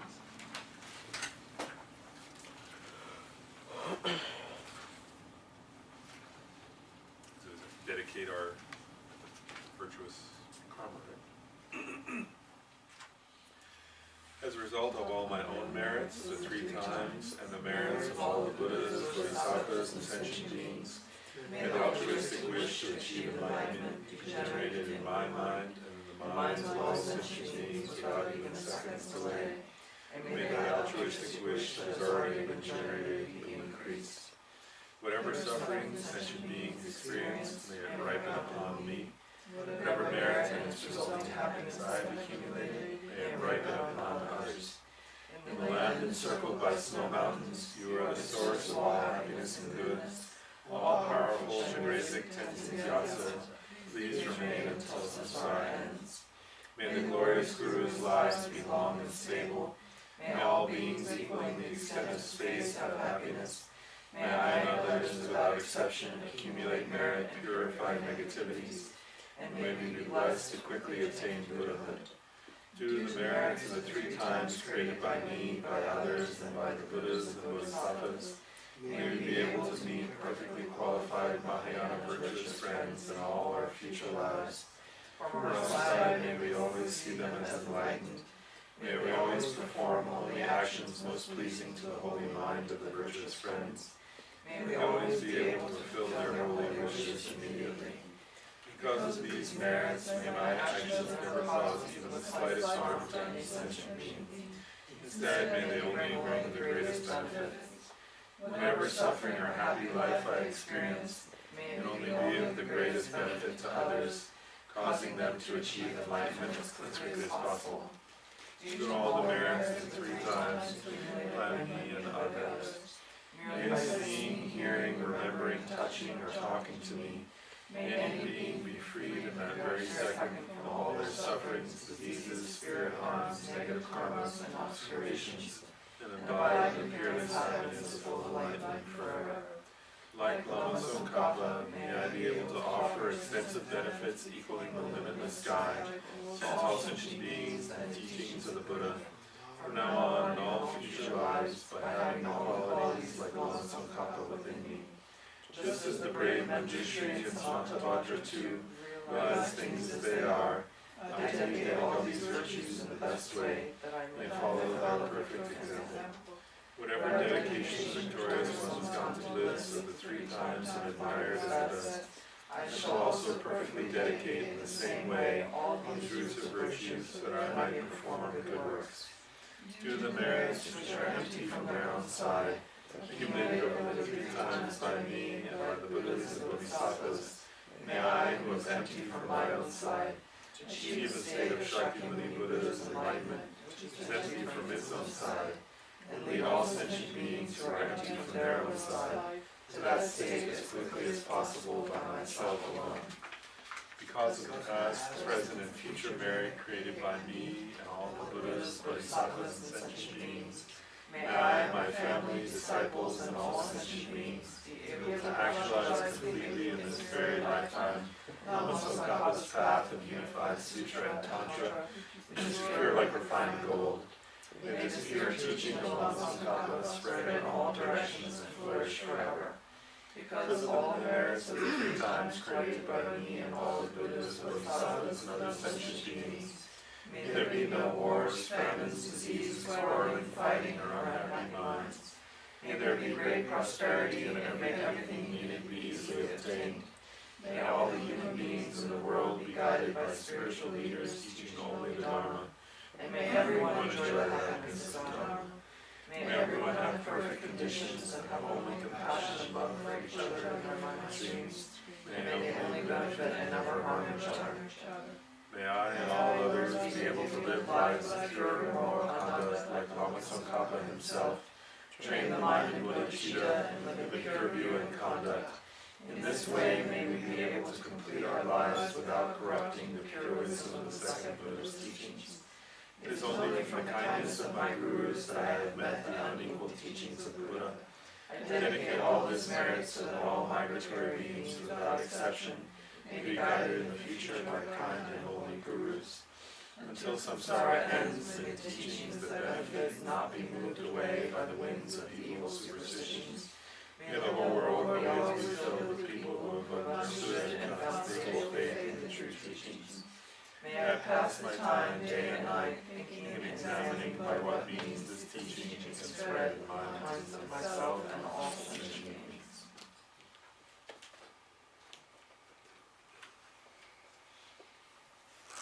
So we really should rejoice, though. Right? We definitely created a lot of good karma together. Thank you.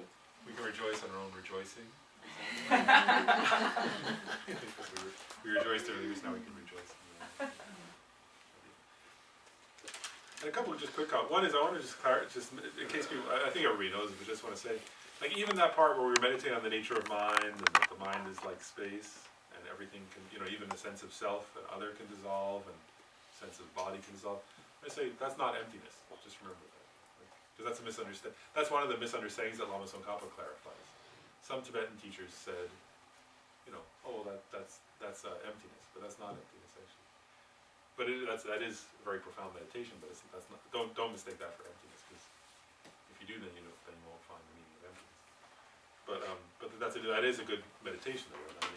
But actually, because I want to clarify, that's the nature on the conventional nature of mind, which is clear, space-like, knowing. But that's different than the ultimate nature of mind, which is the lack of inherent existence. So I'm just clarifying there's a difference there. You don't have to. We're not talking about emptiness today, but I just want to clarify because sometimes people think that's emptiness. Actually, they say, "Oh wow, it's like space and it's clear." You know, because again, sometimes when people say space-like meditation on emptiness, that is a phrase people use, but that's different from what we just did. So I just wanted to say that, because it's a common point of confusion, and so I don't want people to be confused. So even though, because I thought that, you know, when we say, oh, you can dissolve your sense of, you know, being a separate self, in the sense of your body, in a sense of a place, you know, it sounds a little bit like emptiness in the words, but it's not the same as meditation. And actually, the Panchen Lama, in his text on Mahamudra, he makes that very clear. He says what does he say? Something like, many scholars and practitioners in here in the Land of Snows said that was the ultimate final meditation, you know, and he says, but I, Panchen, you know, he says, I, Losang Choki Gyaltsen, say they're wrong. He's very bold about that. He said they're mistaken. You know, he's not criticizing them, he's saying that's a mistake. And then he's teaching these fine points from Lama Tsongkhapa, where he says that's a mistake. That's not emptiness. But it helps you to realize emptiness if you can do that meditation. It gets you closer to that, so then when you do meditate on emptiness, it'll be easier. But Just it's not the same. ultimate state of mind. Yeah, because that's still the conventional. Like even the clarity and the space-like, you know, the kind of the sense of the mind, which is like open, clear, unobstructed, and aware, right, or knowing. That's the conventional nature of mind. But that's not the ultimate nature. The ultimate nature of mind is that.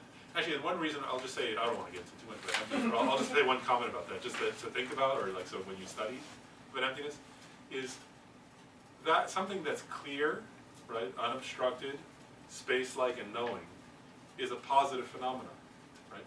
Or that's something, right? That's a positive phenomenon, right? But emptiness, Lama Tsongkhapa clarified, emptiness is always a non-affirming negation. Lama Tsongkhapa he actually clarified that very clearly. I mean, Nagarjuna did too, but Lama Tsongkhapa said very clearly that when you meditate on emptiness, if you understand the meaning of emptiness correctly in meditation, it's a non-affirming negation. That means it's a negation of something that doesn't imply the existence of something else. So, like for example, if you have a sense of a truly existent or inherently existent thing, right, and then you negate that, in other words, you have an object to be negated. To actually meditate, you have to have an object to be negated, and then you have to negate it. In other words, realizing it doesn't exist. And that's how you meditate on emptiness. So if you haven't asserted something that's inherently existent and then negated it, you haven't meditated on emptiness, you've done something else. So you see, when we were just meditating, there was still a positive phenomena that we were holding in our mind. There was a mind that's clear and knowing and looks like space and is, and is unobstructed. That's a positive phenomenon in the sense of like a book is a positive phenomenon. Right? I say this is a book, right? But if I say there's no elephant, we were doing this last time. If I say there's no elephant in this room, right? If I say, if I say there's no elephant here, right? That's not implying there is something else here, right? That's a non-affirming. That's all a non-affirming negation is. In other words, it's refuting something, right? The existence of an elephant here, without asserting that there is. I'm not saying I'm at the zoo with lots of animals and there's no elephant, right? That would be an affirming negation. I'm saying there are animals, but there's no elephant. But if I just say the simple, there's no elephant here, that's a non-affirming negation. Right? I'm negating something without affirming something else. So emptiness is not, we're not saying the emptiness of an elephant though, right? But the emptiness of an inherently existent I has to be, or an inherently existent mind has to be a non-affirming negation. So I'm just saying that's why that's not actually meditation on emptiness. I didn't mean to get too philosophical. But I just wanted to say that it's not, or it's like, the goal, you're not gonna, I mean, the goal here is not to explain emptiness today, but we'll get to a whole class on that. But I just wanted to say, so to prepare for that class, and also so that you don't develop a wrong understanding in case you don't come to that class, that meditation on the conventional nature of mind is not the same as meditation on